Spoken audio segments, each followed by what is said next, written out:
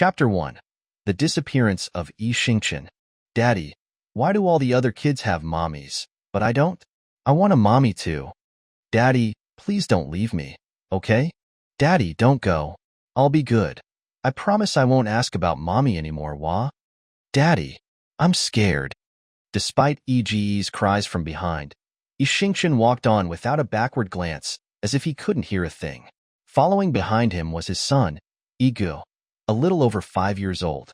Yige couldn't run anymore. He collapsed onto the grass, mumbling incoherently.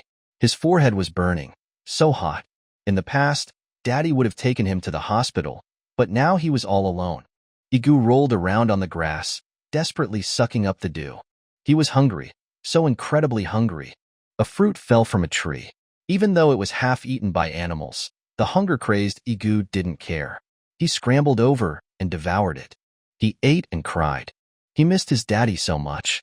He missed the meals Daddy cooked, missed playing together. Thinking about it, little Yige fell into unconsciousness. Even as lightning flashed and thunder roared, Yige didn't wake up. Then, a handsome man in black appeared, holding a dagger with its point aimed at Yige.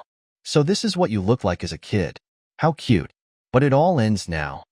The man in black thrust the dagger downwards, but a jade pendant blocked the attack. A man dressed in white stopped the man in black. Are you crazy? The man in white exclaimed. The man in black replied, I'm not crazy. I've been played around with enough. It's time to end this. If he dies, we're all finished, the man in white said. Heh, when civilization collapses, I'll already be tired of living. This all needs to end, the man in black retorted. The two men, who looked almost identical, fought fiercely, evenly matched. Finally, they reached a compromise. We can interfere with his thoughts, but we can't kill him. After the two men vanished, a woman in a cloak arrived. She picked up Yige and carried him away. When Yige awoke, he was lying in a bed. Warm sunlight streamed through the window, and the quilt was soft. Beside him was a kindly-looking woman. Auntie, are you my mommy? Little Yige, Auntie isn't your mommy. This is an orphanage. I'm the director. Your auntie director? Orphanage? I don't want to stay in an orphanage. I'm not an orphan. I want to find my daddy. Yige, be good. You're not an orphan. You're just staying here for a while. Your daddy will come back for you. But where's daddy? Why did he leave me? Daddy, I hate you. I hate you so much, Wah.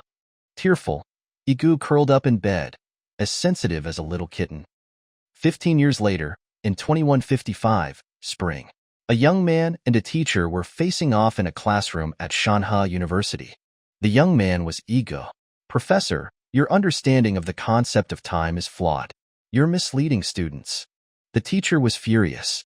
The teacher, Zhang Fengyan, was the youngest physics professor at Manhwa University and a visiting scientist for the Star Alliance. Recently, he had been in a bad mood. Facing Yige's challenge, he exploded. Get out. Get out of my classroom. Professor, this is the last time I'll call you that. It's out of gratitude for the past 3 years. From now on, you're no longer my teacher. You're an educator unworthy of the name. After someone with ulterior motives amplified the incident, Yige was branded an academic heretic and promptly expelled. Zhang Fengyan felt sorry for Yige, but he had no choice. He had to go to Tianzhong Experimental City to attend a seminar and didn't have time to help Yige appeal his case. And so, Yige became a forgotten child again, completely free to do as he pleased. Inside Tianzhong Experimental City, the Star Alliance had gathered the world's top scientists. Zhang Fengyan sat in the audience, listening to Yi Xingqian, the founder of the Star Alliance, as he lectured. Zhang Fengyan listened as Yi Xingqian rejected Einstein, denied the Copenhagen interpretation, and even dismissed the special theory of relativity. It was as if he was the only physicist in the world and everyone else was a clown. Zhang Fengyan couldn't hold back anymore. Yi Xingqian is a heretic. He's an ignorant charlatan. His shout caused an uproar in the conference room. Everyone was cursing Yi Xingqian. Zhang Fengyan thought of Yige. What difference was there between him and Yige? Was Yige wrong? Zhang Fengyan knew the answer, but he didn't want to admit it. Zhang Fengyan thought Yi Xingqian would treat him the same way he had treated Yige, but Yi Xingqian didn't. He just smiled calmly. You can't discuss ice with a summer insect. Yi Xingqian walked towards the machine behind him. Everyone, please be quiet. Now I'm going to prove how correct my theories are and how ignorant you all are. It's not that I, Yige, look down on you, but that all of you here are inherently garbage. If you can use the AI body to break free from linear progression, then you're welcome to come and punch me. His words were arrogant, but what happened next shattered everyone's understanding of physics. Suddenly, a beam of light appeared, flickering and intensely bright. Everyone was forced to close their eyes. Damn, there are still flaws in this theory. These were Yige last thoughts. The light subsided, and Yige had vanished, along with the machine. The audience erupted in chaos. What just happened? Where's Yige? What did he do? Vanish into thin air? Teleport? My God, was Yige telling the truth? Impossible. This is impossible. It violates the laws of nature. The Star Alliance is treating us like idiots. Zhang Fengyan roared. No one believed it was real. The physicists continued to argue, or rather, denounce Yishingshen's absurd theories. Then, a man wearing glasses excitedly left the hall, and immediately all the doors were locked, preventing anyone from leaving. The man was Dr. Zhao, Yishingshen's assistant. He was excited because he knew Yishingshen had truly achieved time travel and that his theories were a success. Inside the Star Alliance's highest-level meeting room, 11 bald men filled 11 of the 12 seats. The remaining seat belonged to Yishingshen. All 11 faces were filled with excitement. Quickly, block all information. This news must not leak out. This proves that the Star Alliance's research direction is correct. We can change the direction of movement. We can achieve eternal life. What about those scientists? Imprison them for life. Announce to the public that the laboratory exploded, killing Star Alliance founder Yishingshen and all the scientists in attendance. The Star Alliance's leadership quickly made a decision. Zhang Fengyan had intended to apologize to Yige and ask for his forgiveness, but he was imprisoned by the Star Alliance. How many years would he be locked up? Dr. Zhao became the chief scientist of the Star Alliance and continued research along Yishingshen's theories. The Star Alliance officially launched the Eternal Life Project, but no matter how hard the Star Alliance worked, they made no substantial progress. Some theories that had already been proven couldn't be replicated. Dr. Zhao was in a panic. 2 years after Yishingshen disappeared, in 2157, the Star Alliance still hadn't made any breakthroughs. Dr. Zhao convened a high-level meeting. Yishingshen's seat remained empty. The Alliance didn't dare use it, lest the co-founder suddenly reappear in his place. Dr. Zhao said, "We've made great progress in the 2 years since Yishingshen disappeared, but we still can't prove his theories. We urgently need to bring in fresh blood to the Star Alliance. I want to hear everyone's opinion." Dr. Zhao, we don't care about those things. We only care about eternal life. We'll trust you for another year. If there's no breakthrough after a year, I don't think there's any need for the Star Alliance to exist. Dr. Zhao smiled. The theory can't be wrong. It's only the technology that's at fault, and technology can have errors. Yishingshen said that as long as we master the AI body, we can break free from linear progression, just like him. But what exactly is the AI body? No one in the entire Star Alliance knows. So, we need fresh blood to join the Eternal Life Project. That damned Yishingshen, he tricked us. Only he can achieve eternal life, while we're just puppets being played around with. We can only follow Dr. Zhao's plan. Having secured support, Dr. Zhao walked out of the meeting room, smiling. He didn't have time to discuss these issues. He needed to find fresh blood for the Alliance. With the help of the United Defense Forces, Yige came to Dr. Zhao's attention. Dr. Zhao met Yige at a clubhouse in Shanghai. Yige, I'm very pleased that you're willing to join the Star Alliance. I'm Dr. Zhao, the chief scientist of the Star Alliance. You can call me Old Zhao. The Star Alliance is offering you a salary of 200,000 credits per month and granting you access to all laboratories. You're the only young scientist in the world to receive this treatment. Of course, you can make any other requests. Yige knew what the Star Alliance was like. How could someone like him, with no power or influence, have a chance to join? In Yige's opinion, Dr. Zhao was a fraud. He wanted to see what the man was up to. Dr. Zhao assumed Yige was tempted. Yige, the Star Alliance needs you. Only in the Star Alliance can your talent be unleashed. I can train you as my successor. If you're willing, the entire Star Alliance will be yours in the future. This was even less believable. Yige directly rejected Dr. Zhao's request, much to Dr. Zhao's confusion. Dr. Zhao said, Yige, as long as you're willing to join the Star Alliance, you can name your own terms. Yige shook his head. No interest. Why? Dr. Zhao asked. Yige didn't answer. Instead, he picked up a pastry from the table, complimented it, and then left. Yige, you're too ungrateful. Since you're so stubborn, don't blame me. Dr. Zhao slammed his coffee cup onto the ground. His assistant walked in. Chief, that Yige doesn't appreciate the offer. So many people want to join the Star Alliance but can't get in. But he? Dr. Zhao was even angrier. He pointed at the assistant and shouted, Get out! Get out of here! In the empty room, Dr. Zhao stared at Yige on the street. His face was filled with a sinister look. Yes, there are many geniuses, but there's only one Yige. I'll make you join the Star Alliance, no matter what. You forced me to do this, Yige. You can't escape. Chapter 2. Joining the Eternal Life Project. Yige suddenly missed his father. For no particular reason. He left the city, lay down on the grass in the suburbs, and felt as if he had returned to his childhood. A blurry, yet clear, figure from his memories appeared. He wanted to ask, wanted to hate, but couldn't bring himself to speak. Gentle breeze, warm sunshine, blue sky, white clouds, green grass, a babbling brook. Everything was so comfortable. Yige lay on the grass, refusing to think about unhappy things. He chewed on a blade of grass and enjoyed the peaceful moment. At that moment, Yige's mind was filled with Mu Fei. The lake nearby shimmered in the sunlight. A plop sound broke the summer silence. Then came the giggling laughter of a young girl. A sweet-looking girl in a floral dress stood nearby, tossing stones into the lake, sending ripples through the water and Yige's heart. The girl was Mu Fei, Yige's childhood sweetheart. Yige rolled over and pulled Mu Fei, who had just laid down next to him, into his arms. What are you doing here? Guer, I'm turning 20 tomorrow. Will you marry me? Mu Fei buried her head in Yige's chest, listening to the strong, rhythmic beating of his heart. Guer, will you be with me tonight? Yige blushed. He had been waiting for this day for so long, but when it finally arrived, he was shy. Mu Fei, equally shy, ran towards the road. Yige happily imagined the fun that would happen that night, but his expression froze.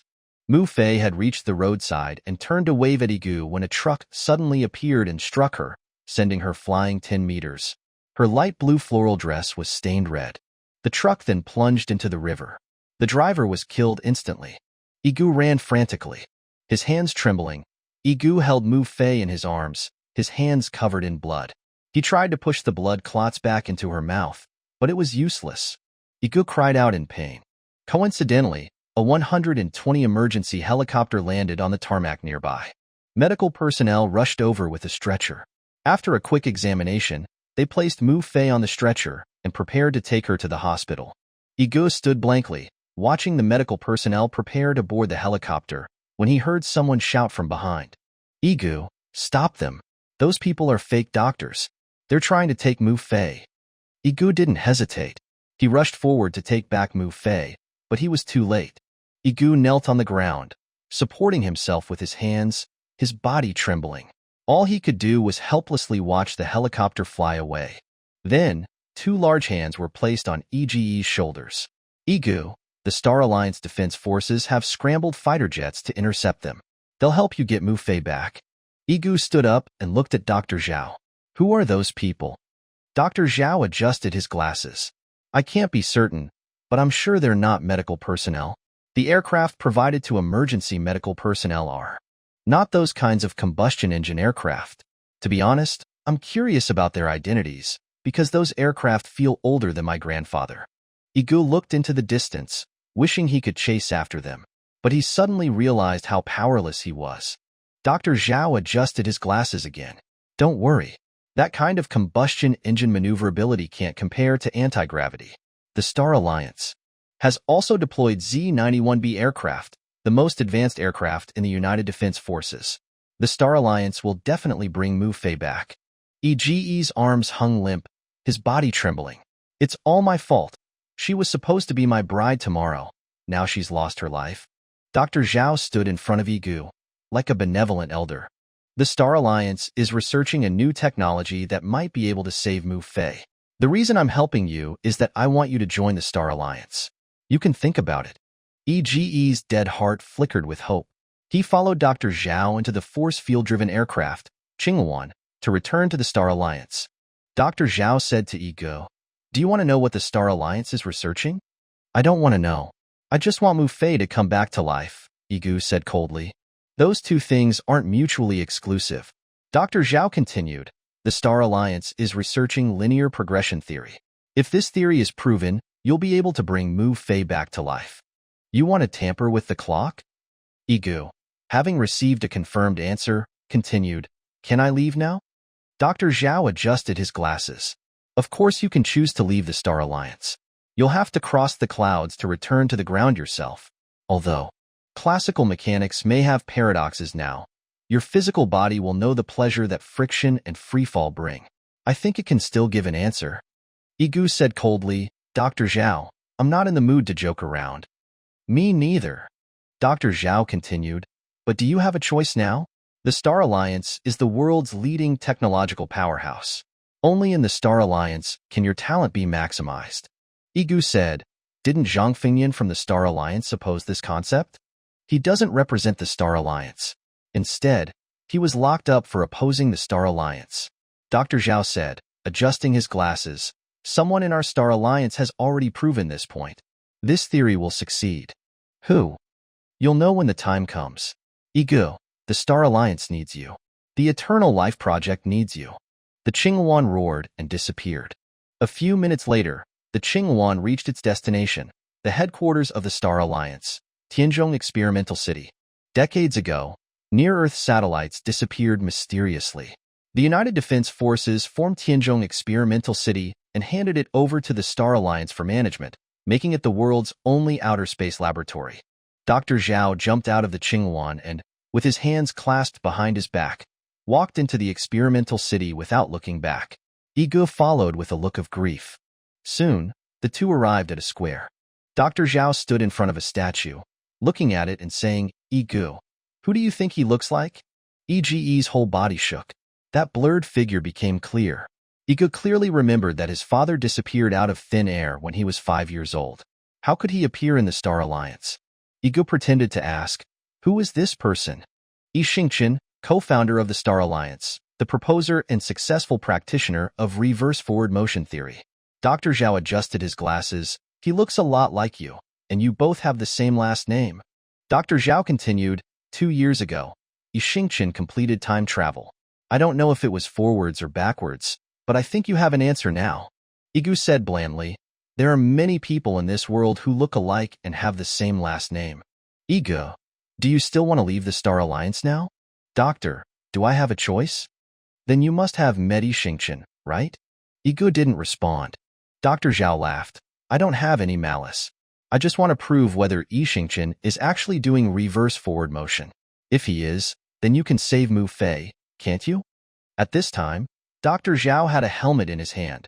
"Since you want to join the Star Alliance, I must be responsible for the Star Alliance. Put it on, and I will want to read your memory. Of course, you can choose to refuse, then you can only leave the Star Alliance." Yige found that the Star Alliance had too many connections with him. Is the founder of the Star Alliance, Yige, and his own father, Yige, the same person? But to join the Star Alliance, his memory must be read. What privacy is there left? Yige didn't know what to do for a while. Chapter 3. Thought Intervention begins. Yige chose to accept. He wanted to resurrect Mu Fei and see his father, asking him why he was so cruel to abandon him back then. Yige had no expression on his face and cleanly put on the helmet. Soon, Yige's memory was read and presented in the laboratory through holographic projection. Everyone in the laboratory held their breath, looking incredulously at the holographic image transmitted from Yige's brain. After that, everyone in the laboratory was excited. Dr. Zhao pushed his glasses. Yige's father is really Yige? Ha ha ha, Yige really did it. He completed the reverse forward motion experiment and successfully broke through the linear increase. Yige went back 20 years ago. Ha ha ha. What Yige can do, I can also do. When everyone in the laboratory was surprised that Yige actually had a child, a strange wave appeared in Yige's mind. At this time, a man in black entered Yige's mind. This is an energy wave formed consciousness body. This shadow was the one who wanted to kill little Yige 15 years ago, but Yige had no memory of it. Immediately stop the AI body research. Stop it immediately, otherwise civilization will be destroyed. Just when the man in black thought he had succeeded, Yige's brainwaves became abnormal again, and a white figure appeared. AI body will drive civilization to the future. This research must be started, otherwise civilization will be attacked. The black and white consciousness bodies kept arguing, gradually disappearing, and Yige's brainwaves returned to normal. All this pain was borne by Yige. At this time, Dr. Zhao excitedly observed Yige's memory space. Suddenly, Yixingchen in the picture smiled at Dr. Zhao, the smile full of coldness and warning. After Yixingchen finished saying, "Summer insects cannot be said to be ice," he disappeared from the picture. This was incredible. It was different from 2 years ago. This time Yixingchen did not use any equipment. Summer insects cannot be said to be ice? Dr. Zhao muttered this sentence, as if he had realized something, and tears welled up in his excitement. "President, you are indeed the best to me. Could this be the password for time travel?" Dr. Zhao ran excitedly to the place where the experimental device used to be, shouting, "Summer insects cannot be said to be ice." But nothing happened. Dr. Zhao changed his posture and shouted again, "Summer insects cannot be said to be ice." Dr. Zhao was still there. Nothing happened. After the holographic screen, there was Yige and Mu FaceTime in the orphanage. Dr. Zhao was not interested in this at all. He still changed his posture and muttered, "Summer insects cannot be said to be ice." Dr. Zhao still did not travel through in place. 30 minutes later, Yige returned to normal. Tears filled his eyes. Everything just now was too real. Yige was about to get up, but found that he could not move his body. It turned out that he was locked in a zero-gravity chair. At this time, 11 bald heads surrounded Yige, which frightened Yige. Like, really two alike. This nose, these eyes are simply a replica of Yixingchen. No, I can't help it. I can't hold back either. Let's draw. Draw. 11 Star Alliance oligarchs rarely agreed, appearing on whether to conduct a paternity test on Yige. In the Star Alliance conference room, 11 bald heads looked at each other with frustrated faces. What to do now? What else can we do? Dissolve the Star Alliance. Let's return to the dust and give up the Eternal Life Project. Why are the two people who look so alike not father and son? Could the blood left by Yixingchen be fake? As soon as these words came out, 10 bald heads quietly looked at Dr. Zhao. Yixingchen is worthy of being Yixingchen. Quickly test the DNA of the blood sample. Soon, the result came out. The blood Yixingchen left for the Star Alliance contained 1/3 canine blood, 1/3 feline blood, and the remaining blood DNA was unknown. What to do now? Everyone looked at each other, and finally turned their attention to Dr. Zhao. Dr. Zhao pushed his glasses. Yige should be Yixingchen's child, but we must keep the blood test results confidential. And the Star Alliance needs Yige, and the Eternal Life Project needs Yige. Soon, the entire Star Alliance high level formed a consensus that the Star Alliance agreed to Yige's joining. Dr. Zhao came to the laboratory and released Yige. Yige, welcome to join the Star Alliance. No, the Star Alliance originally belonged to you. Are you saying that you verified the DNA? And the genes of Yixingchen and I confirm that we are father and son? Yes, come with me. I'll give you a gift. Dr. Zhao walked in front with his hands behind his back. Yige followed behind Dr. Zhao, watching him open one door after another, and came to a square. Small rooms were distributed here, each with a bearded old man, who were arguing loudly. Zhang Fengyan was also among them. When he saw Yige, he rubbed his eyes hard and confirmed again and again that it was Yige, then shouted loudly, "Yige, Yige, I am here, Zhang Fengyan." Yige looked back and couldn't recognize the person in front of him for a while. But when he heard the other party shouting, "Zhang Fengyan," he recognized that the sloppy old man in front of him was his physics teacher and the youngest scientist in the Star Alliance, Zhang Fengyan. "Zhang Fengyan, what are you doing here? And how did you become like this?" Yige said that he would no longer call Zhang Fengyan teacher. Zhang Fengyan said, "Have you also been arrested by the Star Alliance?" Zhang Fengyan then opened his eyes and looked at Yige, always feeling that he looked like someone. But who? Zhang Fengyan couldn't remember for a while. Yige did not answer Zhang Fengyan's question. His only purpose now was to integrate into the Eternal Life Project, and Yige didn't care about anything else. Yige followed Dr. Zhao to the high platform, and these rooms surrounded the high platform.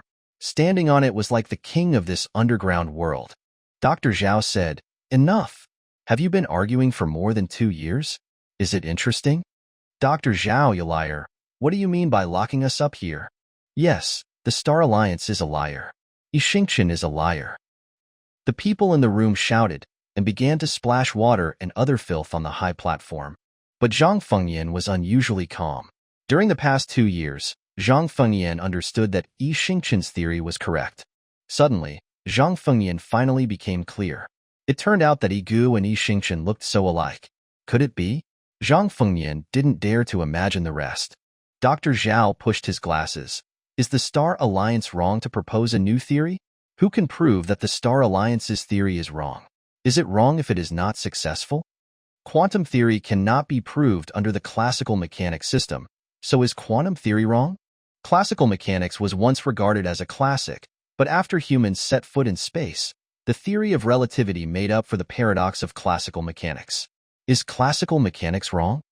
Quantum entanglement was initially considered metaphysics and not an inherent law of this universe, but what about later?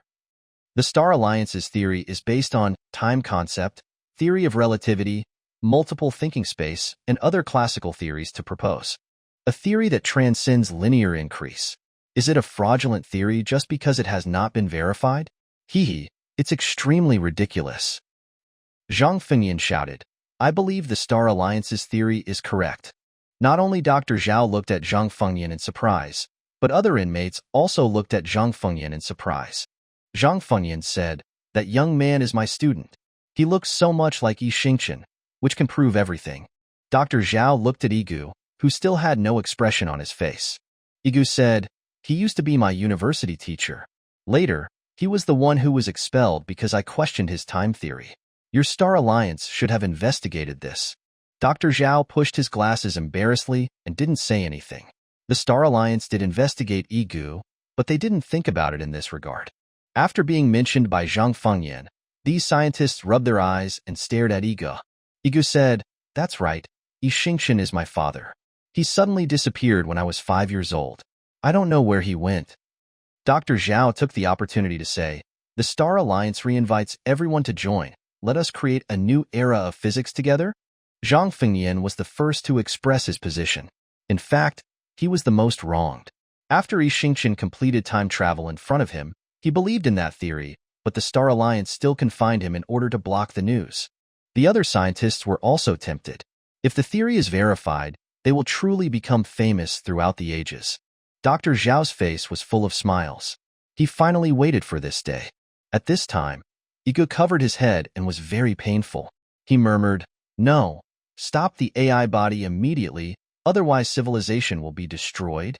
Dr. Zhao's face was full of disbelief. He was about to stop Yige from talking nonsense. At this time, Yige said again, "No, activate the AI body immediately, otherwise civilization will be destroyed." Yige suddenly fell to the ground and passed out. Chapter 4, Yixingchen's Notebook. Inside a Star Alliance meeting room, the commander of the Star Alliance Defense Forces knelt before Dr. Zhao. They had failed to intercept the combustion engine helicopter, which shocked Dr. Zhao. He cursed them as worthless trash and useless garbage. Dr. Zhao paced back and forth, his hands clasped behind his back. He suddenly stopped and his eyes glinted as he pushed up his glasses. "All right, this isn't your fault. Come here. You do this, then this understand?" After giving his instructions, Dr. Zhao went directly to Yige's room to personally care for him. Yige woke up the next morning. He had a dream where he didn't meet Yixingchen. Instead, he saw 2 identical figures, one dressed in white and the other in black. Their faces were blurry and impossible to identify. The man in white told Yige to activate the AI body, while the man in black opposed it. The two argued. Yige couldn't tell if it was a dream or another invasion by some unknown force. Yige asked, "What is the AI body?" The man in white and the man in black looked at each other without answering. Then, as if they had agreed, they both disappeared. Yige soon woke up and found Dr. Zhao sleeping at the foot of his bed, apparently having taken care of him all night. Yige's heart warmed. He got up and found a blanket to cover Dr. Zhao. At that moment, Dr. Zhao woke up. "You're awake? You've been unconscious for a day. I'll have the kitchen send some food over right away." But Yige stopped Dr. Zhao. "Doctor, how is Mu Fei?" Dr. Zhao didn't turn around. He pushed up his glasses and said, "Don't worry. The Star Alliance never fails." Hearing this, Yige's voice trembled slightly. "Can I see her?" Dr. Zhao smiled. "Of course. If you want, the entire Star Alliance is yours." Dr. Zhao snapped his fingers, and a multidimensional holographic projection based on virtual reality technology appeared before Yige. Yige reached out to touch the image, as if he were touching Mu Fei herself. Yige trembled. "Doctor, when will we start the Eternal Life Project?" Yige wanted to revive Mu Fei and couldn't wait. "Doctor, what is the AI body you mentioned? Is it an intelligent robot in human form?" At first, we thought so too, but we later found that it wasn't that simple. Perhaps this notebook can give you the answer. Dr. Zhao handed a yellowed notebook to Yige. "This is the notebook left by President Xingqian, your father. Study it carefully. Maybe you'll find the answer." Yige took the notebook. As he opened the cover, a piece of paper fell out. Yige instinctively bent over to pick it up and was about to throw it away when he glanced at it and froze. It read, "Yige, you've come to the Star Alliance after all. If possible, I hope I won't see you again next time. Well, now you can go read my notes. Everything you want is inside. In 3 days, it will be your 22nd birthday. I'll give you a big gift then. Remember, in the Star Alliance, don't trust anyone but yourself. Xingqian." Date redacted, 2157. Yige was confused. Dad actually knew I was coming to the Star Alliance? What does "I hope I won't see you again next time" mean? How many secrets is the Star Alliance hiding? No, more accurately, how much is my dad hiding from me? Yige pushed aside his doubts and put the paper back in the cover. He habitually wrote a 4 in the corner of the paper. He didn't know why he wrote that number. Yige then casually read the notes that Xingqian had left behind. The notes were mainly about the reverse-forward theory, which frequently mentioned the concept of the AI body. However, Xingqian didn't give an accurate answer about what the AI body was.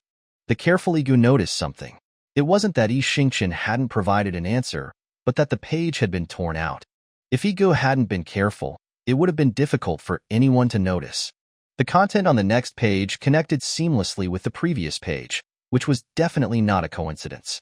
It was intentional. The contents of Xingqian's notes were roughly as follows.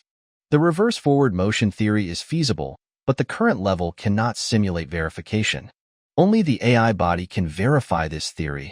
Regarding the AI body, the Star Alliance has been committed to research and must succeed because torn page, content missing. The AI body can avoid interference from the real environment and verify traditional physics theories, but there are flaws when verifying Star Alliance theories. My main job in the Star Alliance is to improve the flaws of the AI body so that Star Alliance theories can be verified. Only I can operate this work. Yige concentrated on reading the notes until he reached the last page and was completely dumbfounded. The notebook clearly stated, "I really don't understand how bored you are to read the diary I wrote. The above content is all made up by me. However, 2 years after I disappeared, a young man named Yige, who is as handsome as I am, will complete this task. This sentence is true." Was this true? No wonder Dr. Zhao had invited him to join the Star Alliance. This was his dad's arrangement. But how could his dad predict everything so accurately? Yige was puzzled. Yige felt as if his brain's GPU was about to burn out, so he lay down on the sofa to rest. Then, that voice appeared in his mind again. This time, however, there was only one voice. "The AI body will open civilization. Activate the AI body immediately. We don't have time." Yige woke up with a start, gasping for breath. Dr. Zhao happened to come by. "Another nightmare? You must miss Mu Fei too much. But don't rush things. Let's eat first. You need strength to do anything else." Yige sat at the table, looking preoccupied. Dr. Zhao asked, "Son, relax. Your father and wife have left you. I am your family in this world. You can tell me anything." Yige was about to ask Dr. Zhao if he had heard the voice, But he remembered the advice on the note, and he shook his head. Doctor, I probably miss Mu Fei too much. If it's convenient, can I go to Yixingchen's laboratory? Dr. Zhao pushed up his glasses. Of course. You're the closest person to me in the Star Alliance. If you want, the entire Star Alliance is yours. Yige nodded at Dr. Zhao and buried himself in his meal. Chapter 5. The Missing Page. President's laboratory is in Area A, Room 000. I have other things to deal with, so I won't go with you. You're President's only son and a special scientist of the Star Alliance. You can completely inherit and use the equipment and facilities inside. With that, Dr. Zhao wiped his mouth and left. Yige got up and walked towards Yixingchen's laboratory, feeling conflicted. Yige felt a strong hatred for Yixingchen and didn't want to have anything to do with him. But for Mu Fei's sake, Yige could only endure it.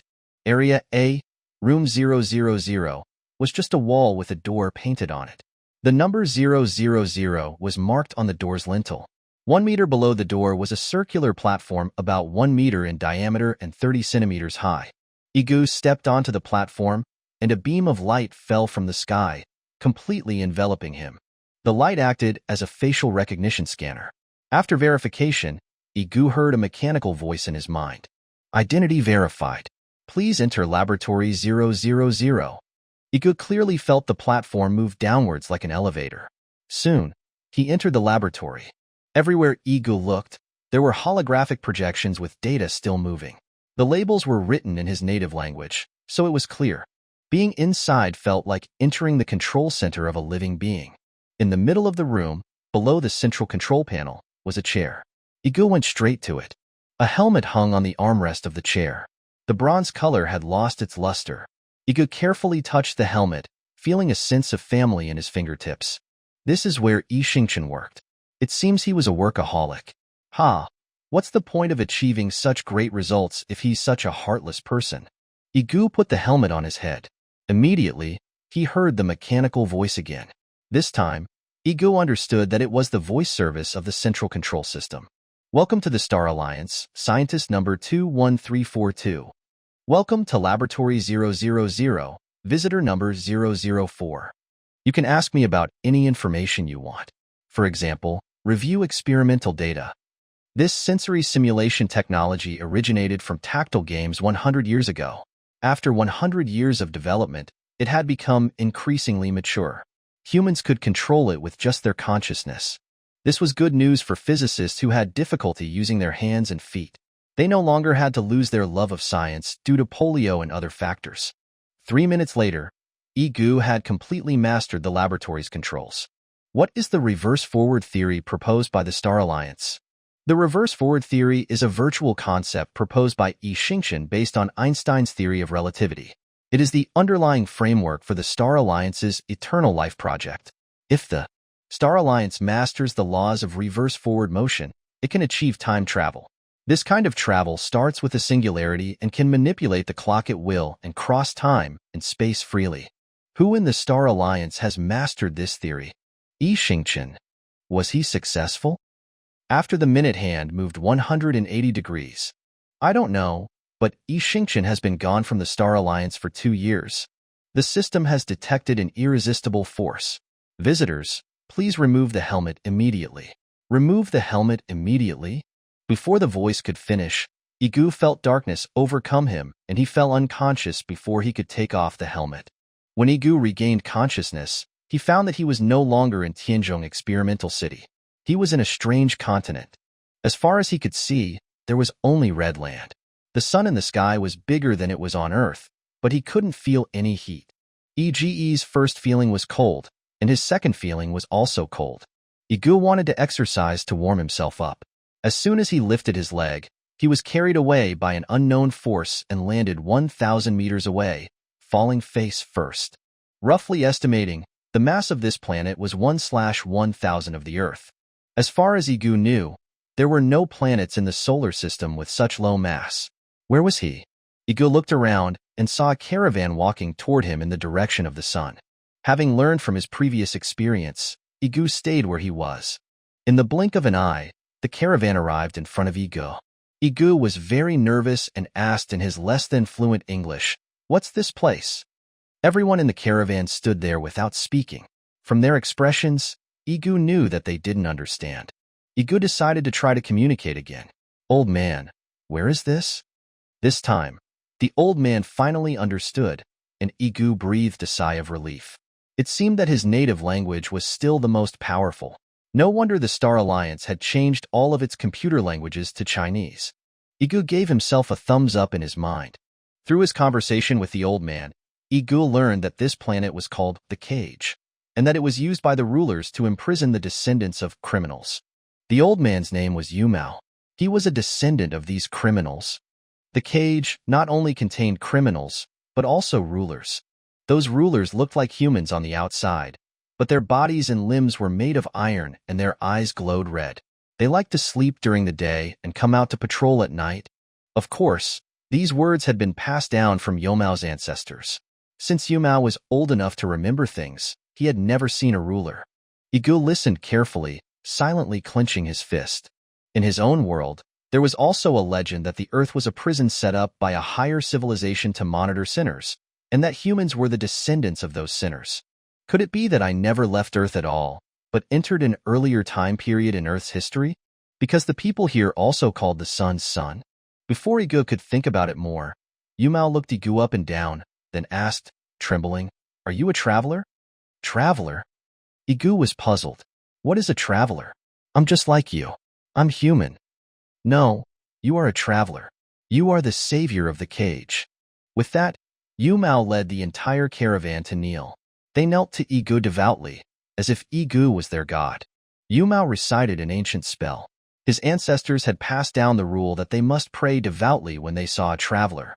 Although the words were slightly different from the current language, Yige could still understand a few words. Traveler, Cage, we are finally saved. You didn't lie to us?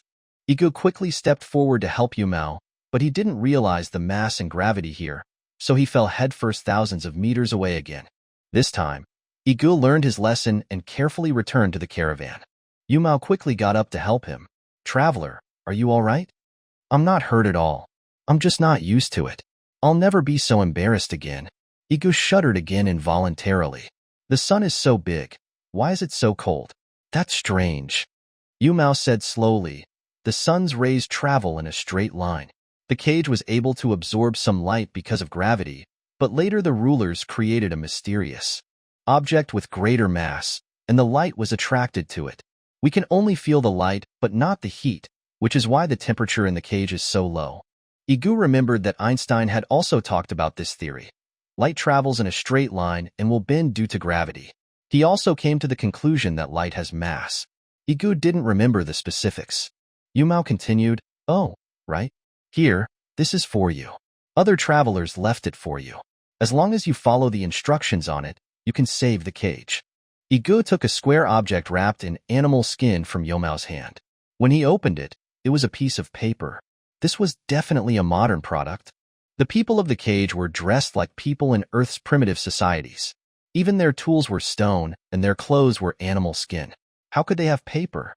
Yumao continued to explain, "Traveler, you are the fourth traveler to enter the world of the cage.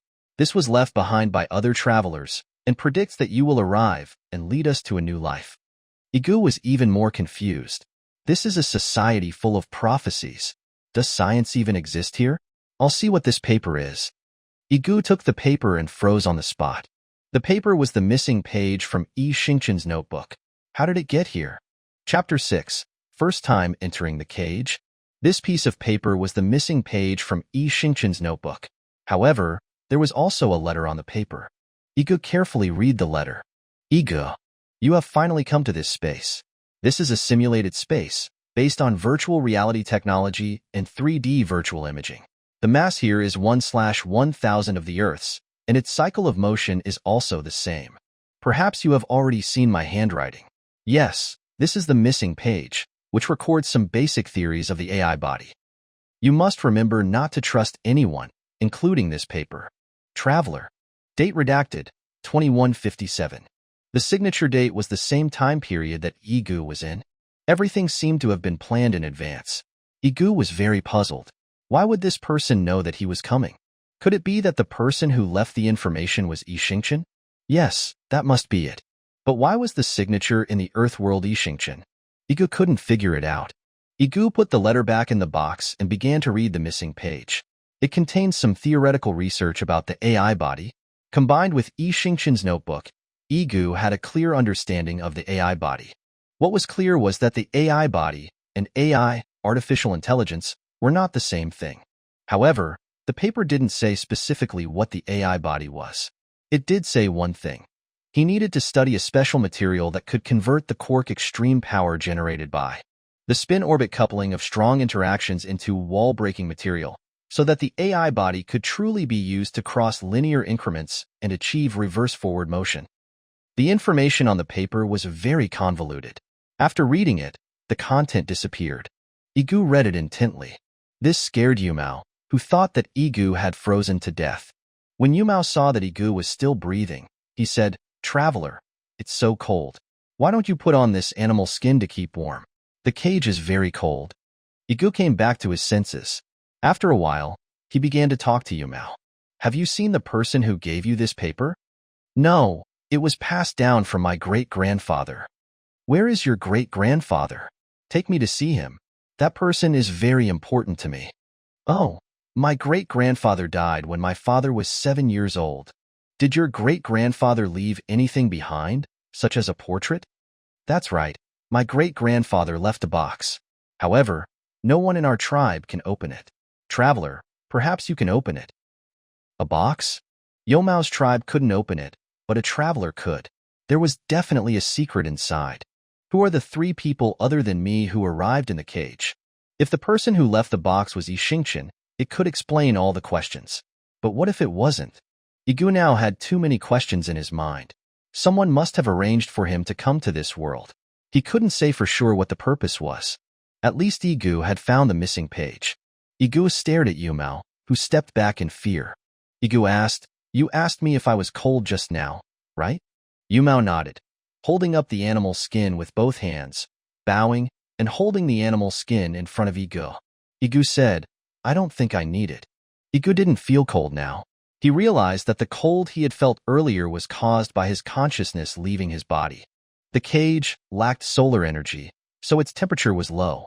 But Yige also understood that he was now entering the cage in his mind, so he wasn't cold at all. At that moment, a countdown appeared on the sky of the cage. "What is that?" Yige pointed to the sky. Yumao was frightened and instinctively ordered his men to dig pits in the red land. Soon, they had dug their pits. Yumao realized that Yige was still standing there, stunned. He slapped his forehead and said, "I almost forgot about you. You share a pit with me. The black storm is coming. We can only get through it by hiding in the pit." "What is the black storm?" Yige asked. "It's a natural disaster. It's very terrible. There's no time to explain. Get in the pit quickly, or you'll be swallowed by the black storm. Once you're swallowed, there's no hope of survival." With that, Yumao jumped into the pit, covered himself with animal skin, and magically took out a thin bamboo pole from his hand and stuck it in the ground. Yige was about to follow him into the pit when the countdown on the sky reached 0. It was too late. The black torrent swept over, devouring everything around them. The sand raged, and the red earth suddenly lost its light. This wasn't a natural disaster. This was the end of the world. Yige was completely stunned. He was swallowed by the black storm before he could hide, and he lost consciousness. This was the first time Yige had experienced a black storm attack in the cage. When Yige recovered, his consciousness had returned to Laboratory 000. Dr. Zhao stood nearby, looking very nervous. When he saw Yige wake up, he rushed over to him. "Yige, are you all right? What happened just now?" The entire laboratory suddenly lost power. This has never happened in the entire Star Alliance. Yige took off the helmet. He was about to tell him about the cage, but stopped when he remembered the sentence on the paper. "In the Star Alliance, you can't trust anyone." Yige changed his words. "Did the power go out?" "I didn't feel it. I was too tired and fell asleep." "Doctor, why did you come to the laboratory? Don't you have important things to do?" Dr. Zhao smiled awkwardly. He couldn't say that he had been watching him all along. Dr. Zhao pushed up his glasses habitually. "I was talking to those scientists about AI body research when the power suddenly went out. I thought something had happened to you, so I rushed over." Since you're all right, I'll leave first. Dr. Zhao pushed his glasses. Yige, I'm closest to you in the entire Star Alliance. You must tell me if something happens. I'm always on your side. Yige nodded. Doctor, I have a few questions that I want to discuss with the scientists. Is it convenient for you to take me with you? Dr. Zhao stared at Yige without saying anything. Yige said, Doctor, can I go with you? Dr. Zhao agreed. He could have Yige help him with some things. When Yige first saw the group of scientists, he was surrounded by them. This is Yi Xingqian's son? Ha ha ha, that bastard actually has offspring. He looks so alike. This nose and these eyes are like they were carved from the same mold as Yi Xingqian. That's right, brothers. We can finally get revenge for the past 2 years. As they spoke, the group surrounded Yige. It was hard to imagine what the scientists would do when they finally got their revenge. Seeing this, Dr. Zhao pushed up his glasses. Enough. Why are you bothering a child? If you have the ability, achieve reverse forward motion and find President Xingqian to take revenge. Wouldn't that be even better? Reverse forward motion? Is the Star Alliance really willing to let us join this project? Zhang Fengnian jumped out. We are one of the greatest scientists in the world. The Star Alliance will definitely let us join this project. After 2 years of imprisonment, Zhang Fengnian was covered in lice and his breath stank. As soon as he opened his mouth, a 1-meter square open space immediately formed. Zhang Fengnian wasn't embarrassed. Dr. Zhao, I'm Yige's teacher and the youngest visiting professor in our Star Alliance. Why don't I be your assistant? I don't have you as a teacher. Yige was someone who held grudges. Anyone who disowns Zhang Fengnian will be allowed to join the Eternal Life Project. Yige, you are an ungrateful villain. I am your teacher. That's a fact. Zhang Fengnian, you weren't qualified to be my teacher 2 years ago. I know all about your performance. You're a flatterer. But I'll allow you to join the Eternal Life Project if you say you're wrong. How about that? The entire square soon became chaotic. Zhang Fengnian was lost because his friends, whom he addressed as brothers on weekdays, had now begun fighting each other for one spot. Zhang Fengnian watched his friends in grief, seeing guilt in their eyes. In the next second, Zhang Fengnian sold out for the spot. In Zhang Fengnian's own words, he was dedicating himself to truth. In fact, Zhang Fengnian had known he was wrong after seeing Yi Xingqian disappear out of thin air. Yige was right. The human theory of time was wrong, so they would never invent a time machine. Yige said, Sorry, I don't make the rules. Chapter 7. The Cage Under the Night Sky. Ha ha ha. Zhang Fengnian, you've finally got your comeuppance. Yige laughed gleefully. Perhaps every naughty child has a dream. To make the teacher who looked down on them apologize. Yige had now achieved that. Now, Yige became the target of public criticism. The speed at which these scientists changed faces was faster than turning the pages of a book. Seeing this, Dr. Zhao pushed up his glasses. What Yige says represents the entire Star Alliance. Next, these scientists became fawning again. In their opinion, nothing was more exciting than being able to participate in the Eternal Life Project. What did dignity matter in the face of this theory? All right, you bunch of disrespectful old guys. Dr. Zhao continued, Yige, you've already read that notebook. Now, tell us, what is the AI body? Yige pointed at himself. Me? No, I don't know anything, Yige whispered to Dr. Zhao. But Dr. Zhao still insisted that Yige speak. Yige considered it. He felt that some things couldn't be solved alone. If he wanted to revive Mu Fei, he had to rely on the power of the Star Alliance and the power of these top scientists. Yige said, the AI body and AI aren't the same thing. I think the AI body is more like all of our fantasies about time machines. As for what the AI body is, I don't know. But from Einstein's linear progression theory, we can know that the AI body is a way or device for us to achieve a breakthrough. But how do we achieve that? We must study a special material that can turn the quark extreme power generated by the spin-orbit coupling of strong interactions. This was Yige's understanding of the AI body. After he finished speaking, Dr. Zhao led the applause. Yige, you've given the Star Alliance's research a direction. What direction should we research next? Yige was about to answer when he fainted. Immediately, a hysterical voice came from Yige's mind. Stop. Stop the AI body research immediately. Civilization will be destroyed. You are a sinner. You are a sinner. Stop the research immediately. Stop the AI body research immediately. You are a sinner. Only death can atone for your sins. Before Yige fell, he saw Dr. Zhao rushing toward him, and his heart began to waver. Dr. Zhao carried Yige to the bed. A full-body robot scanned Yige's body, and an abnormal brainwave was detected. The robot was about to capture the brainwave, but it stopped, as if it had crashed. After 5 seconds, the robot returned to normal, and the brainwave escaped. Dr. Zhao captured everything, but still cared for Yige as if nothing had happened. At this time, Yige was enduring mental torture. No, I'm not wrong. I'm not a sinner. Yige shouted loudly and sat up with a start, gasping for breath. Dr. Zhao rushed over, his face full of genuine concern. Yige gasped for breath and didn't answer Dr. Zhao's concern. Doctor, thank you. The president and I are as close as brothers. You're his only son and my child. There's no need to be so polite. These words were touching. Yige's heart warmed again, and he even believed that Dr. Zhao was sincere to him in the Star Alliance. All the memories flooded back, and his eyes moistened. Doctor, I want to find the underlying architecture of the AI body as soon as possible so that we can start the AI body sooner. Yes, I also admire your point of view. Yige. Actually, when President Xingqian disappeared, that machine also disappeared. We now have reason to believe that the machine is the material you're talking about. Yige begged, Doctor, if the AI body is successful, I want to be the first to experiment. I miss Mufei so much. Is that okay? No, absolutely not. President Xingqian only has one child, and I can't let you take a risk. Yige was about to insist, but Dr. Zhao interrupted him. All right, you can rest well. This matter isn't urgent. Yige pretended to agree. After Dr. Zhao left, he turned around and went to the laboratory.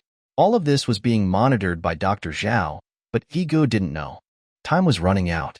Yige didn't care about resting and returned to Laboratory 000. This time, he skillfully entered the control system and directly issued an order. Is Yi Xingqian a traveler? I don't know. However, everyone is a traveler. From birth to death, life is a journey. Has Yi Xingqian been to the cage? Command cannot be recognized. Is the legend about the cage on Earth true? There have been rumors for nearly 300 years that humans are the descendants of criminals or primitive residents who are not from Earth. These rumors originated from self-media 300 years ago, but they are not based on any evidence. Does Yi Xingqian recognize the term the cage? Command cannot be recognized. Yige also discovered that whenever Yi Xingqian and the cage were linked, the system couldn't recognize the command, which was a big problem in itself. At this time, the system issued a warning again. Unidentified waves are detected interfering. Please remove the helmet immediately. The system continued to sound an alarm, prompting Yige to remove the helmet. But this time, Yige didn't move. He had to enter the cage. He had too many questions that needed to be resolved, especially the black box, which had completely hooked his curiosity. As darkness came, Yige fainted again. When Yige regained consciousness, he had entered the cage again. This time, Yige wasn't afraid. He had the experience of the last time and had adapted to the environment of the cage. Yige walked on the rusty rock, his feet crunching, which was very desolate. He kept walking west, following the direction of the sun, and saw smoke rising in the distance. Yige walked forward quickly and soon came to the source of the smoke. Some humans were sitting on the ground. In the middle was a bonfire made of cow dung, and the smoke went straight into the sky, giving a long river sunset feeling. This scene was similar to the ancient or Stone Age on Earth, except that the cage had mastered fire. Yige saw someone who looked like Yumao. He bent over, patted him on the shoulder, and almost pushed him to the ground. Yumao, don't you recognize me? Yumao? You have mistaken me. I am Yue. Oh, it turns out I mistook you, but you look a lot like Yumao. Yumao is my father. He is now dead. Hearing this, Yige was stunned. Yumao had only been dead for less than a day. The time flow was too fast. Yige couldn't help but sigh. The last time I saw Yumao, he was about your age. I didn't expect to meet you again in the afterlife. Yue stared at Yige and tentatively asked, Are you a traveler? Yige nodded in agreement. Yue led the caravan and shouted, We are saved. Yige stepped forward and helped Yue up. I heard your father say that your tribe has a box. Can you take me to see it? Yui looked at the sky. Traveler, definitely not tonight. Yige also looked up at the sky and saw a sky full of stars, which would definitely be good weather on Earth. Why couldn't they leave? When Yige came back to his senses, Yui had already called the caravan to start digging pits. Are you digging pits because the black storm is coming? It's not like that. The black storm only appears during the day. Yui looked at Yige. Traveler, do you see those stars? They are what the rulers use to monitor us. They don't allow us to move around casually. We dig holes to avoid their surveillance. If we don't move around, what will the tribe eat? Then why aren't you afraid during the day? Those monitors absorb solar energy during the day and only act at night. Because of these factors, the sun has now begun to turn red. If this continues, the cage will not get a trace of energy. When the eternal night comes, we will no longer have a chance to resist. You want to resist the rulers? Yui didn't answer, but lowered his head and dug a hole. Seeing this, Yige just thought that Yui was working too hard and didn't think much about it. Before long, Yige also dug a big hole. But at this time, a countdown appeared on the sky again, and Yui's expression changed greatly. What's going on? How could the black storm appear at night? Did the rulers discover something? Chapter 8. The Taste of Hot Pot Ingredients. After the black storm, the caravan's camels and goods were swallowed up, and the land was still rusty red. The people shook off the dirt and asked each other if they were safe. Everyone's faces beamed with smiles after surviving the disaster. But everything was gone, and someone couldn't accept it. Wah? It's all gone. All swallowed up by the black storm. The tribe is still waiting for us to go back. What should we do now? Yui stepped forward, put his arms around the tribe member, patted him on the back, and the members of the caravan also gathered around. Yui shouted, Tribesmen, we can raise camels again if we lose them. We can earn goods again if we lose them. As long as you live safely, Yui will be satisfied. Hearing this, the tribesmen tightly surrounded Yui. Yes, as long as people are still alive, everything can be achieved with hard work. Yui led the tribesmen to Yige and gave a big gift. Traveler, please save our tribesmen. Seeing this, Yige could only let him get up first. He was just a soul body. How could he save people? Yui looked at the sky again, his words full of respect. Traveler, please come back to the tribe with us. Then we will offer you the black box. Now that the black storm has passed, there will be blind spots in the ruler's surveillance. We can move now. Go over that mountain, and you will be able to see the black box. Yige looked over. The mountain wasn't far away, but was it really what Yui said? Yui and the caravan had already set off, and Yige carefully followed behind. That black box was too tempting.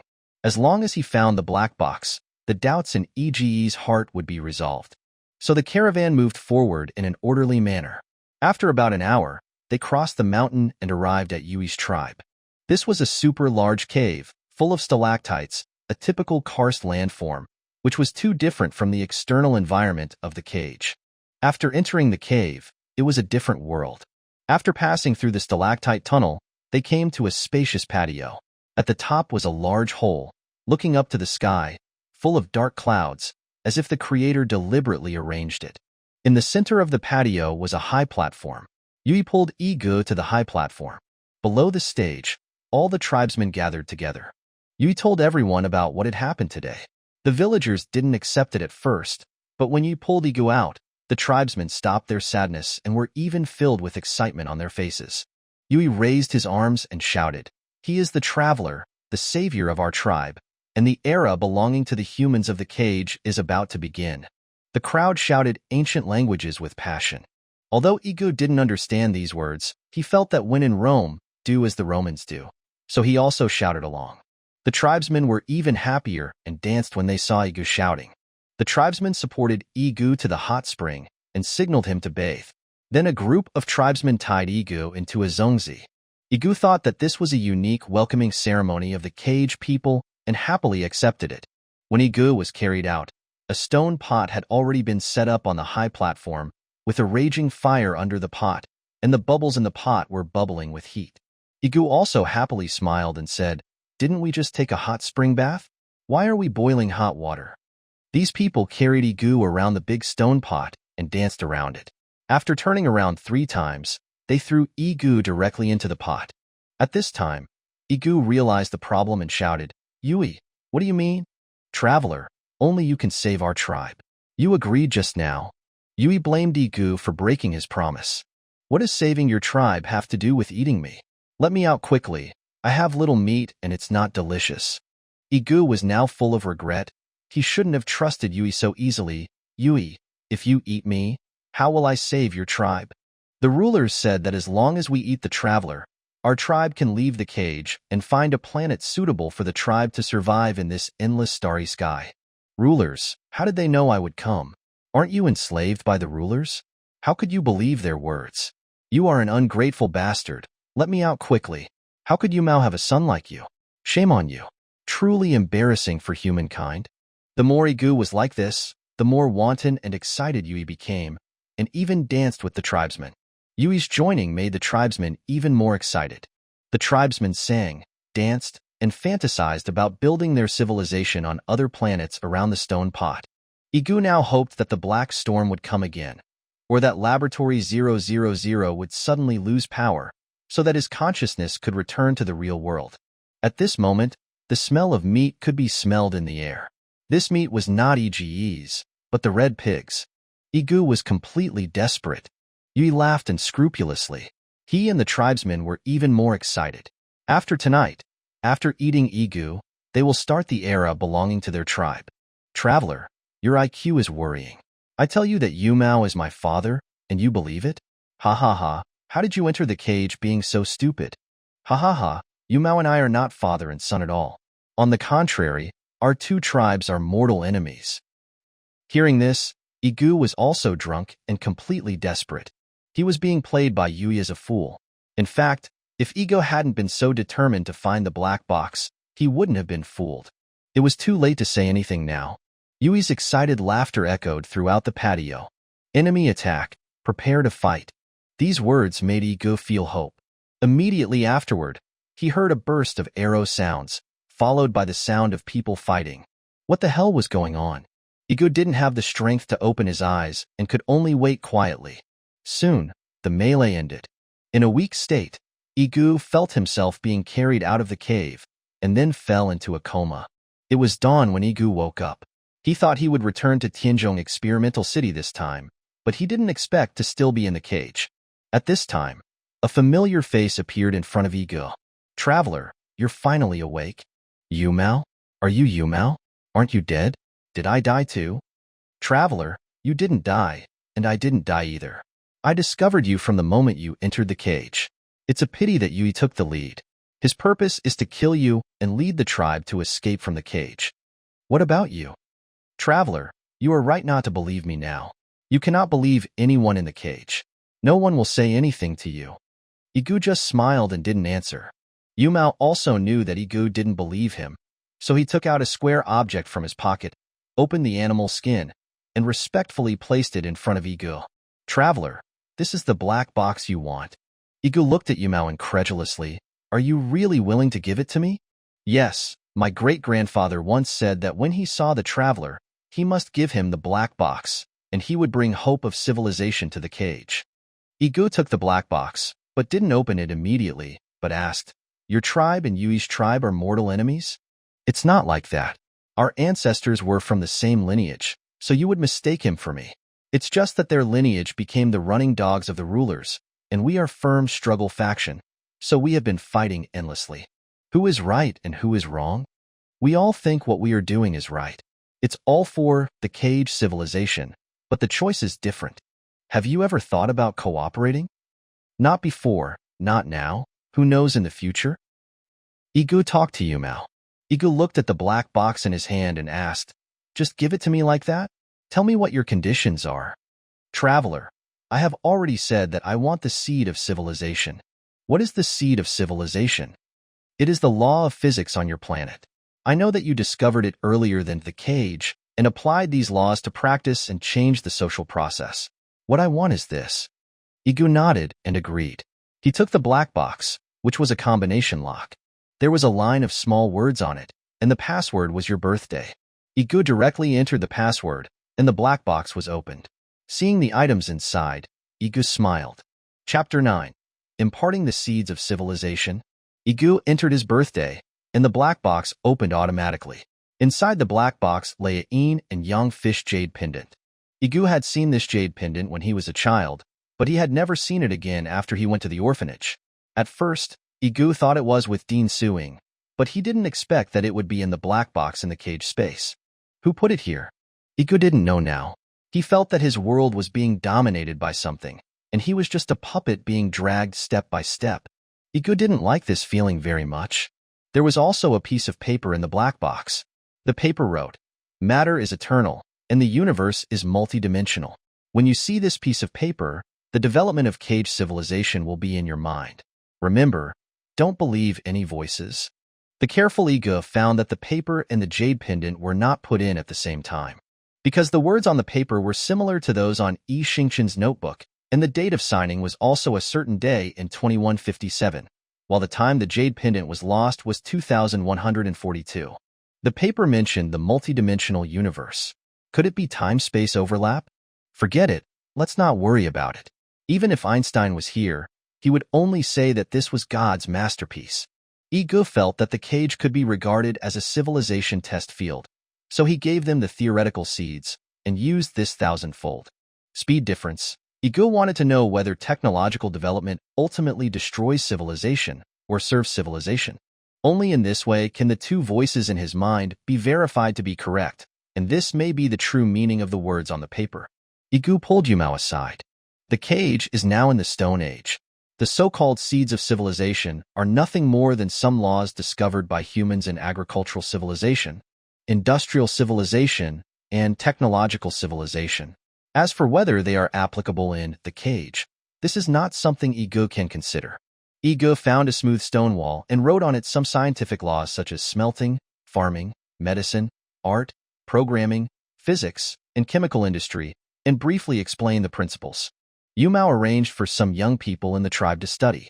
These knowledges were too profound for them. For a time, they respected Yige even more and respected him like a god. "Traveler, did you invent these things?" "No, there are inherent laws in this universe, which were discovered by the sages in my world, and applied these laws to practice. You must remember that it is easy to discover the laws, but what is difficult is how to use these laws." Yige sowed the seeds of civilization, and what the cage humans would develop into was not something he could control.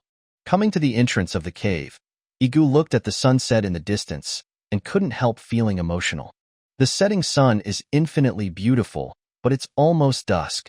After hearing this, Yumao was shocked, and after thinking about it, he sighed secretly. "Yumao, what's wrong with you?" "I just thought of the sun setting when it's at its most beautiful. If our development of civilization reaches its most exciting moment, it will also lead to destruction. Perhaps this is the natural law that prosperity must decline?"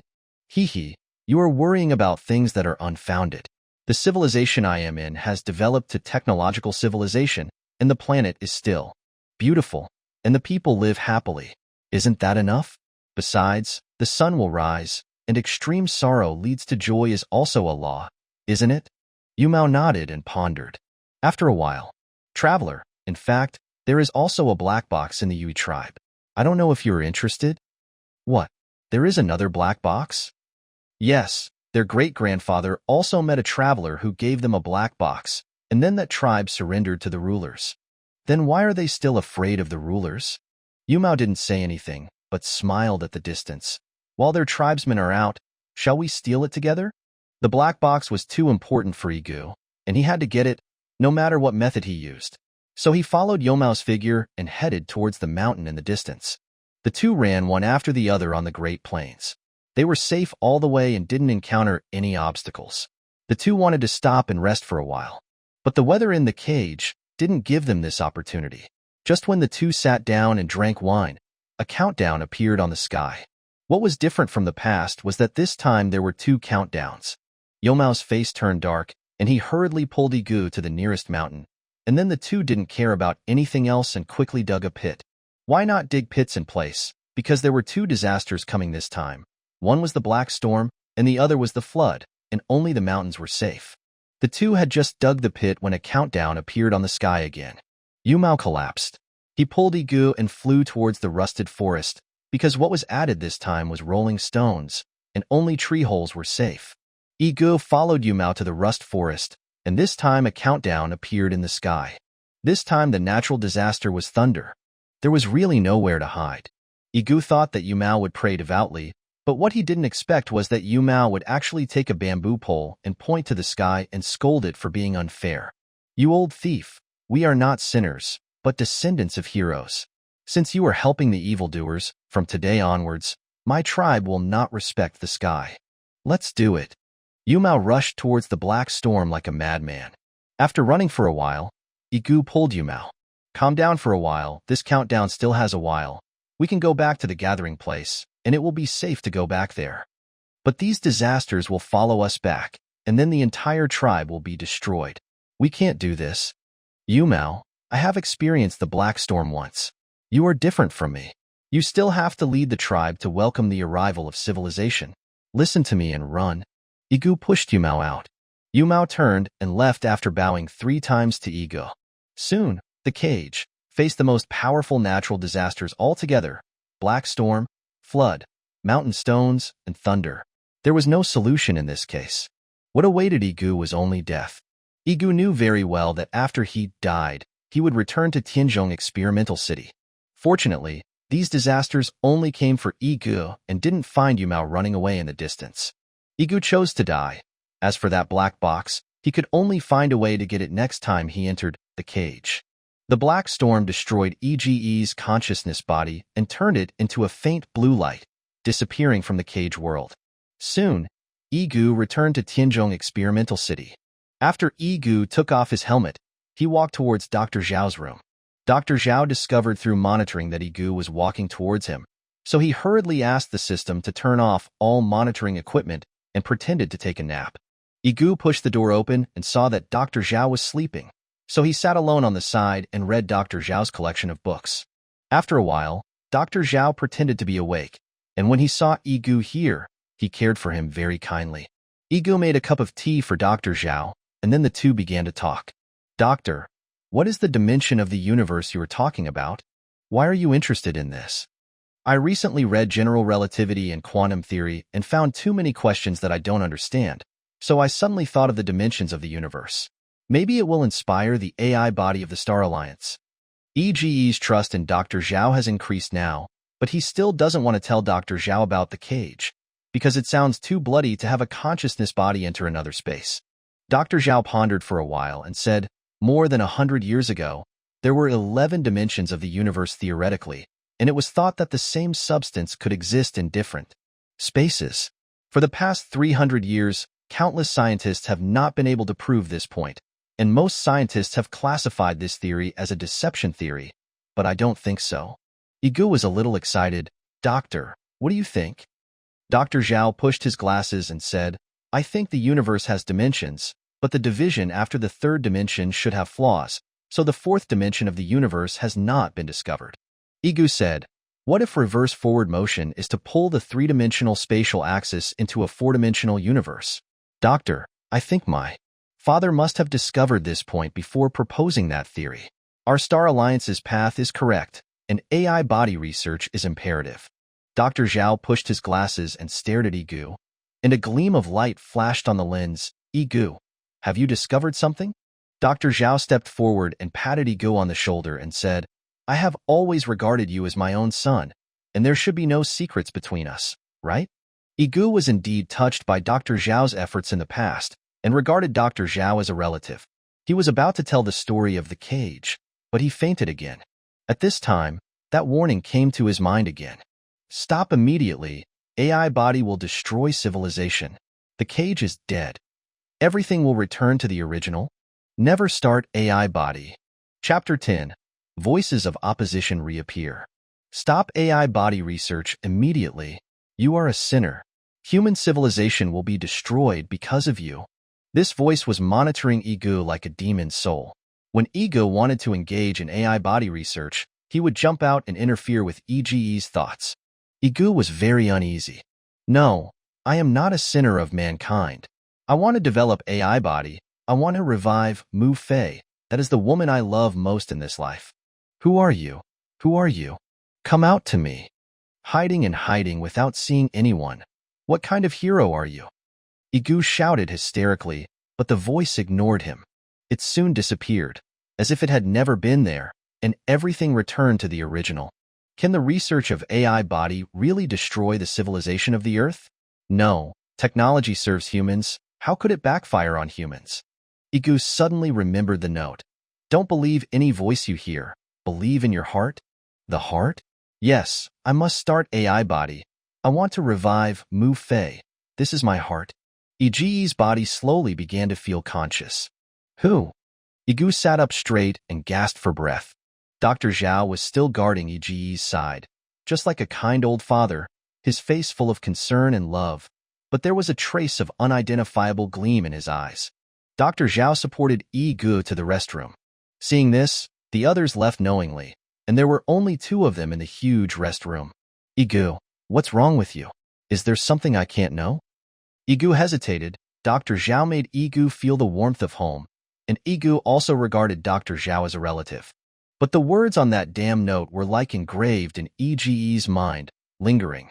In the Star Alliance, you must not believe anyone.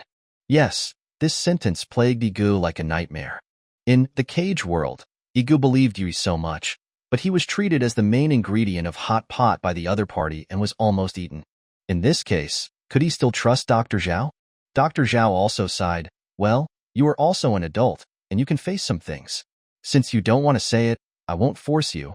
You have to be clear that I am the backer you can trust the most in the Star Alliance. After speaking, Dr. Zhao walked towards the door with his hands behind his back. Seeing this, Yige hurriedly stopped Dr. Zhao. Doctor, wait a minute. I just don't know where to start. After all, this matter is too sci-fi, just like a Hungdian sci-fi movie. Dr. Zhao turned around and pushed his glasses in a symbolic way and stopped in place. He knew he had bet right. Yige, I want to know your experience, just to help you, not for anything else. I hope you can understand. I still say the same thing. I will not force you if you don't want to say it. Because you are the president's son, and I also regard you as a son. Yige felt deeply guilty, and after a long time, he told about his experience in the cage. Of course, Yige chose to hide the fact that the black box and Yixingchen had also entered the cage. It was just that such a thing was too fantastic. After all, it was too brain-burning for Yixingchen to enter the cage world, which was also for Dr. Zhao's sake. A gleam of light flashed across Dr. Zhao's face. Yige, can the cage, you said, be reversed? To be precise, can it be switched at will in the past, present, and future? Yige shook his head. I don't know. After I went in, that society was still in the Stone Age, like a miniature of a certain civilization. Dr. Zhao held his chin with his right hand, and his forehead was wrinkled into the shape of 3. That's not right. I heard President Xingchen say that he also entered a mysterious space, and then he had the theory of reverse forward motion. Yige exclaimed, did my father also enter that space? Dr. Zhao didn't expect Yige to have such a reaction. It seemed that he was thinking too much. Yige, maybe I remembered it wrong. Are you okay? Yige said, Doctor, is there any record in the Star Alliance that my father also entered that space? No, President Xingchen has always been committed to AI body research. I thought he discovered the reverse forward motion through the cage space. Dr. Zhao changed the subject and said, also, you dreamed of saying don't, and so on. Did you have a nightmare? No, someone doesn't want us to develop AI body and has been warning me. Yige had to find out what that voice was, so he didn't keep it on this matter. What? Someone wants to stop us from developing AI body. Why? Dr. Zhao fell into deep thought. Yige, after you fell into a coma last time and this time, did you enter the cage? No, a coma is a coma, and I didn't enter another space. Doctor, I think there are really multiple dimensions in this universe, so I want to start AI body, but I still have one question. You can just tell me what questions you have. After AI body is successful, can it really revive Mu Fei? Theoretically, yes, but in fact, I don't know. Can I see Mu Fei? I miss him so much. Since my father left, except for the dean, Mu Fei has been taking care of me. He is the closest person to me in this life. Hearing this, Dr. Zhao habitually pushed his glasses and then coughed. Not because Dr. Zhao didn't want to, but because he couldn't, otherwise everything would be revealed. But Yige didn't know all this. Yige said, "Doctor, you are the closest person to me after I joined the Star Alliance.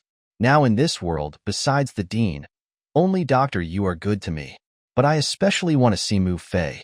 Well, Mu Fei's space has been closed, a clean flow space that no bacteria can enter. If you want to see him, you can only use holographic projection. This is the space monitoring recording. Take a look when you miss him. Yige took the port and hurried back to his room. He had too many words to say to Mu Fei. Yige stood there, stroking Mu Fei's holographic projection with his hands, his body trembling and his voice choked up. "I'm sorry. It's all my fault that day. If I had given myself to you on the spot, you wouldn't have died. Mu Fei, you wait. I will definitely revive you. How about you still be my bride?"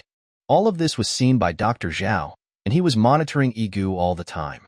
A gleam of light flashed in Dr. Zhao's eyes. Hee, it's good to be young. After speaking, Dr. Zhao walked towards Laboratory 000. Hee, you kid think you are smart, but you don't know that I have been monitoring the whole process. The secret to entering the cage space is in Yixingqian's laboratory, right? Dr. Zhao sat in the control seat, put the helmet on his head, and then waited quietly for the alien space to open. Chapter 11. A Flower in a Caged Civilization. 1 second, 1 minute, 1 hour passed, and Dr. Zhao's consciousness still hadn't entered the cage space. During this hour, Dr. Zhao tried every method imaginable. He recited the mantra, "You can't talk about ice to a summer insect," no less than 100 times, but to no avail. Finally, Dr. Zhao abandoned his initial idea and decided to examine the system logs for any clues. System. Access the control panel. Welcome, Chief Scientist. How may I assist you? Check Yixingqian's operation records. I'm sorry, you do not have permission to view the usage history of Star League founder Yixingqian. Insufficient permissions. Dr. Zhao had expected this outcome, but he wasn't giving up. Did Yige ever check Yixingqian's operation records? The visitor does not have permission to view the usage history of Star League founder Yixingqian. Insufficient permissions. Check Yige's usage history. Yige's usage history is as follows. How does the cage exist? How to enter the cage? Did Yixingqian ever enter the cage? Information cannot be identified. Dr. Zhao sighed in relief. Looks like this kid wasn't lying. Dr. Zhao stood up from the control chair and went to where the notebook was kept. Yige had been very focused while reading it, so perhaps the secret lay there. Dr. Zhao picked up the notebook, which he had already flipped through more than 10 times. This time, just like before, he found nothing of value. So, he put the notebook back in its place. It seems that if I want to enter the cage, I still need to work on Yige. Once this kid has enjoyed enough time in the lap of luxury, I'll sweet talk and take care of him. I don't need to worry about not getting this done then, right? Dr. Zhao walked out of laboratory with his hands behind his back. Yige, did you finish using the UK? Dr. Zhao pushed the door open and saw Yige staring passionately at a holographic projection. I'm done. I need to put the UK back. If some scoundrel takes the opportunity to cause trouble and something happens to Mu Fei again, it will be a significant loss. Yige looked up at Dr. Zhao, his eyes red and swollen. Doctor, when will we be able to develop wall-breaking materials for AI? I can't wait any longer. I have to revive Mu Fei. These scientists are masters of theory, but when it comes to practical applications, they start stumbling. Dr. Zhao pushed up his glasses. You should rest well first. Only when you've recovered can we better devote ourselves to scientific research. Yige shook his head. No, I'm going to work now. With that, Yige rushed towards Laboratory 000. Dr. Zhao's eyes gleamed. Yige, I hope you don't disappoint me this time. Yige didn't notice any signs that Laboratory 000 had been entered. His mind was completely occupied with how to revive Mu Fei. As soon as Yige sat down, he couldn't wait to put on the helmet. This time, Yige actually entered the cage directly. How could this be? Yige looked at the jade pendant glowing on his chest and had an answer. Could this jade pendant be the key to entering the cage space? It sounded too sci-fi, and Yige wasn't so sure himself. At this moment, the cage underwent an unprecedented transformation. Houses stood tall on the crimson earth. The cage humans had moved from caves into the houses. In just a few hours, civilization had changed dramatically. Yige squatted down and held the rust-colored quicksand in his hand. This kind of soil could not grow crops on Earth, but in the cage, it could actually grow food crops, which was quite magical. Continuing forward, he reached Yumao's tribe. Centuries pass in the blink of an eye in the cage. I wonder if Yumao is still alive. Perhaps he has long been swallowed up by the river of history. After all, the lifespan of Earth humans only reached 120 years with the advent of technological civilization. Yige sighed and walked forward. As soon as he reached the entrance of the tribe, he was recognized. Traveler? Are you the traveler? Grandpa Chief, has the traveler descended upon our tribe again? As soon as the words were spoken, Yumao came running with small steps, his anxious face full of respect. Yumao, it really is you. Great traveler, you've finally arrived. There's something I need to tell you. This isn't a convenient place to talk. Please, come with me. Yige followed Yumao to his room. This was a typical agricultural civilization building, and Yige was very surprised. Yumao, I gave you so much knowledge about building houses. Why did you choose this ancient and low-lying construction method? Traveler, the rulers have discovered that we've embarked on the path of civilization. Natural disasters have become frequent in recent days, and many times, 2 or even 3 disasters occur at the same time. This makes me very uneasy, so I chose the agricultural civilization that is most resistant to disasters. Yige nodded. He wouldn't make any comments on other people's choices. Yumao, what was it that you wanted to tell me just now? Great traveler, without your permission, I have spread the seeds of civilization. Please, punish us. Then tell me, how should I punish you? Yumao asked. Upon hearing this, Yumao knelt on the ground, a look of determination on his face. Kill me, beat me, as long as the traveler says the word. I, Yumao, wouldn't dare have a single complaint. Oh, if I were to kill you, would you regret it? I would never regret it. Why? Because this is the last chance for the cage. Only by spreading the seeds of civilization can we have the ability to resist the rulers. Relying on a single tribe alone is not enough to fight those rulers.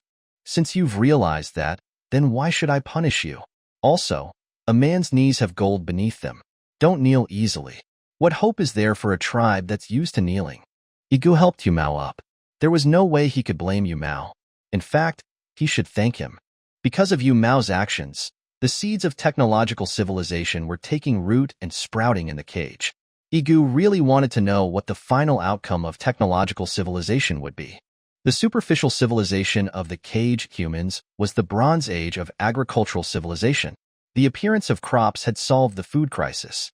The tribe had also been divided into many smaller tribes.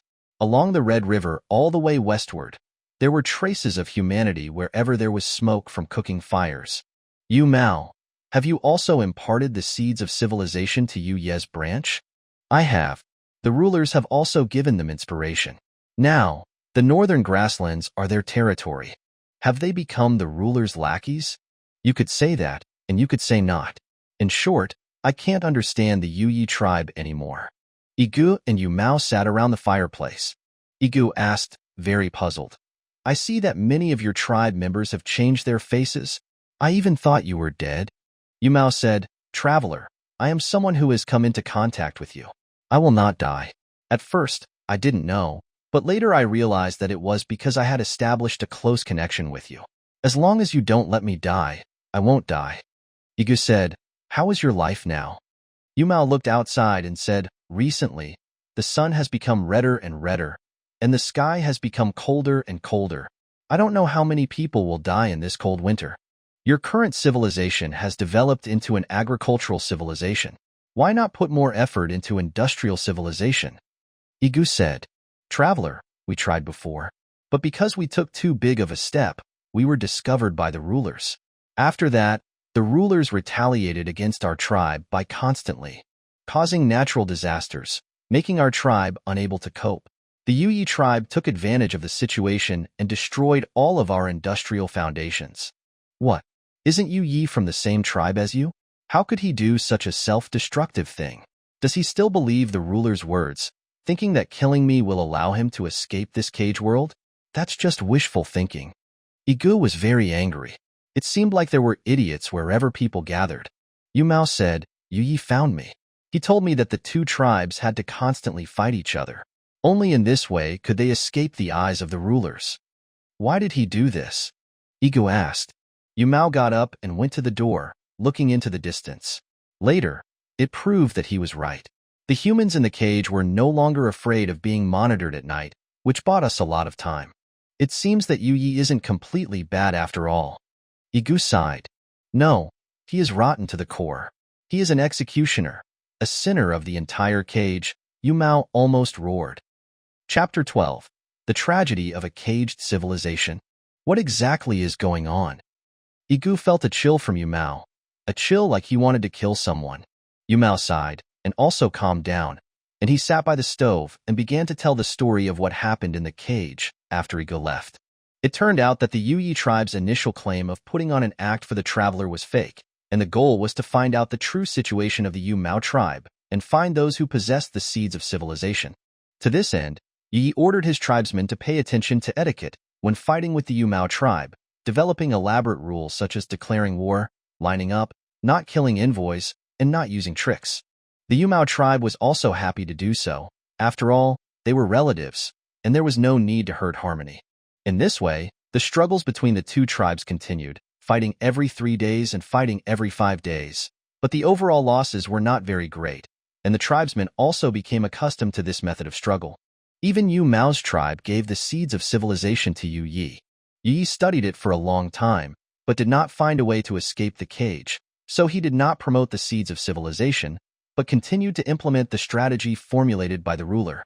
This peaceful coexistence and gentlemanly conquest lasted for decades, and Yi also figured out the details of Yu Mao's tribe.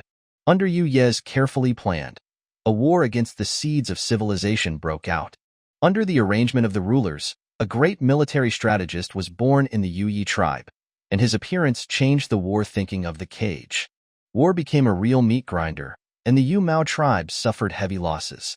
In order to quell the war, Yu Mao sealed up the knowledge of industrial civilization, requiring the tribesmen not to start the road of industrial civilization for nearly 1,000 years. It was only by doing so that Yu Mao gave his tribesmen a chance to breathe. Yi did not get any benefit from this, but was suspected by the rulers, who believed that the Yi tribe was very powerful, so they ordered the military genius to launch a coup. The population of the Yi tribe also decreased by nearly 2/3. In the end, Yi killed the war genius and could not make any waves anymore. Speaking of this, Yu Mao looked up at Yige. Traveler, if it was you, would you continue to develop industrial civilization and even scientific civilization in this case? Yige lowered his head, fiddling with the charcoal in the stove with the wooden stick, seemingly nonchalantly, but in fact his heart was already turbulent. How is this so similar to Earth civilization? No, it's not similar. It's simply a microcosm of Earth civilization. Our tribe has also experienced a long darkness in order to survive, and endured the coldest before dawn, before ushering in the dawn. Forget it. Don't think about it so much. It's useless to think too much. Perhaps the cage space is a microcosm of the entire civilization, and its purpose is to tell me not to give up technological progress and not to give up the research of AI bodies. Just then, Yige felt his whole body tremble, as if he was being targeted by something, and he lay straight on the ground. At this time, Yige's brain came a voice of near hysteria. Don't start AI body research. You will destroy civilization. You are a sinner of all mankind. Don't believe what you see. These are all premeditated arrangements. Once the AI body is turned on, civilization will be destroyed, and you are the sinner. The descendants of sinners, do not turn on, do not turn on. Yige's head was splitting. He wanted to take off the helmet, but it seemed to be locked. He could not pull it out at all. That feeling was more painful than a sledgehammer hitting his head. Yige shouted angrily, I am a descendant of a sinner. Who are you a descendant of? You are a descendant of a mouse, hiding in a corner. Even the mouse is braver than you. After SE-132 vibrated 300 units, the voice disappeared. Yige gradually regained his consciousness, thinking that he had returned to Laboratory 000, but it did not seem to be so. He had to find out where this brainwave came from. This person was getting more and more powerful and could even interfere with consciousness in the cage space. This ability was really big. If there was a god in this world, it would be bigger than a god. Yige turned over and fell from the bed to the ground. Yumao put down the basin of water in his hand and trotted over to help Yige up. Traveler, you just woke up. Don't move around. Yumao, how long have I been unconscious? 3 hours. Such a long time. Yige patted the dust on his body. I'm fine now. I'll give you the answer I got earlier. If it was me, I would still continue to promote the development of civilization. Aren't you afraid? Yumao asked. No, very few of my tribe were born kneeling. They fight with the sky, with the earth, and with people, and they enjoy it endlessly. The progress of civilization is not terrible. What is terrible is capitulationism and soft-bonedism. I understand. Yumao nodded. Yige smiled as he listened to the rumbling sound coming from underground. You did the same, right? Yumao's face was full of trepidation. Yige did not pursue Yumao for deceiving him. After all, no one would reveal their trump cards after experiencing such a tragic event, even to the closest people. Yige continued, Can you tell me about the next story? Yumao filled the stove with some wood blocks. The fire was very strong, and the color was lighter than the sunlight. Yige praised, It's so beautiful. If the sun was also this color, maybe the cage wouldn't be so cold? The rulers have no empathy. Their only purpose is plunder. Okay, I'm going to tell you the next story. Yige and Yumao sat around the stove. Later, Yumao found Yige. Although he was very angry for the future of the cage humans, he had to seek cooperation with Yige again. Yige felt like he was watching TV, and the pictures of Yumao and Yige appeared in front of his eyes. From Yige's perspective, Yige came in and came to the stove. Yumao glanced at it, as if he sensed it, and put an empty stool next to it. Traveler, he's here. Yes, he is here. Yige felt like the girl imagined by Luoji in the three-body problem, except that Yige was just an outsider at this time, watching the real Yumao and the illusory Yige. What's the next story? Chapter 13. What would you choose? Yumao came to Yige's tribe under great pressure, and those tribesmen looked at Yumao like they were looking at an enemy. Yumao did not care about this. He went straight to Yige's tent and slapped Yige in the face when he went up. Yige's tribesmen stopped Yumao. Yumao scolded, Get out of here. This is my family affair. The uncle has to teach the nephew a lesson. What are you going to do? Yumao was angry. Yige waved his hand, and those confidants withdrew. Hearing this, Yige felt that the fire in the stove became smaller, and he stirred the flames with the stove hook, and the flames danced in front of Yige like they were alive. Obviously, Yige did not like to dance so much. He pressed the flames with a ceramic water bottle, and the water bottle boiled in a short time. Yige also looked at the imaginary Yige in that empty seat. Seeing that he was slightly embarrassed, he didn't want to say anything anymore. Yige wanted to say, Serves you right. You were so heroic when you killed me. The water is burning so vigorously. Why are you so discouraged now? Yige did not say this in the end. Yumao continued to talk to Yige. Why do you have to live so humble and grovel like a dog? Only in this way will the rulers give our line of sinners a chance to leave the cage, so that the civilization belonging to the tribe can truly bloom.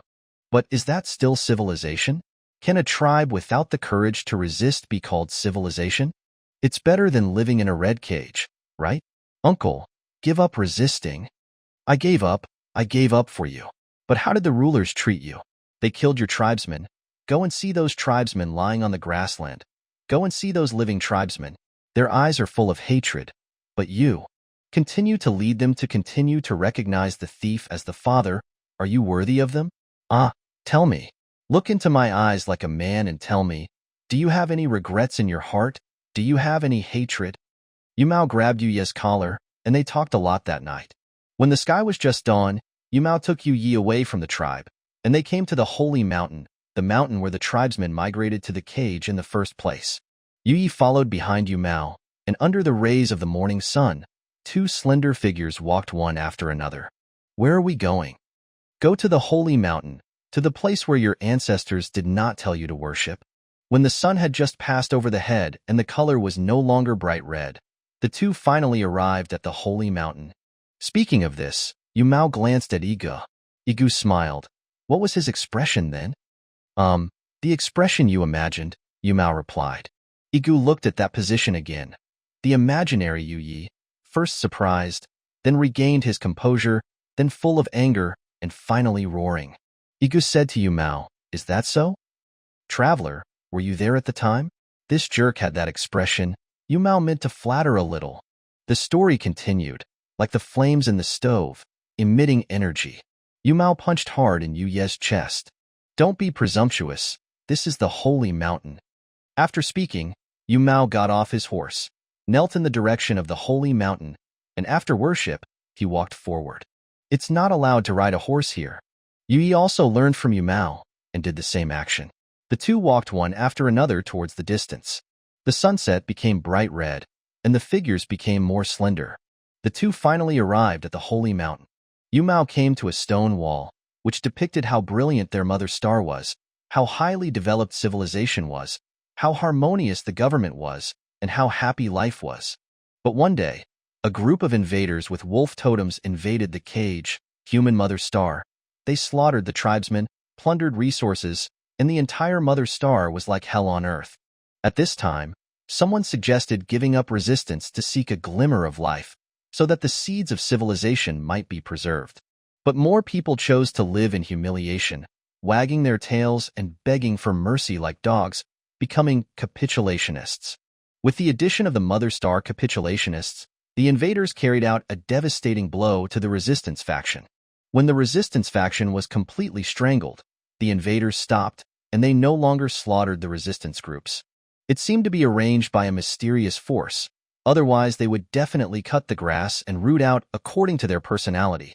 In this way, the little children of the resistance faction, who were less than the height of the wheels, were exiled by the rulers to the fourth planet of the solar system, which they called Cage, and used brainwave interference to seal these people's memories. And those capitulationists no longer had any use, so they were arranged to mine on the mother star. Because the mother star is rich in Jegu, Chinkin copper, or is extremely hard and very plastic, which is exactly what the invaders need. Yu Mao made Yu Yi kneel down. "Now, are we still the descendants of sinners?" There was no answer. "You won't answer, will you? I'm telling you, we are the descendants of heroes. The blood flowing in our veins does not allow us to bow our heads. Not to mention that those people are robbers. They are the executioners who killed our ancestors." Still no answer. "Our line has a bloody feud with the rulers. Are you still going to be a lackey of the rulers?" The corner of Yu Ye's mouth trembled slightly, and after a while, he said, "Their civilization is more advanced than ours, and we were exiled to this star system. What can we fight with them? The rulers have already promised me that they can let us return to the mother star, where we can restore our civilization. They promised it with their own mouths." Yu Yi roared, roaring, like the flames in the stove, trying to rush out of the control of the stove. Yige got up and changed another pot of water, signaling Yu Mao to continue. Yu Mao patted Yu Ye's shoulder, like an elder's love for the younger generation. Yu Mao said, "The rulers are a group of robbers. They may let you return to the mother star, just like the capitulationists who stayed on the mother star in the first place. But what was the result?" Yu Yi did not speak. Yu Mao said, "You don't want to say it. I'll tell you. Those capitulationists became slaves of the rulers and were wantonly manipulated by them, doing the dirtiest and most tiring work, watching their wives and daughters being humiliated, and they could only bow their heads and live, daring not to be angry and not daring to speak. Their spines are bent. You tell me, is this the civilization you want?" The stone carvings on the wall proved that Yu Mao was not lying, and Yu Yi believed it. In fact, Yu Yi understood when his tribesmen were massacred by the rulers, but he just didn't want to admit it. Yu Yi shed tears of regret. "Their civilization has already left us behind for so many years. What else can we do if we don't endure humiliation? Endurance can still live, and living has hope." Speaking of this, Yu Mao did not continue to speak. He looked up at Yige. "Traveler, what would you do in this situation?" In fact, Yu Mao had asked this question before, and Yige had given the answer. Yige did not speak, but got up and filled some charcoal, pressed the fire that came out of the ceramic stove, and sat quietly on his seat. After a while, Yige looked at that empty seat, and the imaginary Yu Yi was sitting on the empty seat, and Yu Yi seemed to be asking, "If you were me, what would you choose?" Chapter 14. Another Black Box. Yes, if this matter were on my shoulders, how would I choose? Yige withdrew his gaze from the empty chair. He seemed to understand that what had just happened wasn't a hallucination, but rather a quantum form, or a quantum entity. At this moment, Yige should be confused and ashamed. But the Yige on the empty chair didn't have that expression. Yige kept asking himself internally, does Yige still have a choice? Perhaps he does. He is the bravest Batu in the grasslands. Perhaps he doesn't. He faces the terrifying pressure of a higher civilization. Yige didn't say what was on his mind. Instead, he looked at Yumao and asked, what did Yige choose? Yumao took out a black box from his bosom, very similar to the one in Yumao's tribe. Yige was surprised when he saw Yumao place the black box in front of him. Traveler, this is Yuye's choice. Yige didn't take the black box. Yige knew that there was no free lunch in this world. If you want to get something, you have to pay the price. How could Yige be willing to take out this black box? Did you force him? Yumao didn't answer Yige's question. Instead, he continued to tell that story. Tribal uncle, if you were me, what would you choose? Why would I wag my tail and beg for mercy? I had no choice. Yige, the stone carvings on the holy mountain have already given the answer. Facing the rulers, the only thing we can do is resist, and all that's left is resistance. Get up, you are not the descendants of sinners, but the descendants of resistors, the descendants of heroes. Inherit the legacy of our ancestors, defeat the rulers, and let our former civilization continue. Then what should we do? Yumao pondered for a while and said, you do this, do this? Yige nodded in agreement with Yumao's words. He turned around and was about to leave the holy mountain, but was stopped by Yumao. Yumao stretched out his hand. Give it to me? What? Yige didn't understand. The black box, I know you've been carrying it with you. Are you going to give it to the traveler? He won't retaliate against our tribe. No, he won't. Is he trustworthy? After all, I once thought about killing him. The traveler is more reliable than the rulers. The choice is up to you. Yumao came to the entrance of the cave, watched the long river set in the sunset and the red river stretch out, and said with deep emotion, it only takes him a thought to kill you. What? Yige was horrified. How could he, a man without the power to truss a chicken, kill me, such a strong man? Yumao patted Yige on the shoulder. When he passed on the knowledge of technological civilization to me, I deeply understood the laws in it, and at the same time I had a strange idea. We should not be called humans, but rather a code. Code? What is that thing? In technological civilization, people have studied programs to the extreme and have also created their own languages. That language is very simple, with only 0 and 1. This is just like our tribe. Man is 1, woman is 0. Do you mean we are all codes edited by others? Then what about the rulers? Are they also codes? Probably. Who edited us? I didn't know before, but now I guess it's the traveler.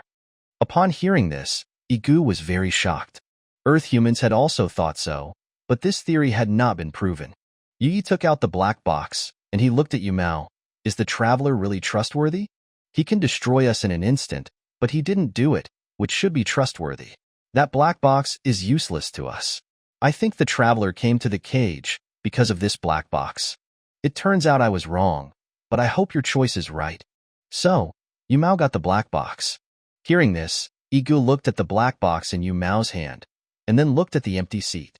Yige also nodded at Yige. Only then did Yige take the black box. He didn't rush to open it. Instead, he patiently listened to Yumao finish the rest of the story. The two left the cave and went to their respective tribes. After that, with Yuye's help, the cage humans gained enough time to breathe, and they secretly cultivated the seeds of civilization. On the surface, the cage humans are still an agricultural civilization with backward and low productivity, but the entire underground world is already an industrial civilization and has even explored the technological civilization. Speaking of this, Yumao's tone was a little rough. Traveler, are we really the code you edited? Yige did not answer this question immediately. He put the last piece of wood into the stove, and the flames rose up with a swish, shining redly on the faces of the two. I don't know. Hundreds of years ago, we also considered this question, whether the world we live in is the code in someone else's hands. What happened later? Is this question very interesting? Yes, if it is, we want to be a nation that gets something for nothing. Do you mean that I should directly erase the rulers, and then they would be as if they had never existed in this world? Yes. Yige did not answer Yu Mao's question. Yu Mao asked again, did your civilization find any evidence? Well, no. We didn't continue to consider this boring question, because even if we knew it, we couldn't change the fact, and this society has to continue, right? That's right. That feeling of powerlessness will crush people. Traveler, I seem to have found evidence of being edited. Oh, this topic is interesting. It's actually related to you, because every time the traveler comes, I will appear by your side, and according to our day and night alternation, I should have been a handful of soil in history.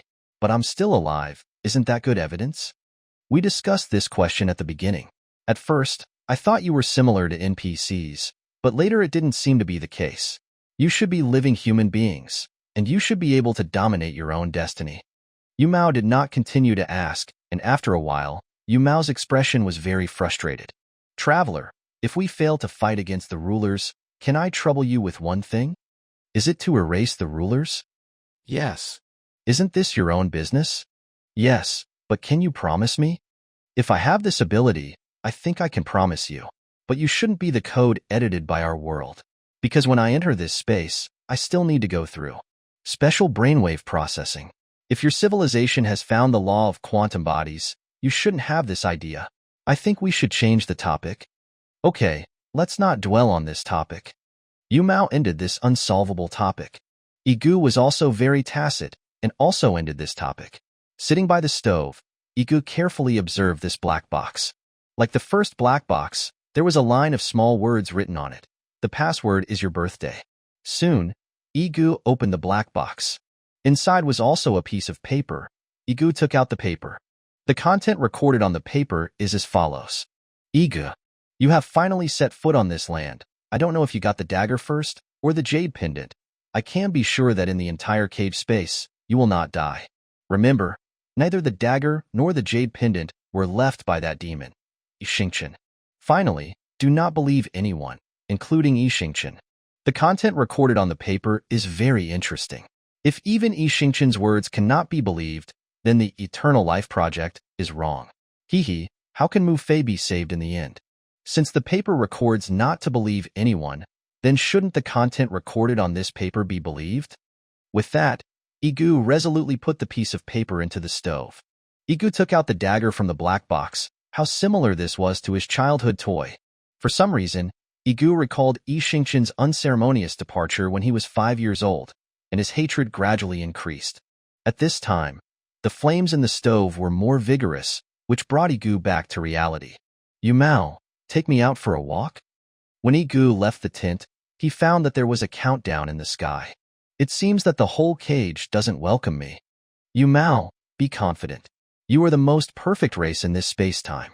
I believe that the next time we meet, you will have the ability to fight the rulers. After speaking, Yige walked straight to the Black Fury. He should go back. This time the stay was longer than usual. I don't know if it's a good thing or a bad thing. Chapter 15. North and South Magnetic Pole Shift. Traveler, I don't know if I can live to see you next time. Yu Mao looked at the figure at the door and mustered up the courage to ask this question. Yige did not choose to answer, but walked straight to the Black Fury. Since a countdown appeared in the sky, he had to go back. Heh, is this a real world or a world in my imagination? If it is a real world, why would I move around in a soul body condensed by virtual reality technology? If it is a virtual world, why can I get the jade pendant and dagger that I lost when I was 5 years old? Is this space a large space or a small particle? Perhaps quantum entanglement can explain this problem, but who is right, Copenhagen or Einstein? Perhaps Einstein is right. The uncertainty of the object makes me unable to answer Yu Mao's question.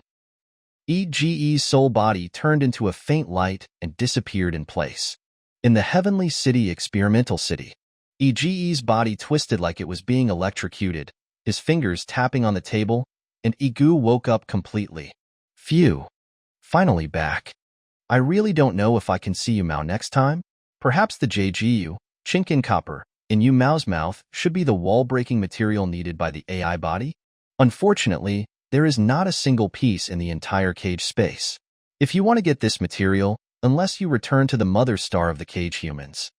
But even if you get JGU, how to bring it to the Earth world is a problem. Don't think about it. It's a headache. I have to catch up on sleep.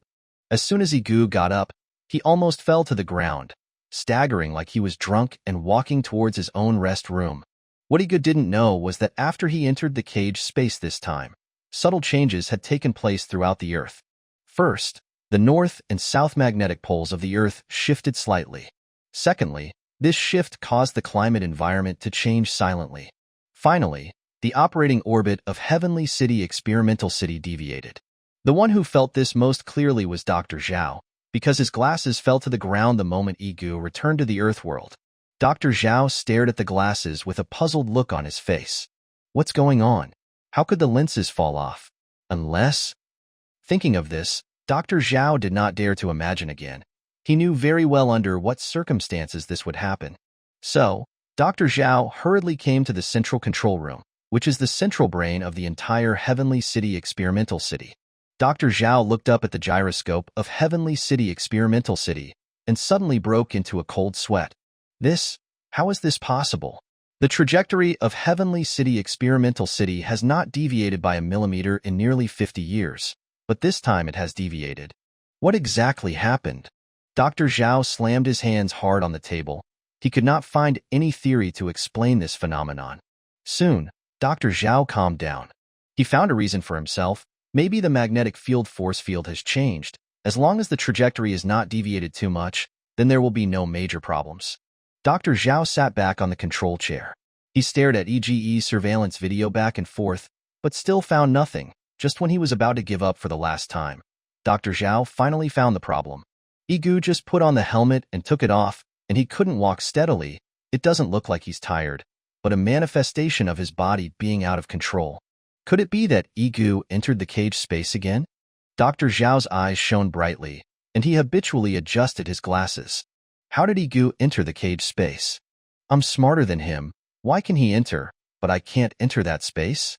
After thinking for a long time, Dr. Zhao's thoughts got into a dead end again, and he got up and threw the control helmet aside, slamming his hands hard on the table. His hands propped on the table, and his eyes were red. Why? Why is that? Where am I inferior to Yige? Dr. Zhao was not discouraged. He picked up the helmet again and sat on the control chair. Help me retrieve all of Yige's surveillance videos and automatically analyze what changes Yige has made before and after. Intelligent retrieval in progress. There are two differences in Yige's surveillance video. Screenshots have been taken.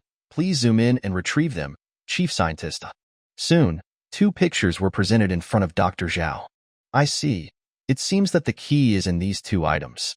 Wait a minute. Yige entered the cage. Then, he came out again, and there were only a few seconds between them. Where did those times go? Could it be that the movement stopped? Dr. Zhao shook his head. What nonsense am I talking about? If movement is not eternal, what are we still studying reverse positive movement? Absolutely not like this. Could it be that Yige did not enter that space, but just had a brief coma, and then someone transmitted a lot of knowledge to his brain through brain waves? This can be explained, right? No. What about that jade pendant and that dagger? If he didn't enter the cage space, where did he bring it from? Dr. Zhao felt like he was about to have a mental breakdown. Retrieve Yige's picture when he was 5 years old. Chief Scientist, the picture has been enlarged. Please collect the information you want.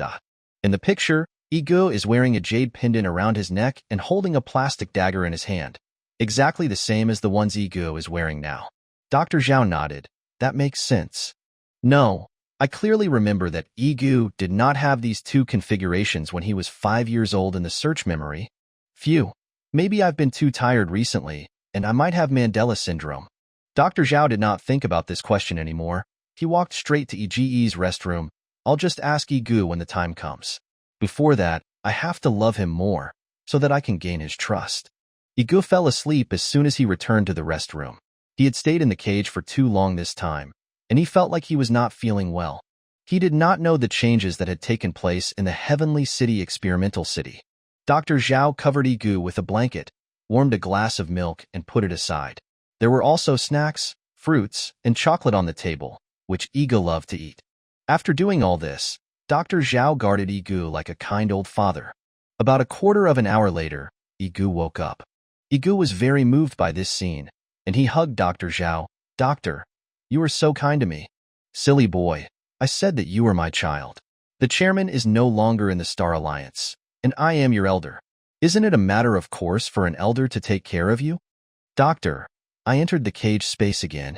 Hearing this, Dr. Zhao's eyes lit up, and he laughed. "Let's not talk about this topic first. You must be starving. Come and eat something. These are all the things you like to eat." Chapter 16. Termination of the Eternal Life Project. "Doctor, don't you really care about me entering the cage world?" "Yige, I know you may have misunderstandings about me, but I don't blame you.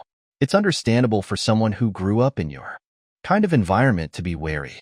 I want you to know one thing, and that is that I care about your health more than anything else."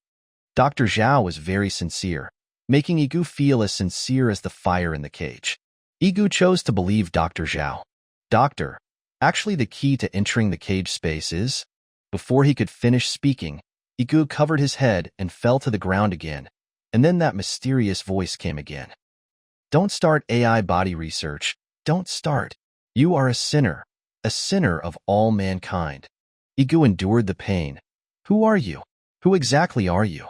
Why can't AI body be turned on? I want to revive Mu Fei. Why can't AI body research be started?" Yige looked very painful, and after saying this intermittently, he leaned against the bed and gasped for breath, and his hand inadvertently touched the dagger. "Get out of here. Get out of here. I'm going to turn on the AI body. I won't destroy civilization." "You are the liar." Yige waved the dagger vigorously, and to outsiders, he was just a madman. However, this trick really worked. The voice stopped abruptly, but did not disappear. A human figure in all black clothes appeared in front of Yige, and this person looked very similar to Yige. The Black Shadow was very surprised. "You can actually enter the cage space twice? How did you do it?" "Haha, this is the Quark dagger. I didn't expect you to get it too. It seems that all this is God's will. However, stop. Don't enter the AI body at will. That is a taboo that you cannot touch. Yige is a demon. He wants to use you to destroy our world." The Eternal Life Project is the belief that Yige has persisted in, and now the man in black actually wants Yige to give up, which Yige simply does not accept. "I won't. I just won't. I want to revive Mu Fei. You go to die." Yige's eyes were red, like a ferocious tiger, killing all those who stood in his way. Yige rushed towards the man in black with the dagger. After being stabbed by the dagger, the man in black's figure became a little lighter and finally disappeared. "Hee, this is interesting. I'll see how you end up then." Yige did not understand what this meant, nor did he want to understand. His only purpose was to start the Eternal Life Project. He wanted to revive Mu Fei, which was all of his life. Yige, who had completely calmed down, collapsed on the bed. All of this was an electrical wave reaction that occurred in Yige's mind, and others could not understand what happened at all. Dr. Zhao hurriedly stepped forward to take care of Yige, feeding Yige water with a spoon, his eyes full of love, and he had no intention of touching the plastic dagger and jade pendant at all. During this time, Dr. Zhao was more attentive than Yige, which was a model for fathers all over the world. Soon, Yige woke up again. "Yige, what happened to you just now? You almost scared me to death." "No, nothing big happened. That voice just affected me again." Yige gasped for breath with lingering fear. Dr. Zhao looked at him with pity. "Why don't we cancel the Eternal Life Project? After all, we have known since we were young that people cannot be brought back to life after death. Even if we develop wall-breaking materials, we cannot guarantee that we will be able to prove reverse positive movement. Or, this theory has never been proven. Then how do you explain Yishin's, that is, my father's incident? Perhaps this is a mistake. Just treat that incident as if it never existed. Cancel all research on AI bodies? I don't agree. I want to revive Mu Fei." Yige got up and looked at Dr. Zhao. "Doctor, this jade pendant is the key to entering the cage, and Yige has also been to the cage, and the cage also has a name called AI Body Simulation Space. The creation time of the AI Body Simulation Space was in 2135. I was just born that year. So I remember this date very clearly. Yige said again, Doctor, do you believe it now? Dr. Zhao did not answer Yige's question, but looked sad and even lowered his head to wipe away his tears. Doctor, what's wrong with you? Yige asked, puzzled. It's nothing. I'm just a little sad. I've always treated you like my own son, but you've always been hiding things from me and guarding against me. Yige, after I brought you to the Star Alliance, after knowing that you were the child of Chairman Xingqian, I've always put your feelings first, but in the end, hey, let's not talk about this sad topic, as long as you are happy. Dr. Zhao wiped away his tears again, like a wronged woman. Doctor, I'm sorry. I became an orphan at the age of 5 and was taken in by the dean. If it weren't for Mu Fei, I might have left this world long ago. At that time, the dean and Mu Fei were my closest people. Now being able to meet you is the greatest luck of my life. As he spoke, Yige bowed to Dr. Zhao. Please forgive me. I won't hide anything from you in the future. Dr. Zhao said, as long as you are happy, I'm fine. With that, the two broke the ice. Yige, let's go see those scientists and hurry up and study the AI body wall breaking materials. Doctor, don't you want to enter the cage space to take a look? There is no need. Since you have already been in, then why should we waste that time? The most important task now is to find the wall-breaking materials. Doctor, there is a material called JGU, Chinkin copper, in the cage world, which has both hardness and ductility. I think this is the best choice for wall-breaking materials. Okay, let's discuss it with those scientists. Yige and Dr. Zhao walked one after the other. Dr. Zhao's glasses shone brightly. Everything was under his control. In the Heavenly City Experimental City, in a laboratory that can accommodate nearly 1,000 people, dozens of scientists work day and night. They have not rested for a full 48 hours, and many people are disheveled, but they enjoy it. As a burst of white smoke rose, Zhang Fengnian proved that the experiment had failed again. Ah, this is the third time. There is no power drive in this world that can provide more than the speed of light. If there is, it can only exist in the physicist's imagination. In the collider, it is impossible to apply it. Virtual reality technology has been developed for nearly 100 years, and even a trace element cannot be brought into it. How is it possible to bring in a mass of matter as large as the human body? Complaints kept coming, and emotions are contagious, and soon the entire laboratory became depressed. Okay, everyone stop for a while. I have something to announce, Dr. Zhao said. These scientists, especially Zhang Fengnian, sat down on their seats in frustration. Yige sat opposite Dr. Zhao, and the position in the middle was still empty, which was the old tradition of the Star Alliance. Doctor, spit out whatever you have to say. Don't waste everyone's time. Now it's a critical moment for the attack. Everyone doesn't have extra time to listen to you say some irrelevant things. The venue began to be in chaos. Dr. Zhao coughed, and it instantly became quiet. What I want to announce is that all AI body research projects will be terminated from today onwards. The whole venue was silent, and everyone could not believe their ears, especially Zhang Fengnian actually cried on the table, and they found it difficult to accept this reality. Although they had only joined the Eternal Life Project for a few days, Zhang Fengnian and these scientists were already deeply fascinated. Yige was even more unbearable. Doctor, why is that? Dr. Zhao did not speak, but took out a letter and pushed it in front of Yige. Don't get excited first. This is a letter from the Alliance Guard. There is the answer you want on it. Chapter 17. Sleep sparks public outrage. AI body research is suspected of involving human experimentation, violating current ethical review regulations. The Star Alliance must cease immediately. The brief message sent a shiver down the spine. Though the consequences weren't explicitly stated, if the order was disobeyed, there was only one path to imagine: annihilation. The United Defense Force was the supreme command of global armed forces, established by humanity to confront extraterrestrial civilizations. The Star Alliance was merely a civilian research organization. The disparity in power was self-evident. Yige slammed the warning letter onto the desk. Doctor, I won't accept this. I must continue the AI body research. I will not suspend it. Instantly, the entire lab erupted in outrage. Right, let's go reason with the United Defense Force. Why should the experiment be stopped? Just because it's suspected of human experimentation? Brain-computer interface technology has been applied to humans for ages. Why don't they shut that down? Yeah, doctor, we can't let this go. Let's go to the United Defense Force. I want to see what they can do to us. The scientists were even more agitated than Yige. Dr. Zhao slammed his hand on the table, equally enraged. What do you think you're doing, trying to force their hand? Remember, your residency has already been revoked by the United Defense Force. How many people do you think will believe you now? All of you sit down. Since you want to continue the AI body research, this matter will be handled by the Star Alliance. Do you think the Star Alliance is afraid of the United Defense Force? Is that why they're stopping the AI body research?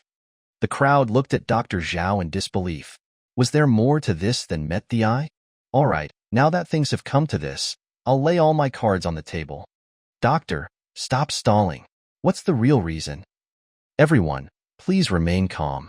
Dr. Zhao continued, this matter is related to Yige.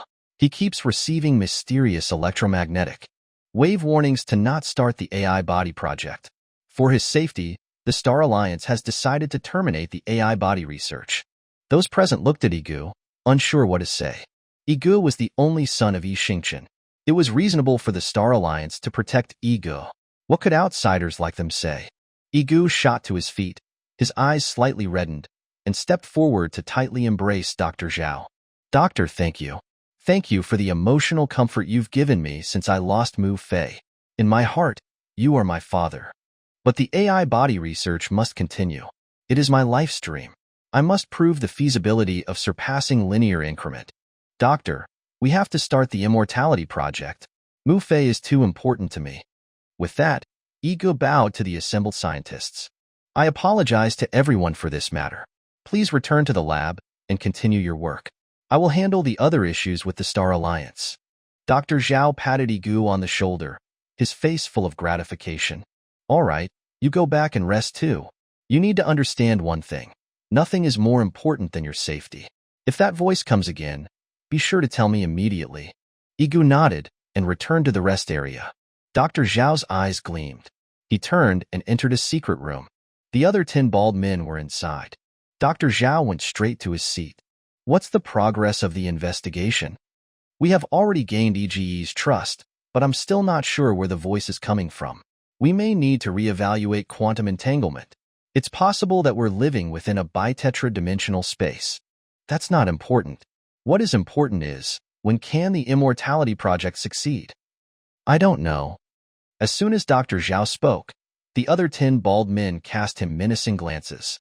Doctor, are you planning on following in Yixing's footsteps? I don't currently have that intention. Then why didn't you tell us that Yixing went to the cage space?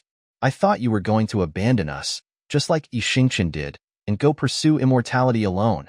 Remember, our lives are intertwined. You can't escape. Hearing this, Dr. Zhao broke out in a cold sweat and quickly assured them that he wouldn't. We have a problem now. The United Defense Force may prohibit us from conducting human experiments. The Star Alliance needs to intervene in this matter. What human experiments? Once we achieve immortality, can those ants even be called humans? That's the second joke I've heard today. What about the United Defense Force? Draft a report saying that we are conducting experiments using brain-computer interfaces on mice, and that we will not actively use humans in the process. For the rest, we'll grease a few palms. Those people are just common folk too. Dr. Zhao remained silent. He now realized that he was a fool, a pawn. The other giants stared coldly at Dr. Zhao. Doctor, you should understand that technological progress requires sacrifice. Finding some orphans and beggars will solve these problems, right? Do I need to teach you how to do it? Yes, I understand. Dr. Zhao left the secret room, still shaken and drenched in cold sweat. Dr. Zhao realized he was being watched. He was currently the chief scientist, holding the highest authority in the entire Star Alliance. If he was being monitored, it could only mean that his current authority was merely a facade. If that was truly the case, then these capitalist oligarchs were not to be trifled with. It seemed he had to behave himself for a while. Yige's mood was extremely agitated. Unable to sleep, he went to the plaza. The statue of Yixing stood proudly in the center, the spiritual leader of the entire Tianzhong experimental city. Many scientists would pay their respects when they came here. Yige, however, brazenly climbed onto the statue and lay on the chest, just like when he was a child and Yixingchen held him. This caused a huge commotion in Tianzhong Experimental City. Something's wrong. Someone is desecrating the statue, trampling on the dignity of Chairman Yi. Star Alliance guards, bring that person down. I want to see who's so bold as to cause trouble in our Star Alliance. More and more people gathered in the plaza. But the Star Alliance guards didn't dare climb onto Yixingchen's statue, so they could only shout at the foot of the statue. Awakened from his nap by the commotion, Yixingchen was surprised that he had drawn so much attention just by taking a nap. Was his sleeping position just that charming? Oblivious to what was happening, Yixingchen finally heard someone telling him to come down. Stop shouting. I just want to sleep in Chairman Yixingchen's embrace. Why are you all making such a fuss? Boy, get down here right now. Do you think you're Chairman Yixingchen's child? Sleeping in his old man's embrace. Which department are you from? No matter which department you're from, you won't get away with this today. Sitting up, Yige suddenly had to pee. The entire plaza erupted. As Yige relieved himself, he said, Where have you been all these years? Humph, don't let me see you again. Suddenly, Yige noticed a raised switch on the statue's chest and instinctively pressed it. A UK lock and a piece of paper popped into Yige's hand. Yige quickly pocketed the UK lock and became extremely unsettled after opening the paper. The note read, Kid, this is your third day at the Star Alliance. I promised to give you a gift. The UK lock is it. Remember, it must be used in Lab 000. Remember to look at the back. Chapter 18.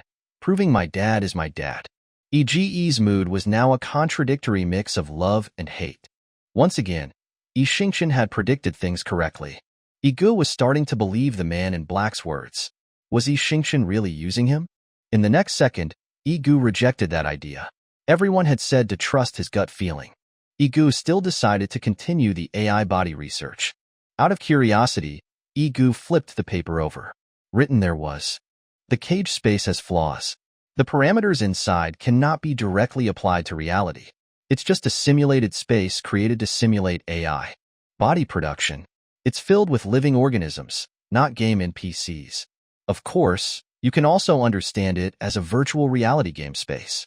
In fact, AI bodies exist naturally, not invented. So, the Star Alliance's theory will all fail after I leave. As for where the AI body is, I can't tell you yet. By the time you see this note, Tianzhong Experimental City will have already experienced a shift, and you will soon find the entrance to the AI body. The entrance to the AI body is random.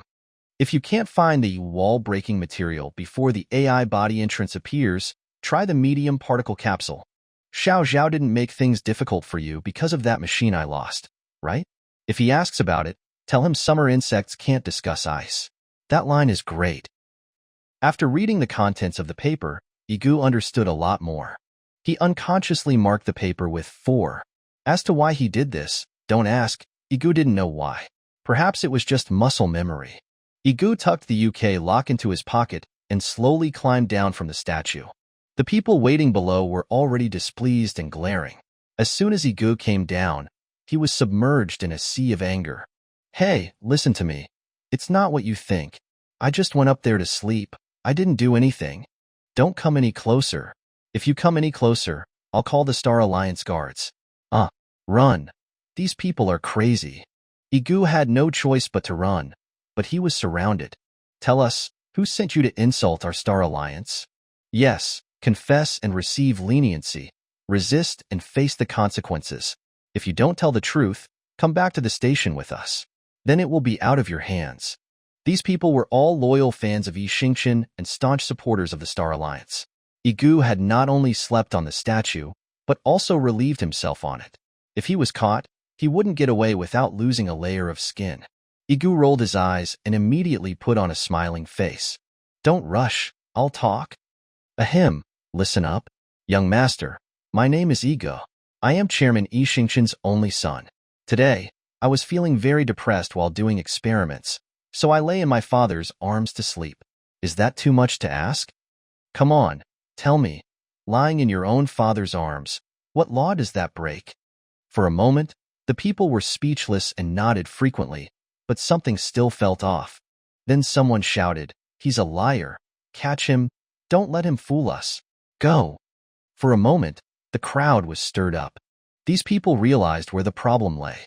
In their impression, Yige had no children at all. Then there was only one possibility. Yige was a liar. Faced with this situation, there was only one option for Yige: run as fast as he could. The Star Alliance guards and a group of researchers were close behind Yige. If he hadn't been strengthening his exercise, Yige would have definitely been caught and beaten up. Ahead was the core area of the experimental city, where only a few scientists could enter. This was Yige's only hope. Just then, a chubby figure appeared. That figure habitually pushed up his glasses, which gleamed in the light. It was Dr. Zhao. Dr. Zhao had his hands behind his back and was walking this way with small steps. In Yige's eyes, this was the last straw. Without caring about his image, he ran over. "Old Zhao, help. These people are crazy." Yige hid behind Dr. Zhao, gasping for air. The crowd behind him quickly braked. Those running in front couldn't control their momentum and were soon pressed to the ground, stacking up into a human mountain. Fortunately, the Star Alliance guards intervened in time to prevent a major disaster. "Chief, catch him. He desecrated Chairman Yige." Dr. Zhao was filled with questions. He looked at the dusty, panting crowd in front of him, then turned to look at Yige. He immediately chuckled. "You said he desecrated Chairman Yige?" Everyone nodded in unison, like chicks pecking at rice. They couldn't even achieve such uniformity when washing bottles in the lab, but they did now. "But do you know who he is?" Everyone shook their heads again, with the momentum of an overwhelming wave. "He is Yige, Chairman Yige's only son. Anything he does will not desecrate Chairman Yige, understand?" Everyone was uniformly stunned, like a statue that had been struck by lightning, numb, helpless, and incredulous. So, he really was his son. So, everything he said was true. So, we were the idiots. For a moment, everyone didn't know what to say. But these people were all highly educated intellectuals and still had the ability to think logically. They quickly developed different opinions. "Chief, didn't the chairman say he didn't have children?" "Chief, the chairman said that you can't fake things in scientific research. If you have them, you have them. If you don't, you don't." "Chief, was the chairman lying or not?" The voice was small, but it was extremely penetrating and destructive. For a moment, Dr. Zhao didn't know what to say.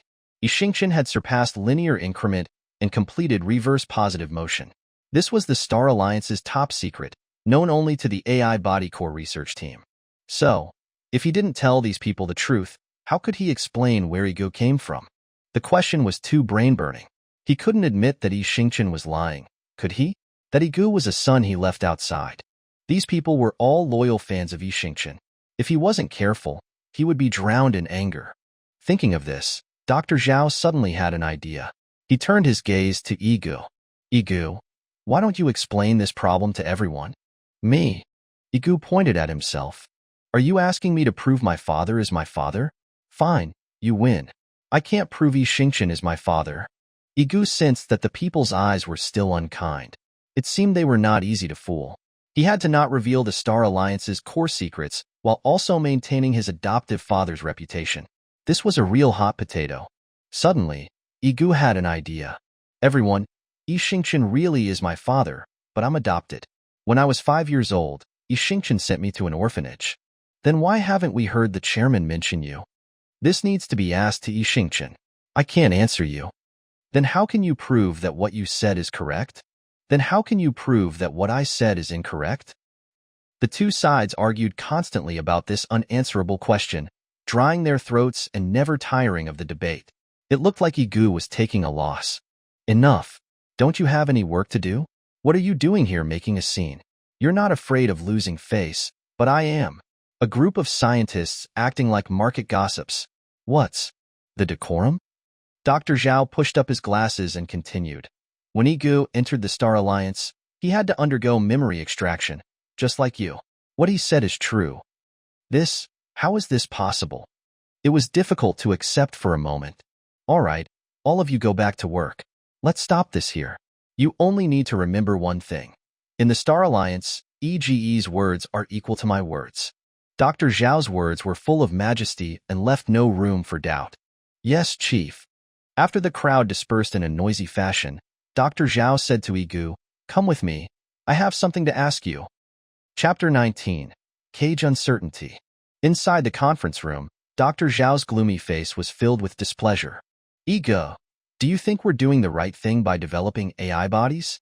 We humans consider ourselves the masters, the only life forms in this solar system. Do you think it's right for us to recklessly develop technology? For example, humanoid robots are replacing humans in high-intensity jobs. Is that fair to them? If they ever awaken consciousness, do you think they might start a revolution, slaughtering the humans who oppress them? Yige's head was filled with questions, his brows furrowed. He didn't know why old Zhao was saying these strange things. But Yige still sat down opposite Dr. Zhao, waiting for old Zhao to finish before responding. Old Zhao, why are you suddenly so sentimental? Weren't you always a strong supporter of AI body research? Why would you suddenly choose to give up? Sigh. Maybe the voice in your head is right. We really shouldn't be starting AI body research. Old Zhao, have you ever considered that AI bodies might already exist? Just like quantum particles exist, but we only discovered their existence through colliders. Protons, quarks, these all existed inherently. We can only discover them, not invent them. What do you think? Yes, there's been that theory for 100 years. Wait, are you saying that whether we research them or not, AI bodies are already out there? And whether we search for them or not, they will appear. If we lie down and do nothing, the AI bodies will belong to others. Will that have anything to do with us? So, whether technological development can harm humanity isn't something you or I can decide. Our attitude as scientists toward the unknown world has always been exploration, hasn't it? Yige and Dr. Zhao answered this question back and forth. Old Zhao, what's wrong with you today? Those questions just now weren't what you really think, were they? Dr. Zhao looked very sad. This conference room is the most secure laboratory, but our conversation is still being listened to. Do you know why? Why? Because our permissions aren't high enough. Anyone with higher permissions than us can know what we're doing at any time. Do you understand? But aren't you the chief scientist? Your permissions are the highest in the Star Alliance. Could there really be someone? Yige didn't say the rest, but his meaning was clear. Yes, you're exactly right. I originally thought that apart from Yige, my permissions were the highest. But that's not the case. Even Yige might not have the highest permissions. He might have been monitored, too. Old Zhao, what should we do now? I don't know. I think you should give me an answer. What should we do? Old Zhao, you've tricked me 3 times already. It's not tricking you. It's training you. Yige was speechless. Old Zhao, wait for me a bit. I'm going into the cage space again to see if technological development can destroy civilization.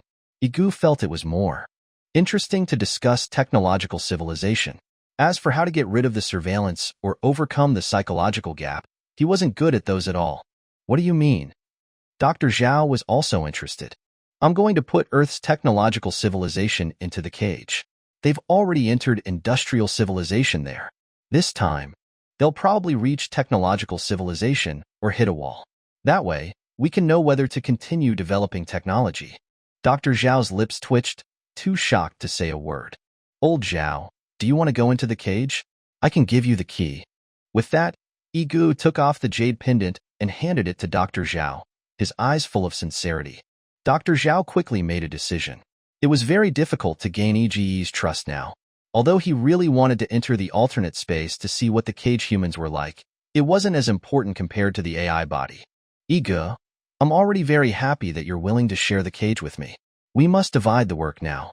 You go take a look at the cage and give me the answer.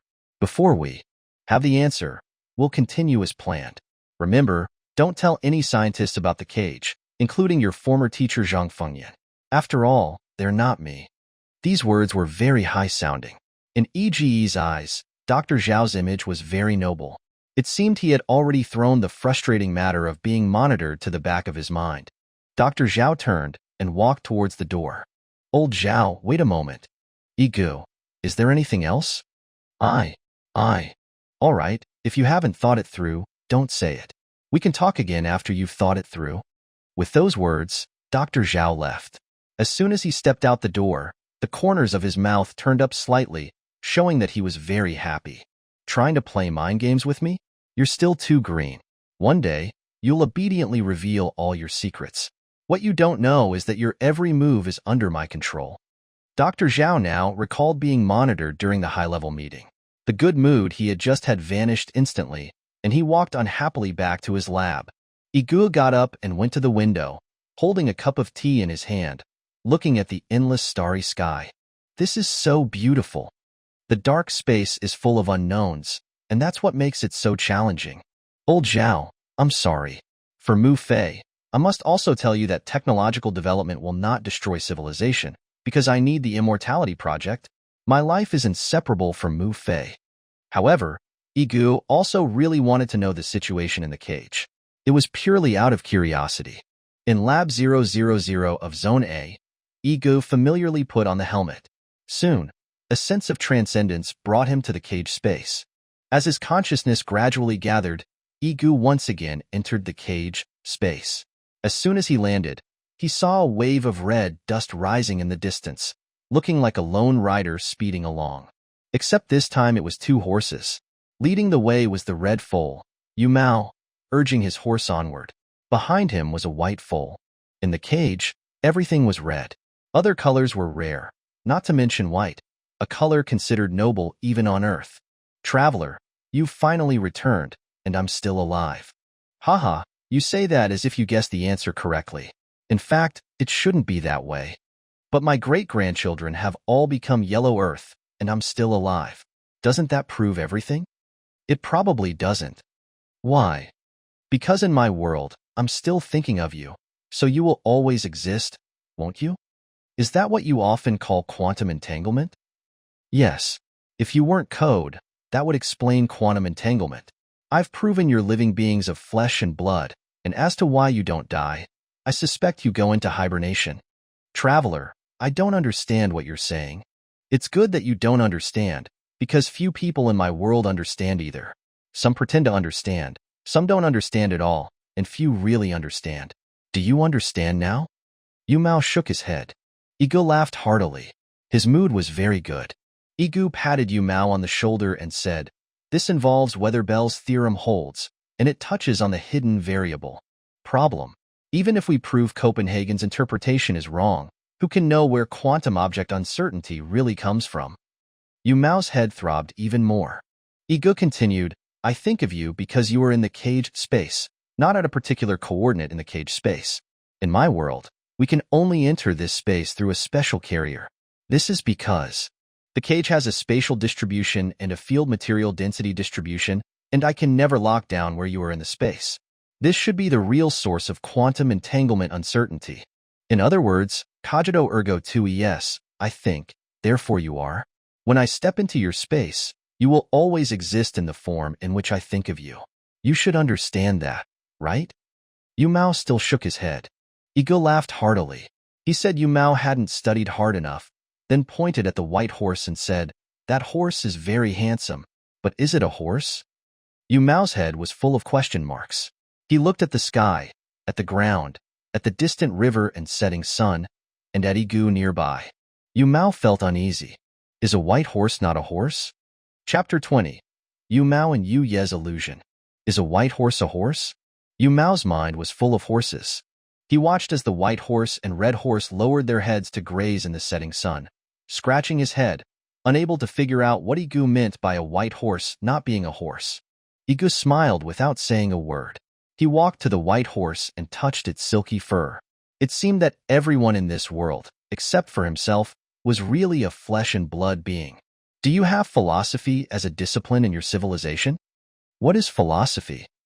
Philosophy is the mother of science. Without the support of philosophy, will your technological direction go astray? Traveler, please teach us philosophy. Yige rolled his eyes at Yu Mao and ignored him. Did it really matter if Yu Mao understood whether the white horse was a horse or not? Yige looked up at the sky. Night was about to fall. The rulers would once again monitor this red land, and the white ghosts could only appear during the day. At that moment, Yu Mao also came over. Traveler, this is not the place to talk. We need to go back to the tribe. With that, Yu Mao straddled the red horse, took a few steps, reined it in, and neighed, turning his head to look at Yige. Traveler, she is called by Long, White Dragon.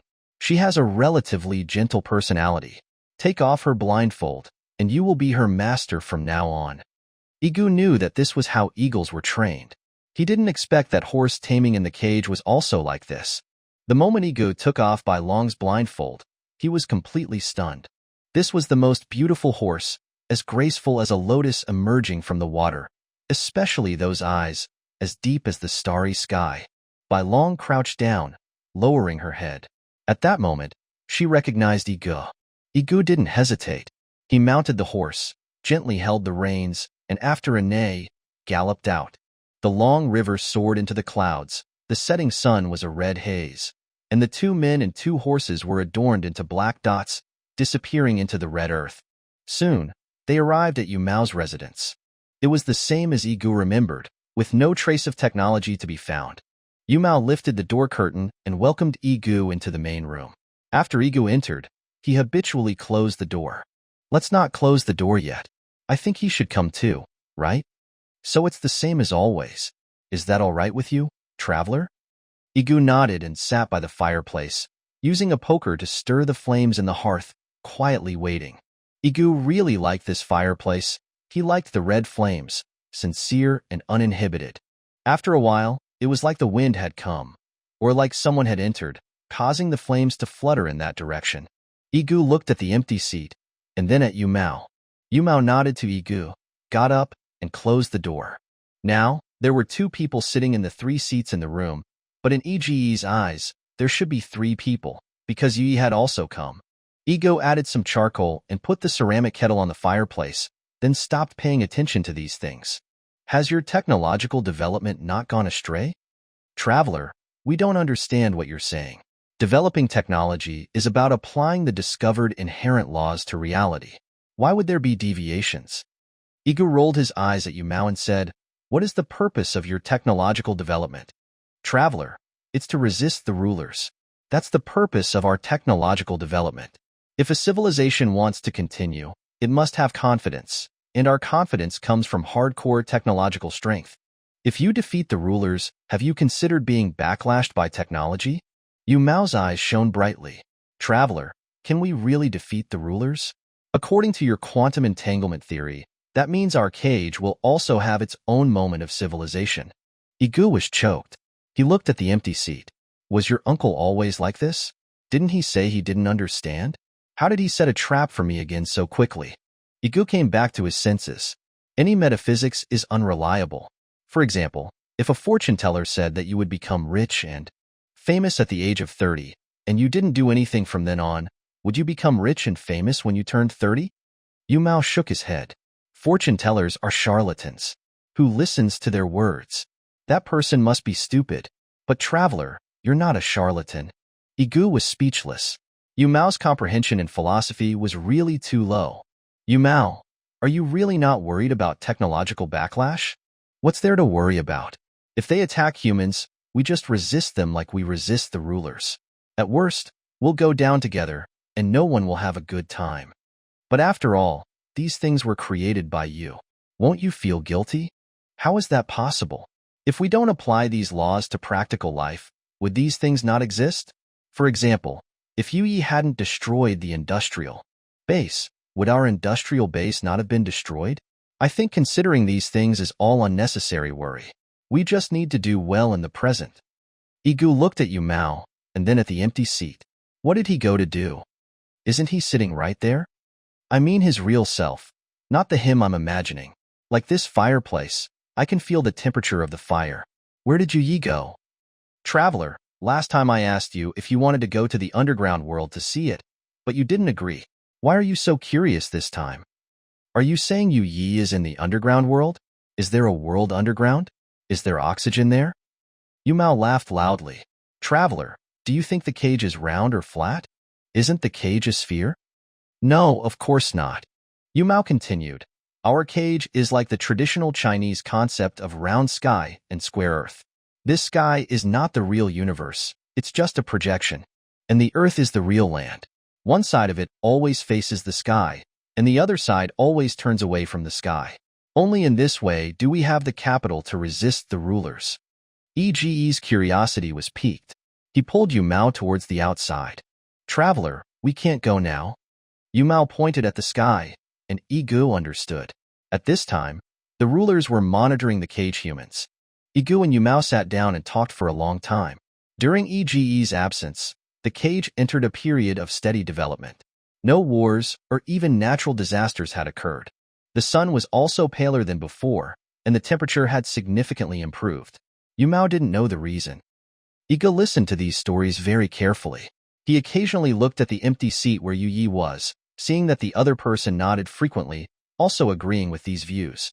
Suddenly, Yige had an illusion. Which one was real, the Yumao in front of him or the Yige in his imagination? Because Yige felt that this time, when he met Yumao, there was a different feeling. That night, the fire in the fireplace was very strong. Yige and Yumao discussed many philosophical questions. He wanted to know if there was any connection between philosophy and science. Soon, it was dawn. Yige and Yumao went out and galloped towards the sacred mountain. Yige was very excited.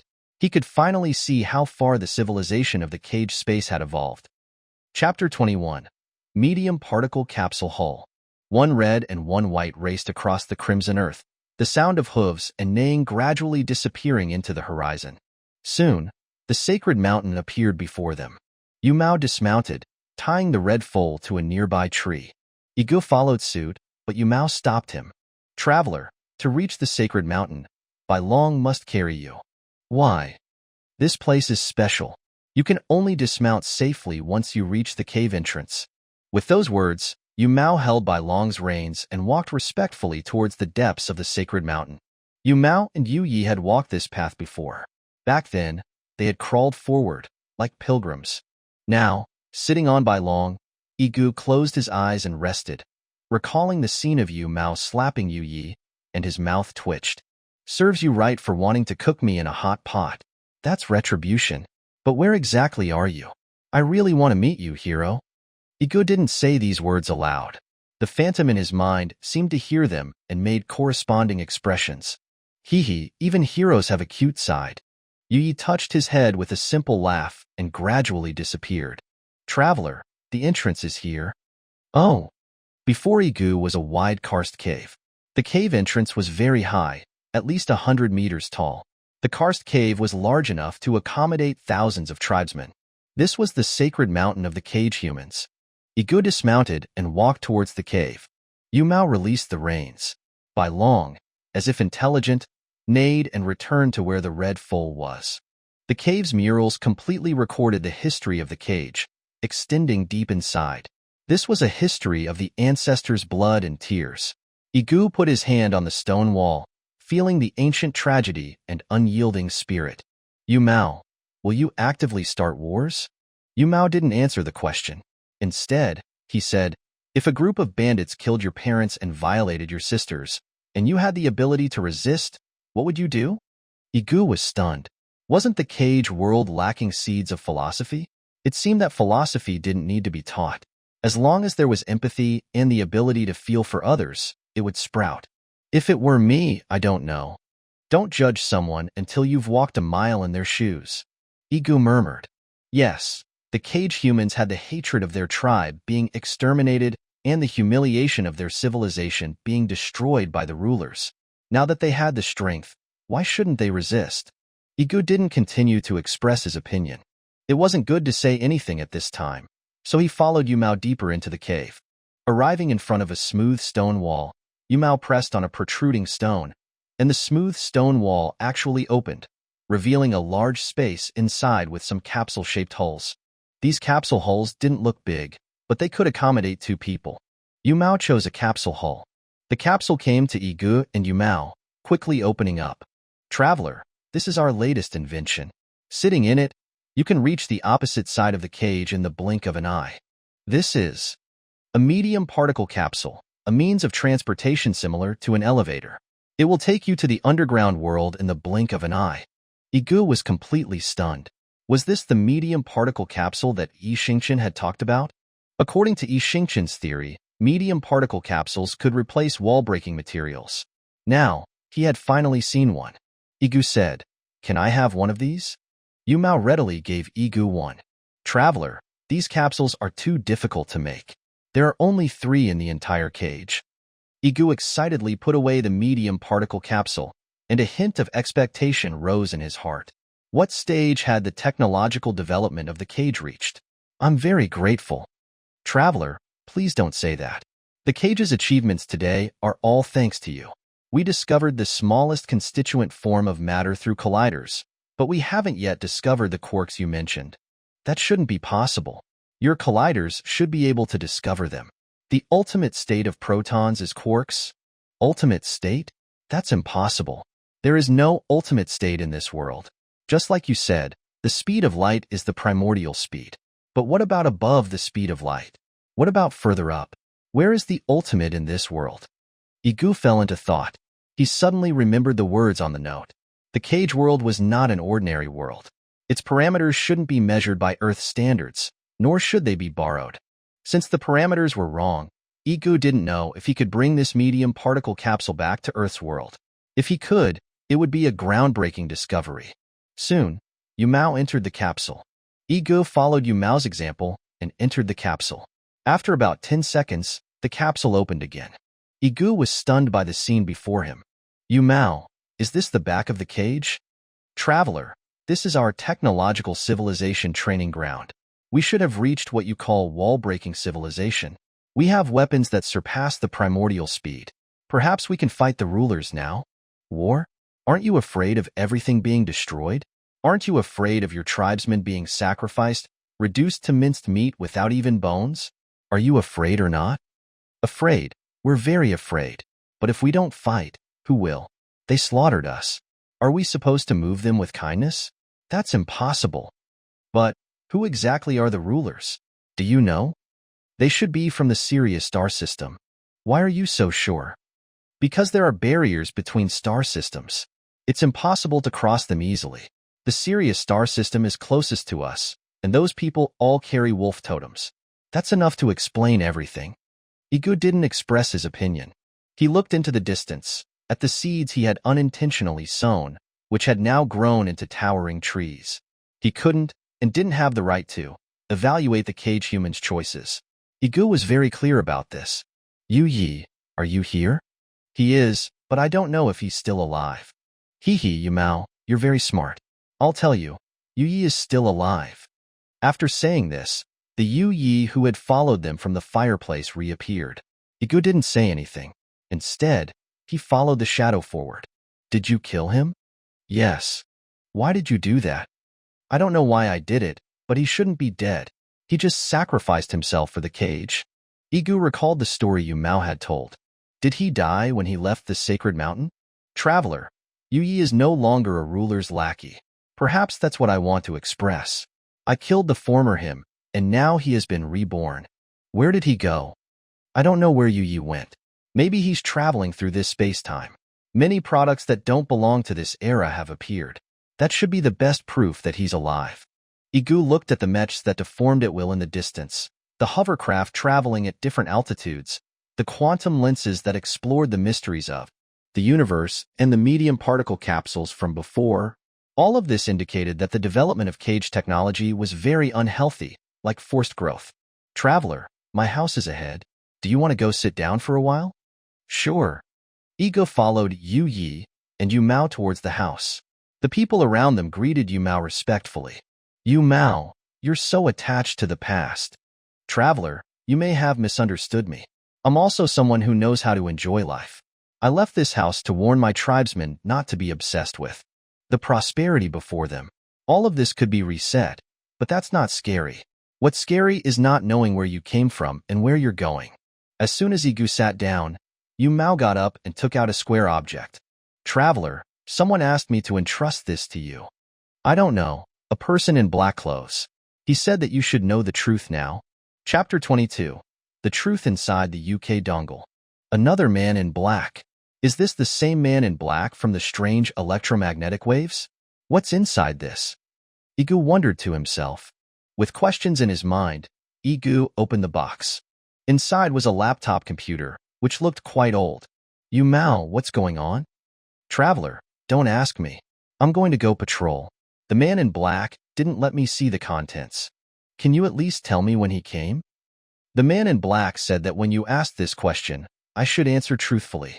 Yumao continued, the man in black came 3,000 years ago. Yige rolled his eyes.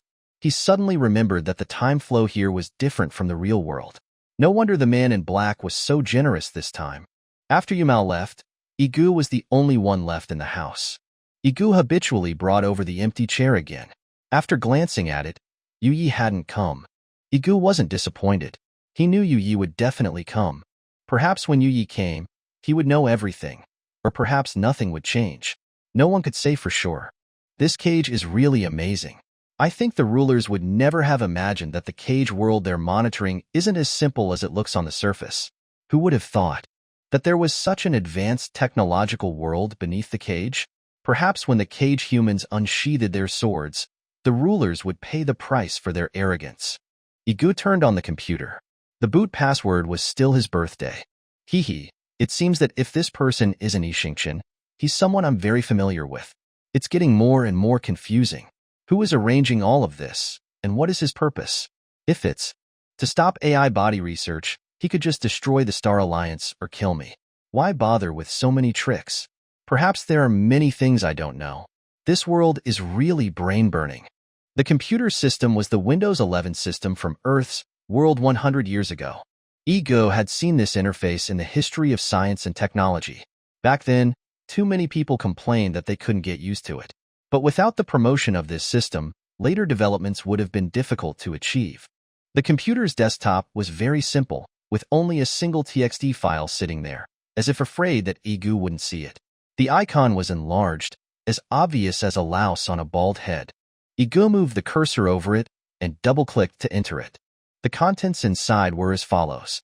Yige, this is your 4th time entering the cage space, perhaps your last time for now. However, the entire trajectory has deviated, and no one can say what will happen in the future. Therefore, I use the word perhaps. Please understand. This computer is a product from 100 years ago and is matched with the UK dongle you got from Yige. You can read the truth of the entire event. Remember, this computer can only stay in the cage. The UK dongle can only be used here to read the footage. Do not expose it to the Star Alliance, or it will be dangerous. You need to experience all of this for yourself. Don't trust anyone, including the last name, was either tampered with or for other reasons, it was not displayed. Yige's heart became even more confused. However, Yige could guess the words that followed. The complete sentence should be, including Yige. The UK dongle was Yige's 22nd birthday gift to him. Then who gave him this antique notebook? Yige felt very brain-burning. If he lived in a real world, then why did all of this not feel real? Conversely, the same was true. It was as if everything Yige had experienced was fake. Yige once felt that he was a puppet, all of his experiences being controlled like a character in a game. This feeling was really too uncomfortable. Yige took a deep breath, thinking of looking into the distance for a short mental break, but found that Yige was sitting in the empty seat.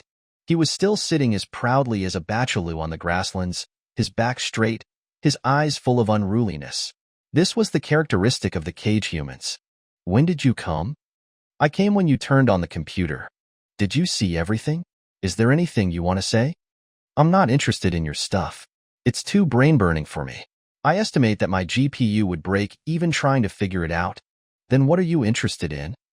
Resisting the rulers and leading my tribe back to our home planet. Isn't that even more brain-burning? No, wait, you just mentioned GPU. Does that mean you're really traveling through time and space? I don't know. Ever since I came out of the sacred mountain, I've been lost.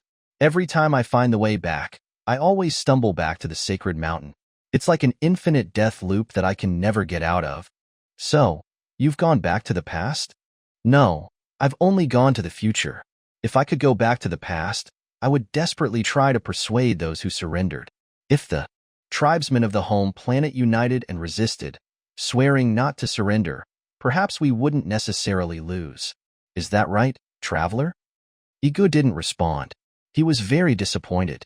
According to Yige's account, he had already found the AI body entrance and could travel freely. It was just that he didn't know why he still hadn't outrun primordial velocity and achieved reverse positive motion. Yige stopped paying attention to Yige. He took out the UK dongle and plugged it directly into the computer. this? When is this recording from?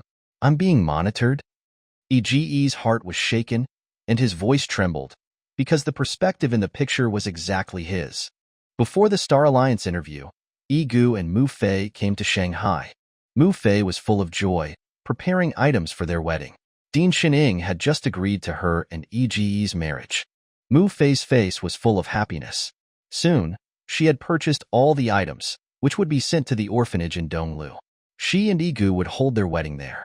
Dean Xining said that her wedding would be the most special wedding in the world, because she was marrying the man who loved her the most in the world. Mu Fei smiled. Yige, you know what? Tomorrow I'll be your bride. I'm so happy. Are you happy? Yige heard Mu Fei's voice again. No, from the moment he saw Mu Fei, he was already in tears. Yige murmured, Happy, Mu Fei. I'm very happy. I'm so happy to have you as my bride in this life. Mu Fei, can you hear me? No one answered Yige. Yige also secretly slipped off the stool. That seat was empty. Yige looked up. Mu Fei appeared in that seat. Yige walked over excitedly, wanting to embrace that beautiful figure, but he caught nothing. If it hadn't been for the roar of the ceramic kettle, Yige might have immersed himself in it, unable to extricate himself. More accurately, it was that Yige himself didn't want to come out. Perhaps the quantum form is just an abnormality of brainwaves. Only an AI body can move in the reverse positive direction. Then, I'll be able to go back to that day. That day, we won't come to Shanghai. We'll stay in Donglu. You'll be my bride, and I'll be your groom. Okay? Mu Fei nodded, sitting quietly in the empty chair, her eyes full of tenderness and reluctance. The footage continued to play. Yige saw himself coming to the Star Alliance's conference room in Shanghai. The scene of Dr. Zhao meeting him for the first time appeared before his eyes. Who is monitoring all of this? Why didn't I feel like I was being followed? Since you can monitor all of this, why didn't you help me instead and let that tragedy happen? I hate you. Yige's emotions were out of control. He was frantically smashing things. Mu Fei came to Yige's side, very worried. She gestured, I miss you so much. Can you please not be like this? I'm very worried about you. Yige calmed down. He wanted to hug Mu Fei, but he caught nothing again. Mu Fei gestured again. I'm sorry, I have to go. To a very, very far place. You have to take care of yourself, and don't be sad because of me. Can you do that? When Yige was naughty as a child, Mu Fei would educate him in this tone. Yige smiled. He nodded obediently, just like when he was a child. Watching Mu Fei leave that seat and go to where she was supposed to go. The footage continued, finally pausing on Dr. Zhao. Yige, you forced me to do all this. I want you to obediently join the Star Alliance. Hearing this, Yige petrified. Could that incident have something to do with old Zhao? Chapter 23. Unveiling Mu Fei's death. Yige sat in front of the screen, his expression extremely uneasy because he had seen people he shouldn't have seen. Old Zhao, how could he be there? What exactly is going on? Yige had a bad feeling in his heart, but he didn't believe it was true, so he could only brace himself and continue observing the footage. In the footage, Dr. Zhao called in the Star Alliance guards. You do this. Do it like this. Understand? These words were spoken into the Star Alliance guards' ears. Yige roughly heard a few inconsequential words, and his brows furrowed even tighter. What exactly is he trying to do? Soon, the footage's perspective shifted to the Star Alliance guards. The person talking to Dr. Zhao didn't have a name. His code name was C. In the Star Alliance guards, all the high-ranking officials were arranged in ABC order. Guard members with code names were high-ranking officials. Yige recognized C at a glance. He was the captain of the Star Alliance guards who had led the team to retrieve Mu Fei's body that day. Yige was even more confused. With a head full of questions, he continued to watch the footage. In the footage, C arrived at an abandoned factory. It was overgrown with weeds. There was no sign of any human activity at all. However, this was only the surface. C found a pile of weeds. He looked around to make sure no one was around, and then disappeared. When the footage locked onto C again, he was already in a workshop. A burly man was drinking beer and eating peanuts there. He looked like a small-time hoodlum who had been scraping by in society. Yige felt that he was a little familiar with this burly man. but he forgot where he had seen him before. The burly man was originally a truck driver. He lost his job after the Star Alliance developed robots to replace drivers. People like the burly man could receive government subsidies every year. In theory, they were living good lives, but he had to work himself to death every day. The burly man recognized C's attire. The person in front of him was from the Star Alliance. They were the ones who had developed humanoid intelligent robots, which had completely robbed the bottom of society of the opportunity to strive. He was filled with anger, recalling his current dilapidated life. At this moment, the burly man smashed the beer bottle in his hand to pieces and roared, "This world is already so difficult, and you people are using the excuse of liberating the productive forces to make us unemployed. Now our productive forces have been liberated, but how are we supposed to live? Did you ever think about our feelings when you invented those robots? It's all your fault, Star Alliance. I haven't done anything wrong. So why are you here to make things difficult for me? No, you may have misunderstood my intentions. I mean to seek your help, not to make things difficult for you. I'm here to discuss a collaboration with you." Collaboration? Bullshit. The robots developed by your Star Alliance have left us drivers with nothing to eat. Collaboration? Get out. Get out. Don't disgust me here. C didn't leave. Instead, he sat down in front of the burly man. These impacts brought about by technological development aren't our fault. It's the inevitable result of historical development. Besides, the dividends from the robots are enough for you to live a decent life. You shouldn't be complaining. Don't get excited. I'm here today to give you money. Hee hee. Would the Star Alliance be so kind? I'm afraid I'll have the money but not the life to spend it. Anyone who does business with your Star Alliance these days always gets eaten until there's nothing left but skin. I remember you have a daughter. She needs a sum of money for surgery right now, doesn't she? Don't worry. After this mission is completed, the Star Alliance will help her get rid of her illness. Then she can grow up healthy and have a happy childhood, just like the other children. Isn't that what you want? Hearing this, the burly man's veins bulged. His daughter was his only weakness. If they dared to bully his daughter, the burly man would never let them off. But the burly man still compromised, because his daughter was also his Achilles heel. His daughter urgently needed a huge sum of money, and the Star Alliance wanted to take advantage of this. Okay, I promise you. So, C leaned over to the burly man's ear and said something in a low voice. Afterwards, the burly man's face twitched, and he stared at C with hatred, but there was nothing he could do. The scene changed, and the perspective shifted to the burly man. In a dilapidated slum, he was stumbling around with a bottle of wine in his hand. At the end of the alley was a shack. This was the burly man's home. Arriving in front of the shack, the burly man stopped, carefully put the bottle of wine on the corner of the wall, and stood by a water tank to carefully tidy himself up. After the burly man thought that he looked handsome, he walked straight into the shack. In the cramped space, there was a bed. A thin girl was lying on the bed. This girl looked different from other children. She had congenital paralysis. Her muscles had atrophied severely, leaving only skin and bones. "Daughter, I'm sorry. Dad doesn't have any money. I can't get you a human-machine interface. You won't be able to play on the ground like other kids, and you won't be able to enjoy your childhood. But don't worry. You'll be able to play on the ground soon. Dad wants you to dance like a butterfly, be happy like a bird, and jump around like a monkey, okay? Okay, Dad. You're so good. You're the best dad in the world." The burly man's rough hands touched his daughter, his eyes filled with tenderness. However, at this time, a discordant voice appeared. "Who told you to come here? You're not welcome here. I'm her father. Why can't I come?" "Father? Heh, how can there be a father as irresponsible as you in the world? If you were a man, I wouldn't ask you to have the ability to move us out of here.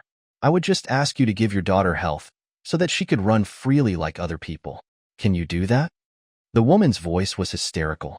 She was desperate for the man in front of her. She had completely lost hope. I can.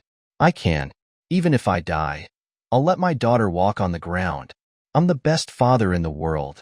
The burly man left these words and turned to leave. He didn't forget to look at the bed when he reached the door, because the burly man knew that this departure was a farewell. The woman was crying in the room, hugging her daughter. She complained about her marriage and this damned world, but she gently stroked her child. The woman didn't believe the man's words anymore. The man was always like this every time he drank. She had gotten used to it. But the woman didn't want to disappoint her daughter. Nizi, you heard what Dad said. He said that you can grow up healthy tomorrow. Mom, will Dad die? Hearing this, the woman's body trembled. She realized that the man was a little different today. The woman hurriedly ran out. The burly man picked up the bottle of wine in the corner, drank it all in one gulp, and then smashed it on the ground. The trace of guilt on his face also scattered with the broken wine bottle. The man had made up his mind to die. The woman covered her mouth and squatted on the ground, crying. She seemed to realize something, and she seemed to have made a choice. Yige finally recognized the man at this point. He was the driver who had run over Mu Fei. That accident wasn't an accident. It was a murder. Damn it, it's all the Star Alliance's doing. How ridiculous. I actually treated thieves as fathers. How hateful. They're treating me as a fool. How tragic. I can't even get revenge. Yige stared at the screen with bloodshot eyes. The footage continued. She returned to the conference room. Dr. Zhao was sitting in a swivel chair, holding a glass of red wine, looking at the traffic outside the window. He could have this world's prosperity at his fingertips, but he couldn't get a small scientist. He really couldn't swallow this breath. After Dr. Zhao saw Si enter the room, he turned around. His eyes flashed with a gleam. Was the matter arranged properly? Si respectfully said the events in one breath. It could be seen that Dr. Zhao was very satisfied with this arrangement. He got up and patted Si on the shoulder, comforting him. Good. When we get back to Star Alliance headquarters, I'll reward you for your contributions. Ha ha ha, how can you, Yige, escape my grasp? Watch as I use a little trick to get you to join the fold. Dr. Zhao left the conference room and walked towards the river in the suburbs. Yige had already thought of the rest of the story. His emotions were already controlled by anger. Mu Fei, I'm sorry. Your death has something to do with me. If I had accepted the Star Alliance's invitation, you wouldn't have died. This is murder. Star Alliance, Dr. Zhao, you will die a horrible death. No wonder he appeared so timely. And I was stupidly treating him as a good person. Damn it, why didn't I die instead? Why did Mu Fei have to leave me? Yige had lost his mind. He was talking nonsense incoherently, looking like he had gone insane. Yige's head was now full of hatred. He wanted to vent. He wanted to kill Dr. Zhao with his own hands, and he wanted to ask Dr. Zhao's fresh heart why it was so cruel. At this time, a melodious sound came from the screen, gradually calming Yige down. This melody, it's the Dean. The Dean should have been in Donglu that day. How could she have appeared at the scene? Yige stared at the screen. He wanted to find Dean Su Ying's figure. On the screen now, there was only an old-fashioned helicopter flying towards the sun. Soon, the Star Alliance's anti-gravity aircraft and AI-powered drone flew through that area, performing carpet bombing-style flights 3 or 4 times. However, they still didn't find this helicopter.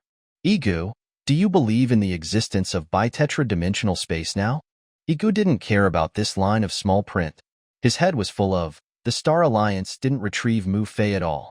Dr. Zhao lied to me again. Damn it, hateful. Why did he lie to me? Yige's eyes were already red.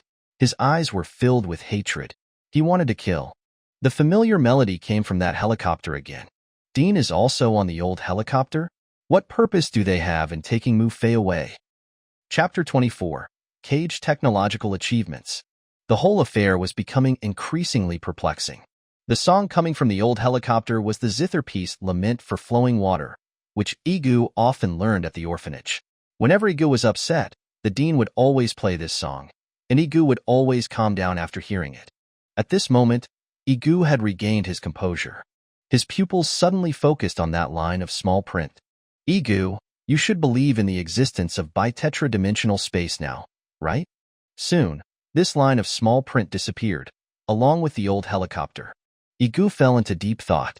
Who is hinting at me? Yixingchen, or someone else? It seems that bi-tetra-dimensional space really exists. Our world isn't alone, and all the physics theories are correct, but only in relative spacetimes. Damn it! Why does my life trajectory seem to be predetermined? This is too painful. Yige thought about a lot of things. Which of those many hints was correct? In other words, who should he believe? Yige was once again in a mess. If he wanted to figure out all of this out, he had no choice but to ask the dean, provided that the dean was really inside the old helicopter. Regarding Dr. Zhao, Yige was very conflicted. On the one hand, he wanted to kill him to avenge Mu Fei, and on the other hand, he wanted to use him to break through linear increment and return to the space-time where Mu Fei was still alive. After weighing the pros and cons, Yige made a decision. Yige closed the laptop and put it back where it had been. He looked up at the empty seat. There was no one there. Actually, there had never been anyone there. Everything was just his imagination. At this moment, Yige gradually regained his sanity. Since his trajectory had been set, he would do something out of the ordinary. Perhaps that was the only way to go further. Coming outside, Yige walked aimlessly. The people here were busy. Some heavy work had been handed over to robots, and the liberated humans focused on obtaining and applying laws. They didn't spend too much time on mental exhaustion. Perhaps that was why the Cage's technological civilization was able to develop so quickly. The Cage's civilization had surpassed Earth's. That much was certain, because the division of labor here was more scientific.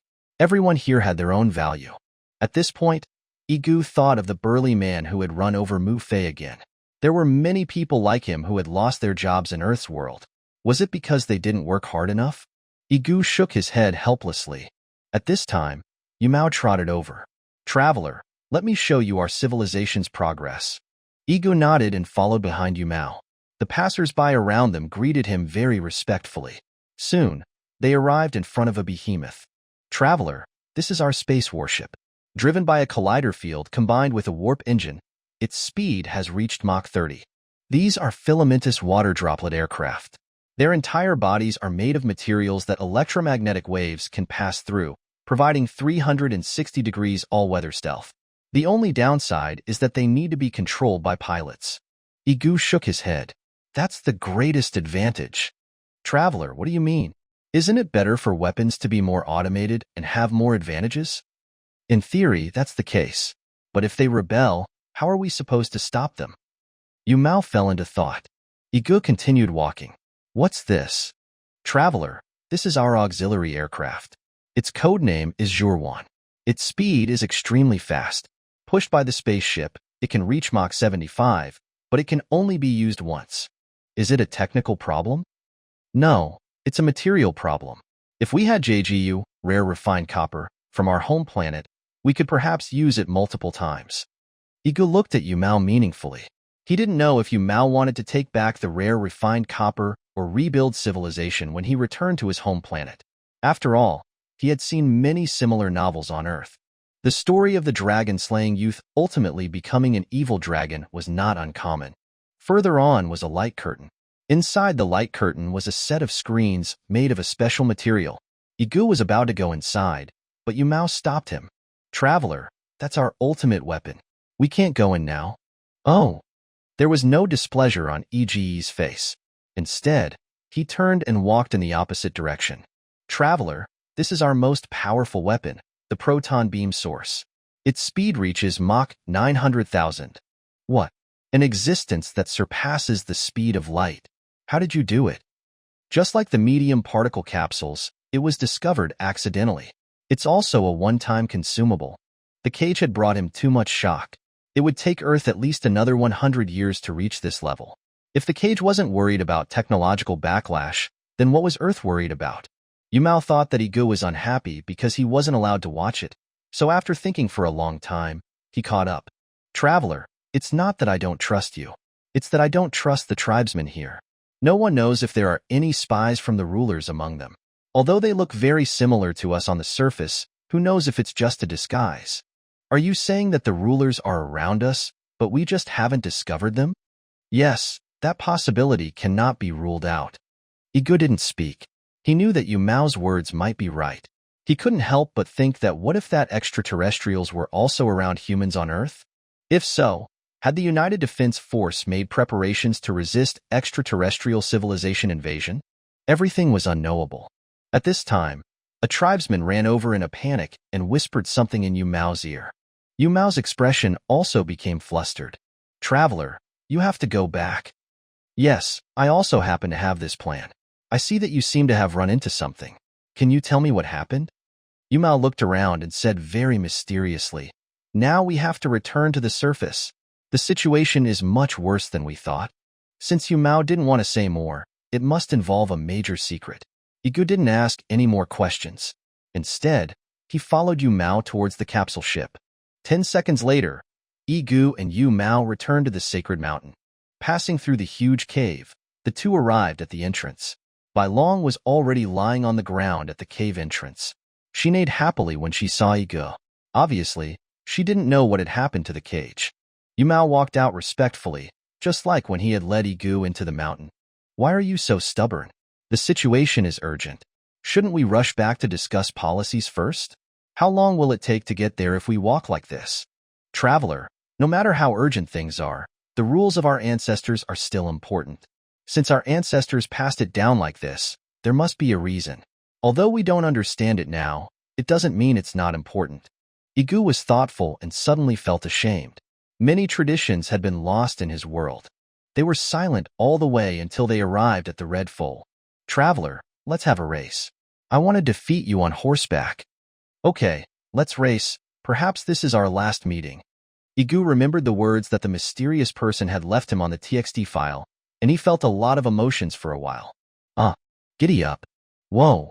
Bai Long was the first to return to the tribe, neighing proudly. She turned around in the paddock, then bent down to let Yige dismount. Yige stroked Bai Long's fur and gently touched the hair on his head. He liked Bai Long too much. He liked Bai Long's unyielding personality and the boldness of fighting against the world. Yumao then caught up. "Traveler, this way, please."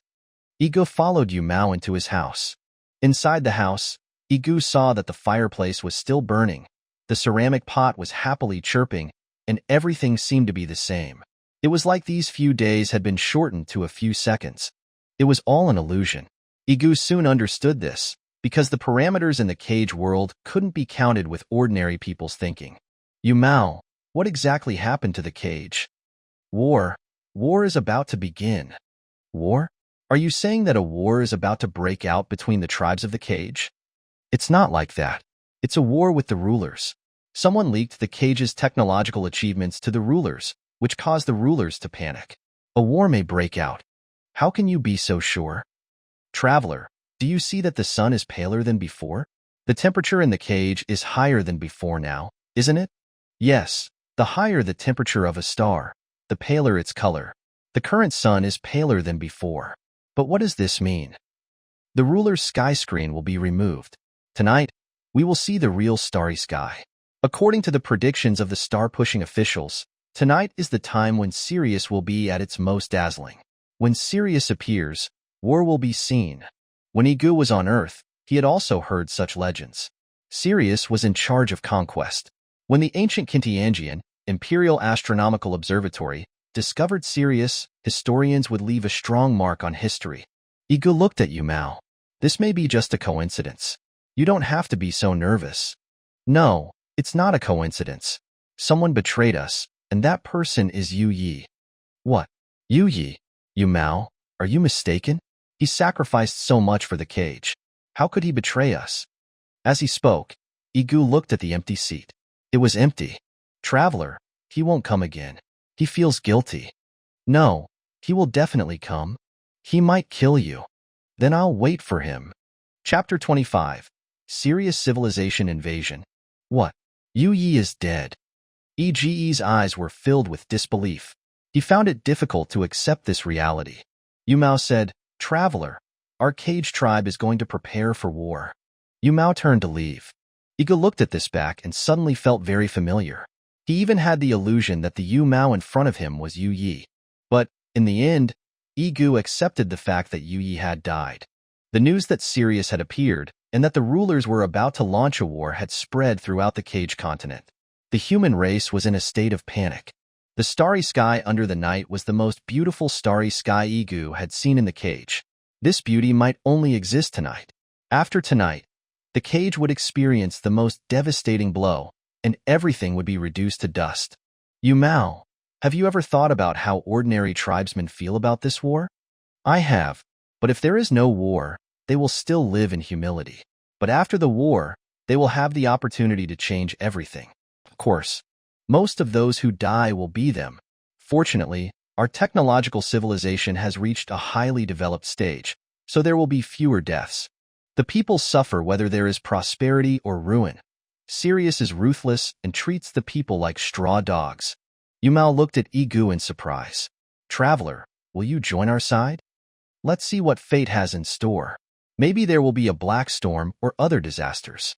That will be when I leave. Yige didn't directly answer this question. He didn't know which side to help. He was just a tourist, a passerby in the dust of history, watching all of this. But he didn't know if he could stay out of it. Yumao knelt on the ground. Traveler, can you come with me to see the tribesmen? Yige thought for a long time before agreeing. The serious war team was about to arrive in the cage. Tonight, people were no longer worried about being monitored. They were eager to fight, waiting for the sun to appear tomorrow. Yige followed behind Yumao to a high platform, which was at least 100 meters tall. Yumao introduced that this high platform was called the star-picking platform, which was specially used to pick off the ominous star Sirius. A dangerous building is hundreds of feet tall. I will pick off Sirius with my bare hands. Yige said impromptu. Yumao was very envious. Traveler, why didn't you plant these seeds of civilization? Yige smiled and didn't speak. The cage humans were focused on revenge, so where would they have time to enjoy the cage's beautiful world? Without insights into life, who could write so fluently? When you erase hatred, when you truly understand the meaning of living, literature and philosophy will appear. This is not a law, but something that people create. It's different from laws. If there was no Li Bai, there wouldn't be so many beautiful poems. Do you understand? Was this Li Bai very powerful? Was he more powerful than the traveler? I'm not as good as him at writing poems, and I'm not as good as him at living freely, but I can program.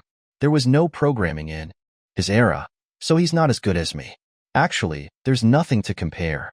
If we lived in the same era, I wouldn't be as good as him. Yumao was very curious about Li Bai. Traveler, do you think that if I think about Li Bai every day, will he appear in that empty chair? Why do you want him? I want him to leave behind immortal poems in our cage too, so that we won't just say, I chow, and this thing is awesome when we express ourselves. Are you sure your descendants won't spray you? Ha ha ha, does that matter? Ha ha ha, what do you say? Yige was in a very good mood. He ascended the star-picking platform. At this time, tens of thousands of cameras were aimed at the star-picking platform. This was the first time everyone had seen the traveler. Yumao said, Tomorrow will be the day we go to war with the rulers. I know you will be afraid, but please remember why we came to the cage. How did we stay on this barren land of the cage? We are not the descendants of criminals. We are the descendants of heroes. Tomorrow, we will avenge our ancestors, and we will return to our home planet, to the place where our civilization originated. As he spoke, Yumao pushed Yige to the front. He respectfully shouted, The traveler will help us build a new civilization. Do you want that? The entire cage erupted with hope for life. The roar covered the fields. After tonight, they would take up weapons to win back their glory. Soon, the originally clear night sky was covered by darkness. Everyone looked up and was frightened by the sight before them. What was this? The cage humans had never seen such a behemoth. The boldness in their hearts was also shocked by this powerful coercion. Yumao pointed at the sky with one finger and shouted at the tribesmen. This is the ruler's Xianzhou worship. This is just their advance force. Our ancestors didn't surrender back then, so are you telling us that you're afraid now? This voice spread throughout the entire cage tribe. Everyone was shocked. What had they just been doing? So what if the ruler's ships were strong and their cannons were sharp? They would just shoot them down. Not afraid. Not afraid. We are the descendants of heroes. We have never been afraid of power. Yumao raised his head with a look of doubt. He had thought that it would take the rulers a day to arrive in the cage, but now they had appeared immediately, and as soon as they appeared, there were 3 behemoths covering the entire cage. Traveler, why don't you go back to the thatched hut for now? If we die in battle, please arrange for our bones to be sent back to our home planet. That is where our roots are. Yige shook his head. Yumao, this is the first time I've seen an extraterrestrial civilization. Let me stay here and feel the wrath from the rulers with you. Yumao sat on the throne of the star-picking platform. Under his command, all the tribesmen entered the underground shelter, preparing for the war. At this time, 3 auxiliary aircraft flew over, followed by a space carrier, flying towards the star-picking platform. They stopped 5,000 meters away from the star-picking platform. Soon, the figure of the ruler appeared on the screen in front of them. These rulers were also humanoid, with blonde hair, blue eyes, and fair skin. Their chests were tattooed with wolf totems. These people were very tall, twice as tall as the cage humans. Descendants of sinners, I am Sirius, the governor of this star field. The people of your home planet grovel at my toes when they see me. As he spoke, Sirius stretched out his foot, his eyes full of disdain and arrogance, a kind of confidence that looked down on the world. However, Yumao was still sitting on the throne. This is not the home planet, and we are not the descendants of sinners. You slaughtered our tribesmen. You are the descendants of sinners. We will never submit to a dirty race. Oh, interesting. Sirius ignored Yumao and locked his gaze on Yige. Are you here to help them fight us? Chapter 26. The Start of Civilizational War. Yige stared at Sirius. You recognize me? Sirius also stared at Yige. No, you're not him. I was wrong. Was wrong? You've piqued my curiosity. As he spoke, Yige walked forward, only to find that he couldn't move at all. Sirius, what did you do to me? Sirius looked innocent. I haven't done anything to you. You can ask him if you don't believe me. Yige looked in the direction that Sirius was pointing. Yumao got up and came to Yige, bowing very respectfully. Traveler, please forgive me for taking the liberty. This is a matter of necessity. Of necessity? Is someone forcing you? Seeing that Yumao's eyes were vacant, Yige said sharply, Tell me, what exactly is going on? Traveler, the reason I did this was to protect our tribe. Facts have proven that I made the right move. Yumao's face was still solemn, and his tone was very respectful, like a robot. But Yige felt that Yumao at that moment was very terrifying, because this feeling was too unfamiliar. Was this the Yumao he knew? No, the feeling this person gave him was too much like him, but he didn't want to admit this fact. Yumao, let me out quickly. Traveler, I can't do that now. After saying this, Yumao turned to look at Sirius. Ruler, your level of civilization is indeed more advanced than ours. It was like this back then, and it's even stronger now, but have you ever thought about it? As long as the traveler is on our side, would you dare to start a war? Sirius laughed loudly.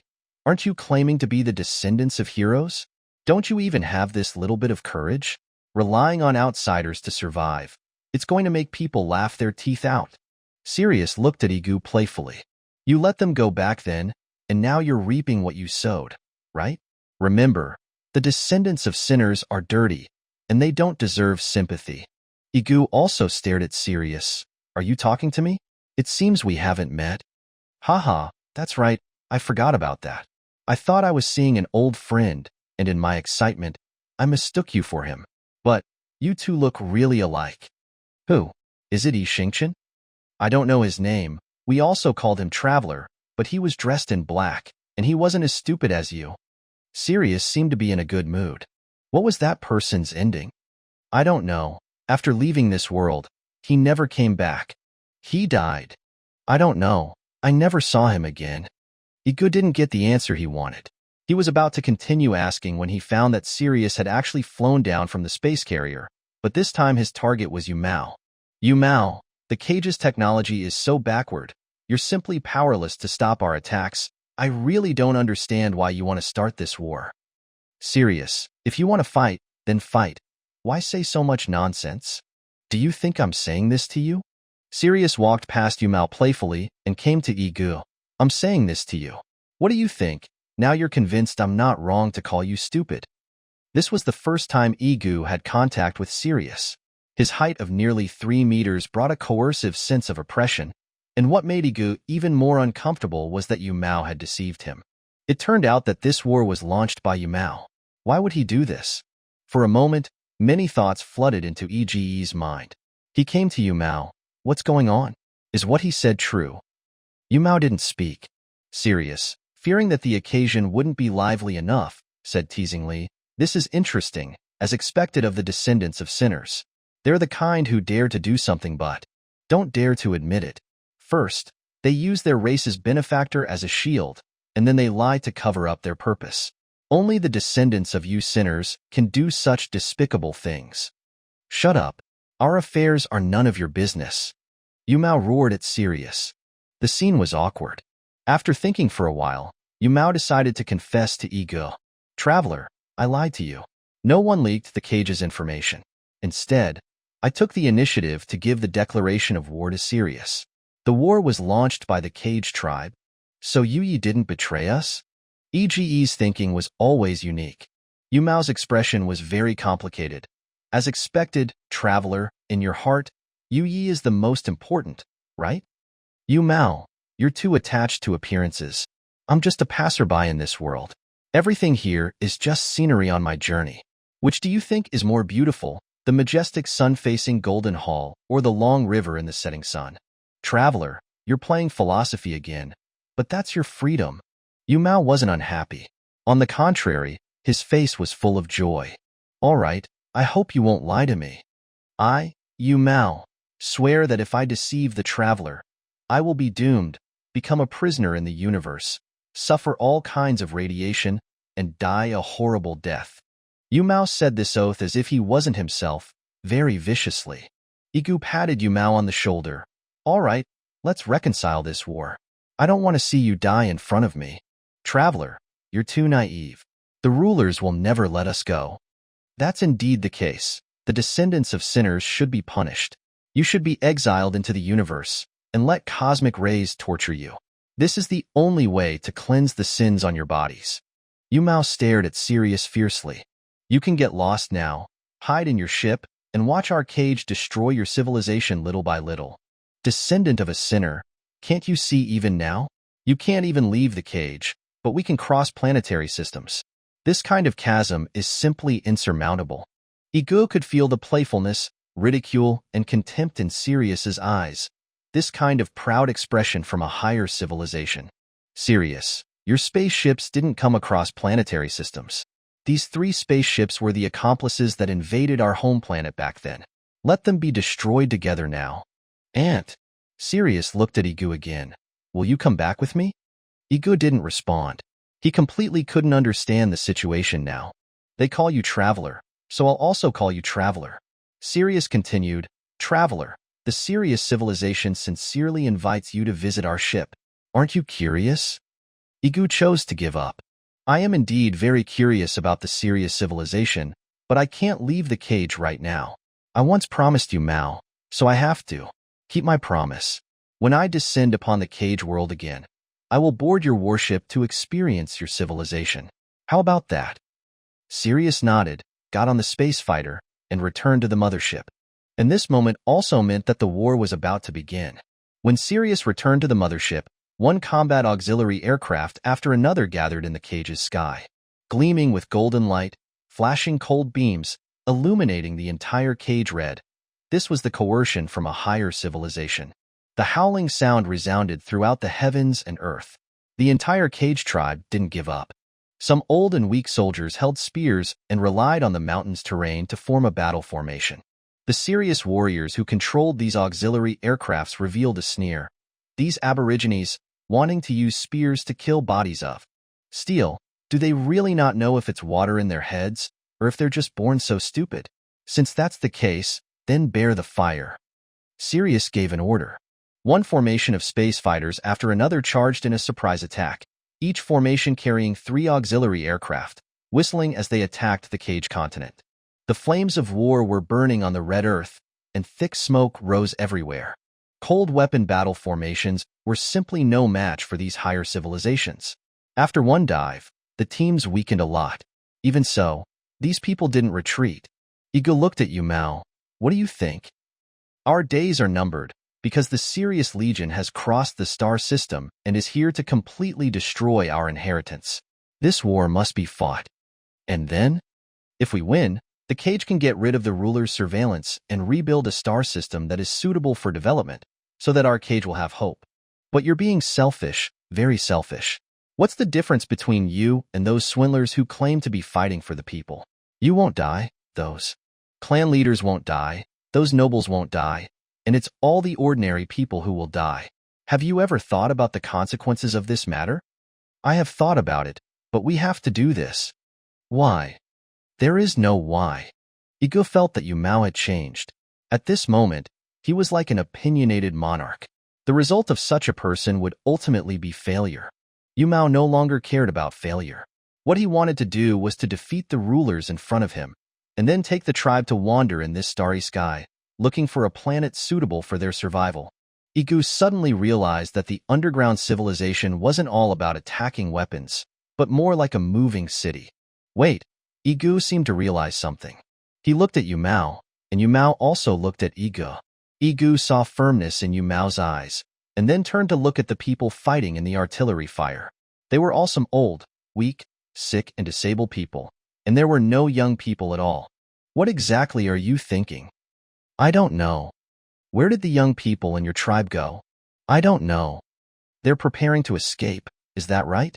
The purpose of you staying here is to make the rulers mistakenly think that you're all dead in battle, and then your descendants will wander in this universe, looking for a planet that is suitable for humans to live on, is that right? Yumao hesitated for a few seconds, but still didn't know.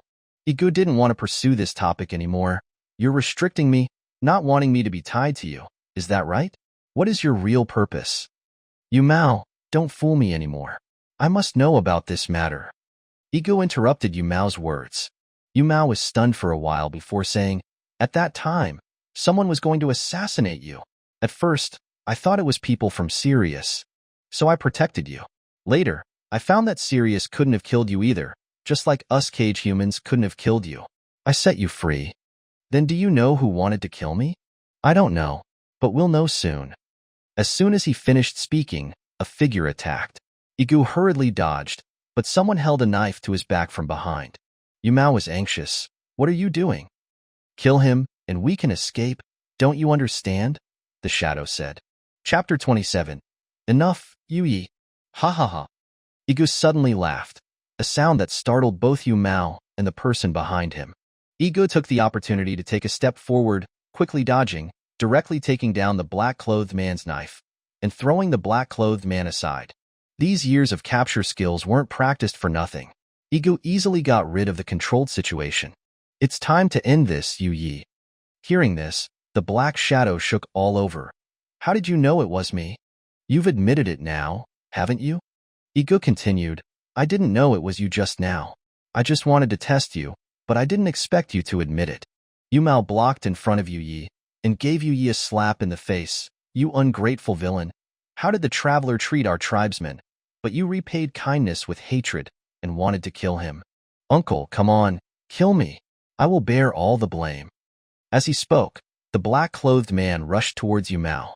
Just as Yumao was about to attack, he was stopped by Yige. Stop it, Yige. This time, Yumao's body also shook. The black-clothed man was stunned for a moment, and then said, Traveler, since I'm a sinner, then let me die. Only if I die can I atone for my sins. No, you're not Yige. Yige had a clear judgment. The person in front of him was not the Yige he knew. That person was also flustered. No, I am Yige. You, and you all have to die. Offer up your knees, and the rulers will give you a way out. Yige frowned tightly. No one knew what he was thinking. Before Yige could speak, Yumao was furious, his eyes full of hatred as he grabbed the black-clothed man's collar. Who are you? Who exactly are you? Tell me, who sent you here? That person had already made up his mind to die. Ha ha ha, kill me, you lowly people. Look, the ruler's fireworks are so beautiful. I can smell the scent of meat. Only death awaits you. The black-clothed man's body rolled down from the star-picking platform. Yumao said fiercely, they're really despicable, even doing such base things as assassinations.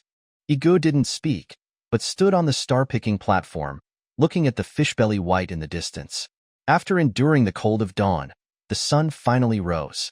Looking around, there was more charred black on the red earth. War was indeed not a good thing. Is this what you wanted? I really don't know if you're great or selfish. Traveler, our positions are different. Yige couldn't let it go for a long time. Yes, this wasn't his home, not his homeland. Those who died were not his relatives, and those who killed their ancestors were still slaughtering the surviving people. If all of this happened to him, what would it be like? Yige didn't dare to think about it anymore. If the United Defense Force encountered an attack from an extraterrestrial civilization, would they have the courage to fight them? I really don't know what all of this would be like if it happened on Earth. When night fell again, the cage side had suffered heavy losses. Yu Mao frowned tightly, pacing back and forth, as his subordinates repeatedly reported unfavorable situations. It couldn't be blamed on the cage humans for not being brave. It was just that the ruler's weapons were too advanced. Yu Mao was still considering whether or not to expose advanced weapons, but after thinking about it, he gave up on this idea. Watching the tribesmen fall one by one, Yu Mao's tears turned red. Yige was just a passerby, but even so, he couldn't bear to continue like this. Are you just going to watch them go to their deaths? Otherwise? What do you mean otherwise? You clearly know that your weapons can't lock onto those fighters, but you still don't take out the most advanced weapons to fight back. What are you waiting for? The weapons of Sirius are highly stealthy, and our weapons can't lock on at all. Sending them out would be a living target. But you can't treat them as living targets either. This is their mission. Mission? No one is born with the mission of dying. It's you who forcibly gave them this mission, isn't it? Yu Mao stopped talking. He looked coldly at the battlefield in the distance, watching Sirius laughing at him in the spaceship. Yige didn't want to stay on the star-picking platform for a moment longer. He walked towards the thatched hut, but as soon as he reached the steps, Yige found that he could no longer move. Did you do something? Traveler, you can't leave now. What do you want to do? Traveler, you must stay on the star-picking platform. If you leave, the star-picking platform will also become a target of Sirius's attack. Are you afraid of dying? Traveler, death isn't scary. What's scary is that there are no spectators in this war. According to the normal trajectory, I would have long been a handful of yellow soil in history, but I met you. As long as you enter the cage, I will live. I'm bound to you. Then what are you afraid of? This star-picking platform is the pillar of the entire cage. As long as it's still there, the cage will still have the will to fight. Traveler, I hope you don't break your promise to me. I don't know why you've become crazy. Aren't you afraid of being despised by your descendants if you do this? History will only leave behind the strong. The kind people have already died. Who will remember our kindness back then? Some things are just self-promotion. As long as I lead the tribesmen to win this war, then I will be the bachelor of the entire cage. Yige stared at Yu Mao. Yu Mao didn't dare to look into his eyes, dodging. This feeling was very familiar to Yige. Where had he seen it before? It was just a similarity. No, you're just afraid of dying. You've been afraid of dying from the beginning. Am I right? I, Yu Mao, am the tribe leader of these cage humans. How could I be afraid of dying? I'm the greatest hero under this sky. Could I be afraid of dying? Traveler, you should obediently stay on this star-picking platform. What if I don't want to? Do you have a choice? Oh, you can choose to leave this world. I'm sorry, you can't leave now. How do you know? Because we have already mastered the rules of natural disasters. Natural disasters will not occur on the star-picking platform, so you will not be able to leave the cage. In the distance, a glimmer of hope appeared in the cage humans' counterattack. Soon, the cage humans abandoned radar and relied entirely on their eyes to attack. The hit rate was actually higher. Yu Mao was very happy. Traveler, are you still saying that it's cruel now? This is called giving full play to subjective initiative. Did you also learn this when you were lecturing? It's endless fun to fight against the heavens. It's endless fun to fight against the earth. And it's endless fun to fight against the rulers. Enough, Yi. You, how did you know?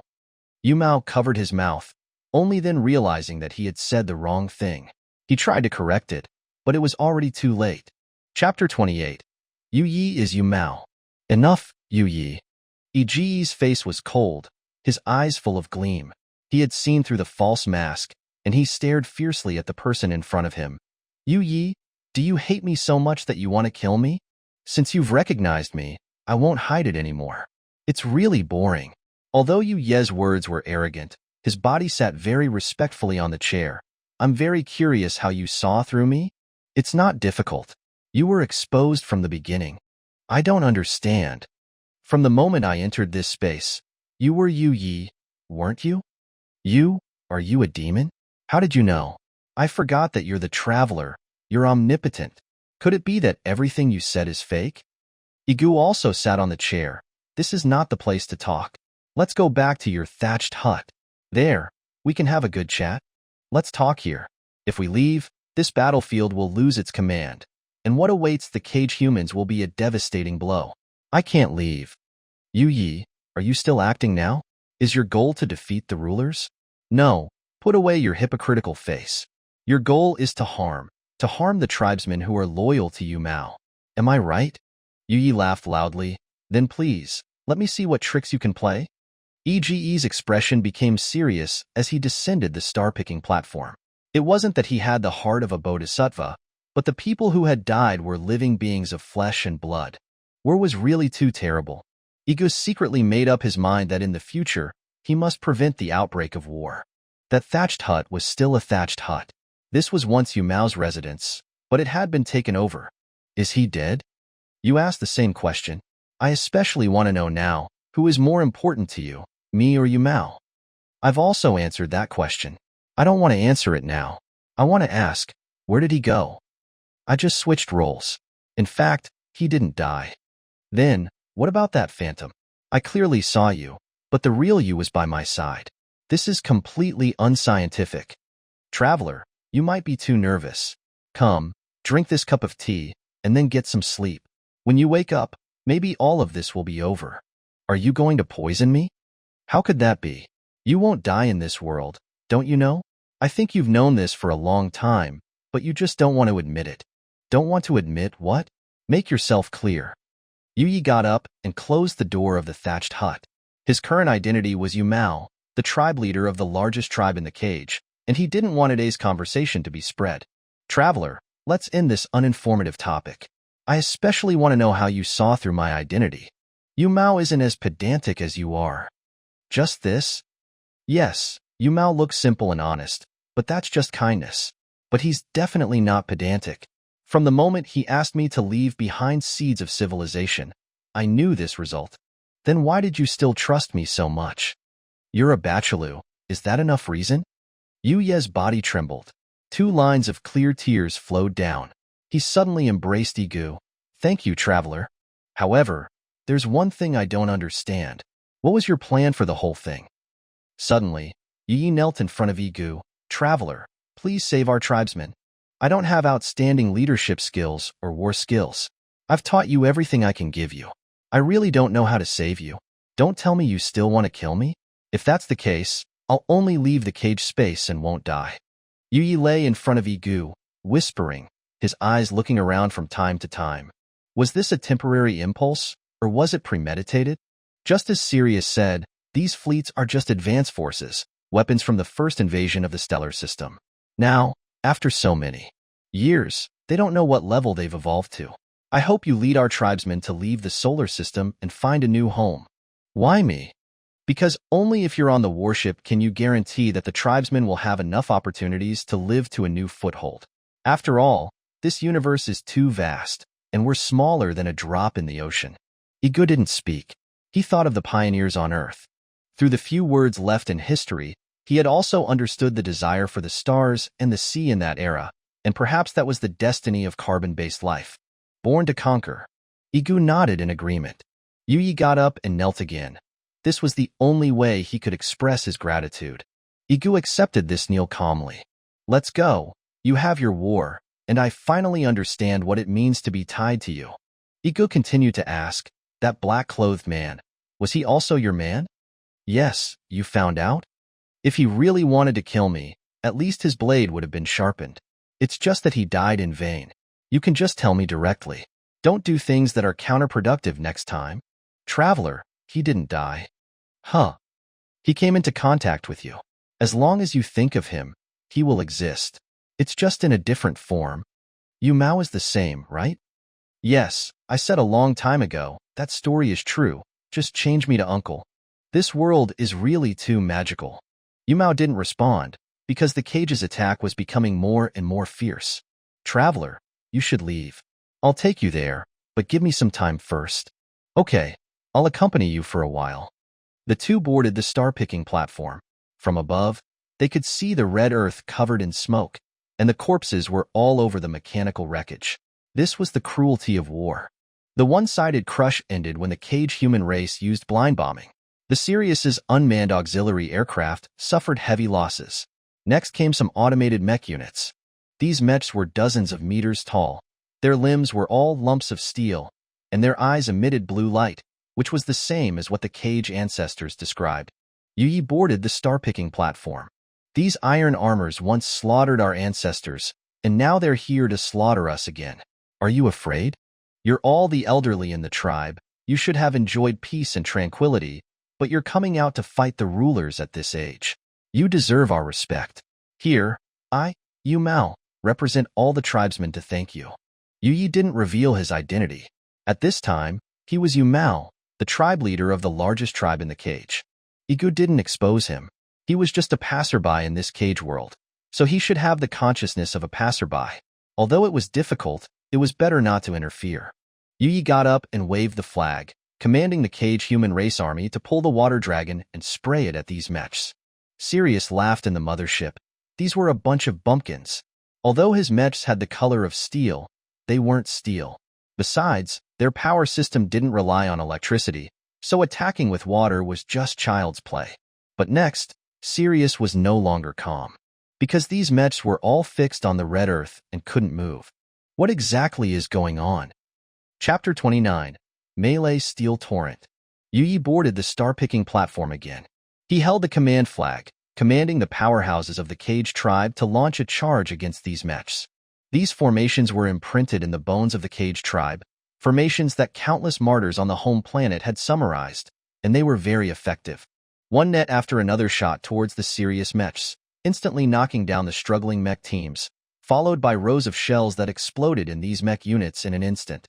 Smoke billowed, and no one could see what the current situation of these mechs was. According to the degree of explosion, these mechs would definitely be missing arms and legs, losing their ability to fight. The cage human race began to cheer. They knelt down to the star-picking platform and shouted, "Emperor!" Emperor was the highest title among humans. This was the title of the king of the human race. From this moment on, Yu Mao was the human emperor in the tribe. Yige looked at Yige meaningfully. All of this glory should have belonged to him, but Yige gave it to Yu Mao. Yuye's expression was solemn as he stared at the smoky battlefield.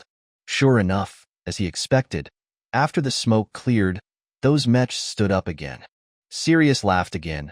The fireworks of the descendants of sinners are indeed gorgeous, but you want to defeat the Sirius mech force with just these fireworks. You're still too green. You have to know that since the Big Bang, rules have governed this universe and space-time. One rule that all civilizations must abide by is that the weak bow down to the strong and submit. The strong will defeat the weak, but they will not kill them all.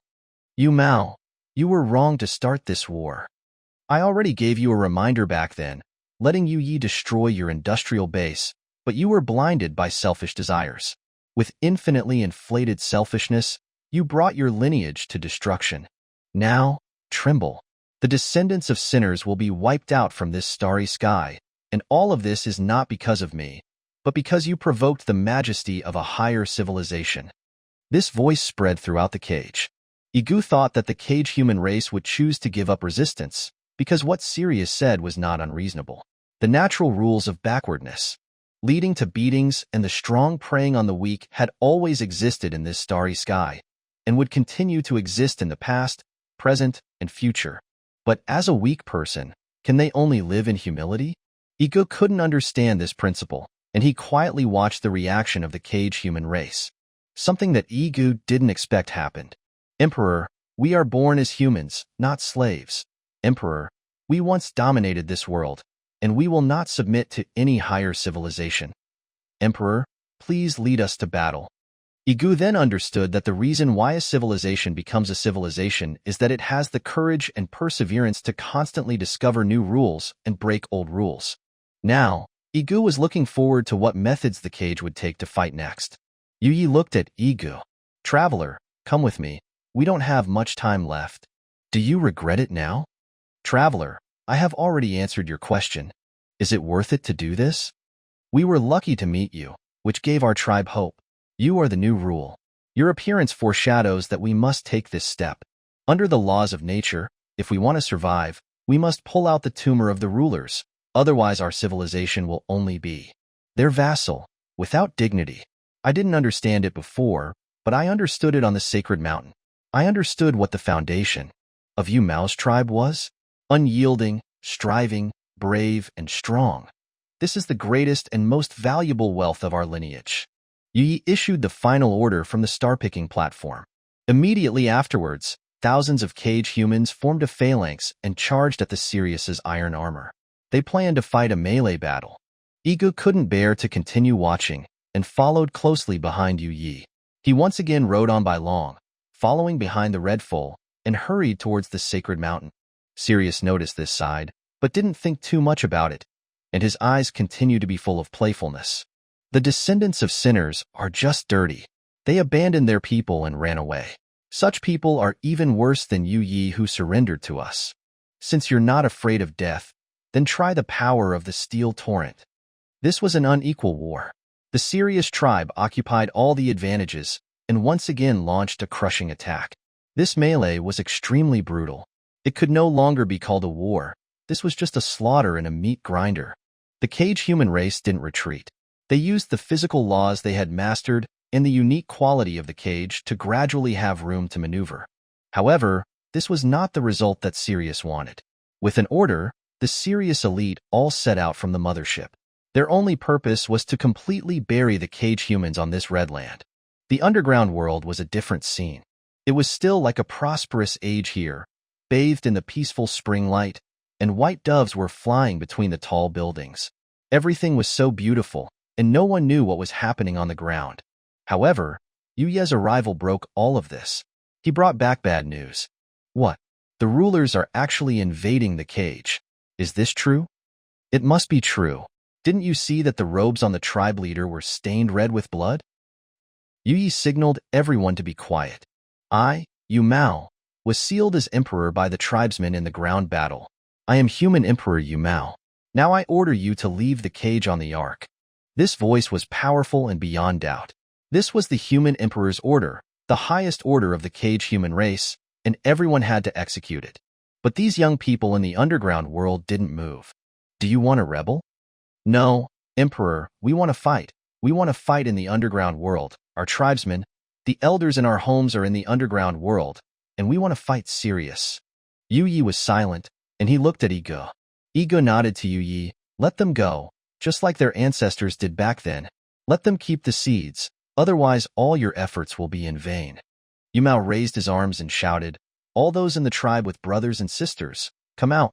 Those who are married and have sons, come out. Those over 35 years old, come out.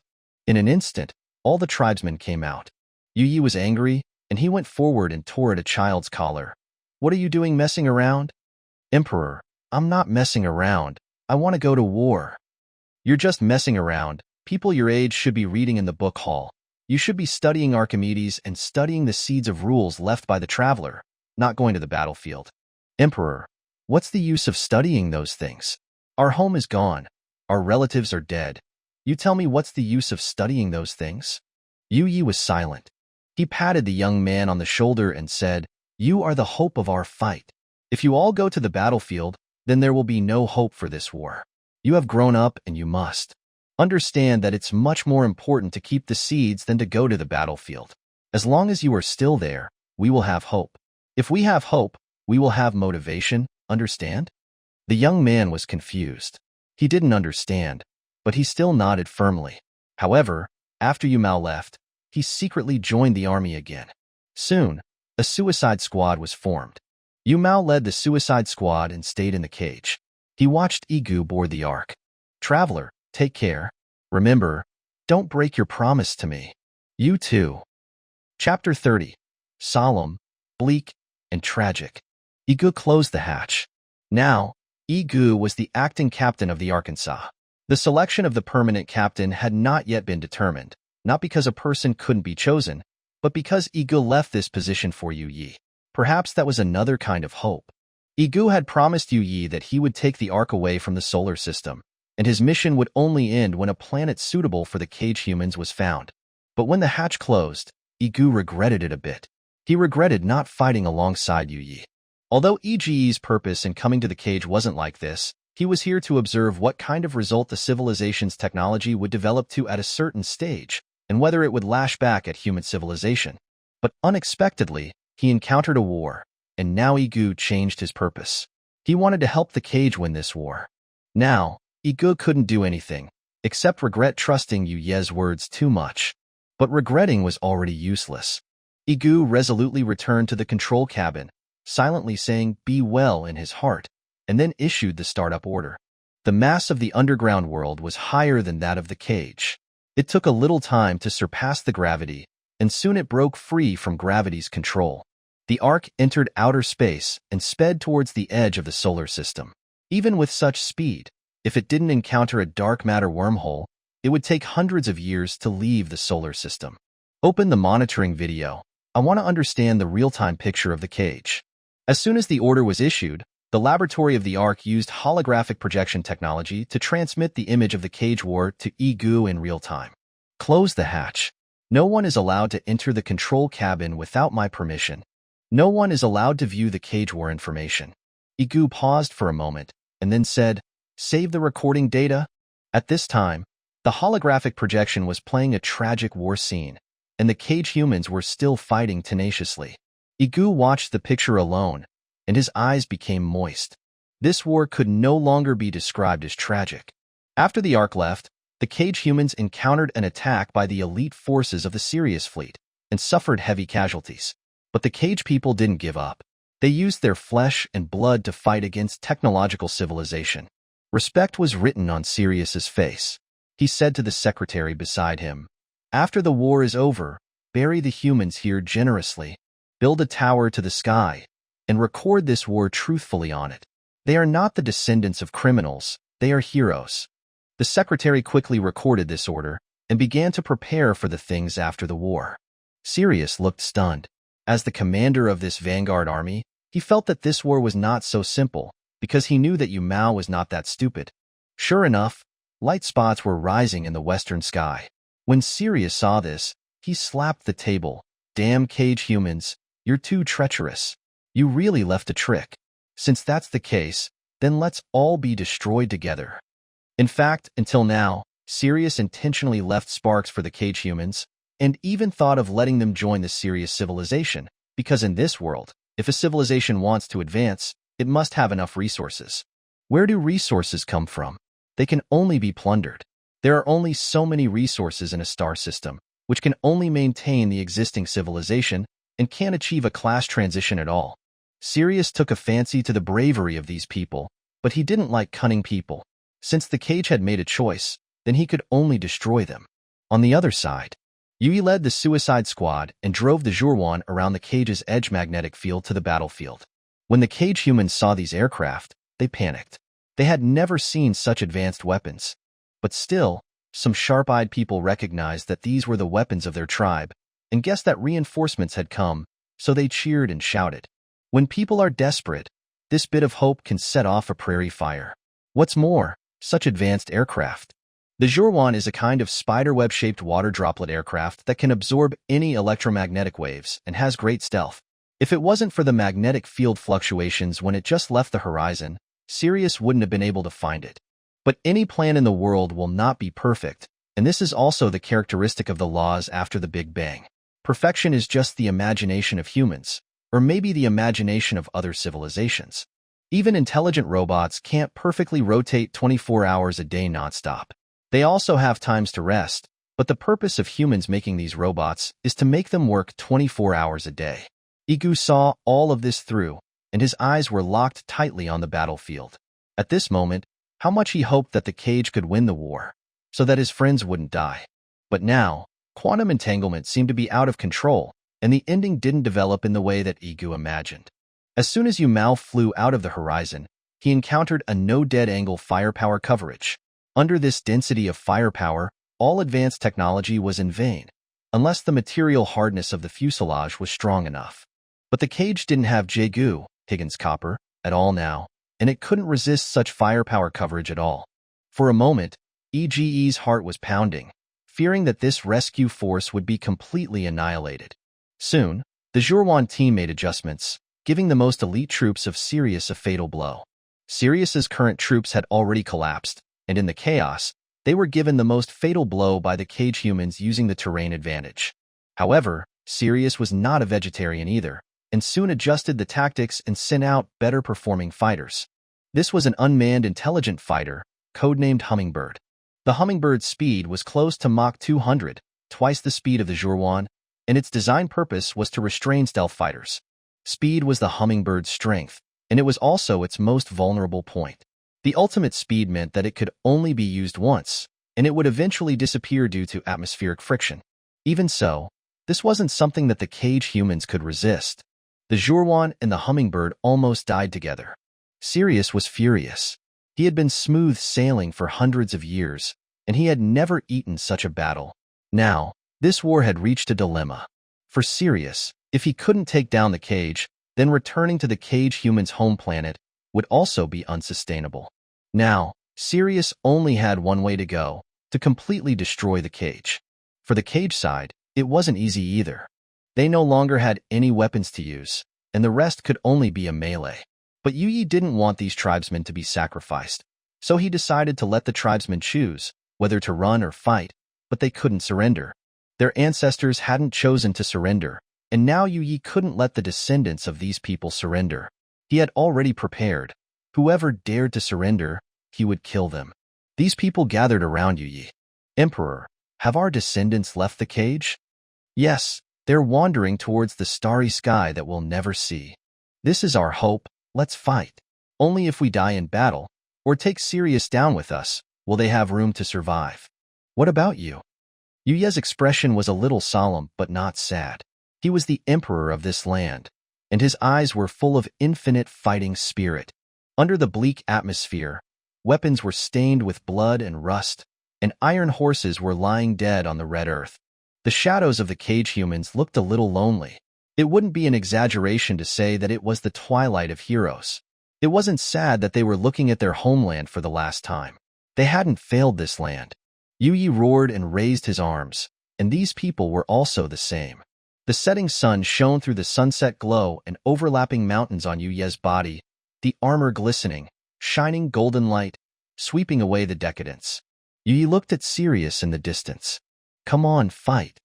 You are the human race, and so are we. Your civilization invaded our civilization, and now you're exterminating our race. I'm telling you that this is wishful thinking.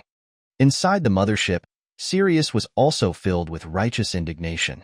His logic couldn't understand why such a backward civilization was so difficult to conquer. Damn it, these sinful descendants are too hateful. I'm going to kill them. Pass down the order to combine the 3 motherships and make a devastating strike against the cage. Since they want to die, then let them disappear with the cage. The secretary looked solemn, and he knelt on one knee. Lord Sirius, in this way, we will violate the rules and be banished to the endless starry sky to suffer the pain of cosmic rays. I can't control that much. The dignity of a higher civilization cannot be questioned. After Sirius said these words, he left, and the secretary had no choice but to execute the order. Inside the Ark, Yige's expression also tightened. It turns out that Yige had expected this a long time ago. No wonder he was so resolute when we parted. Brothers, hang in there.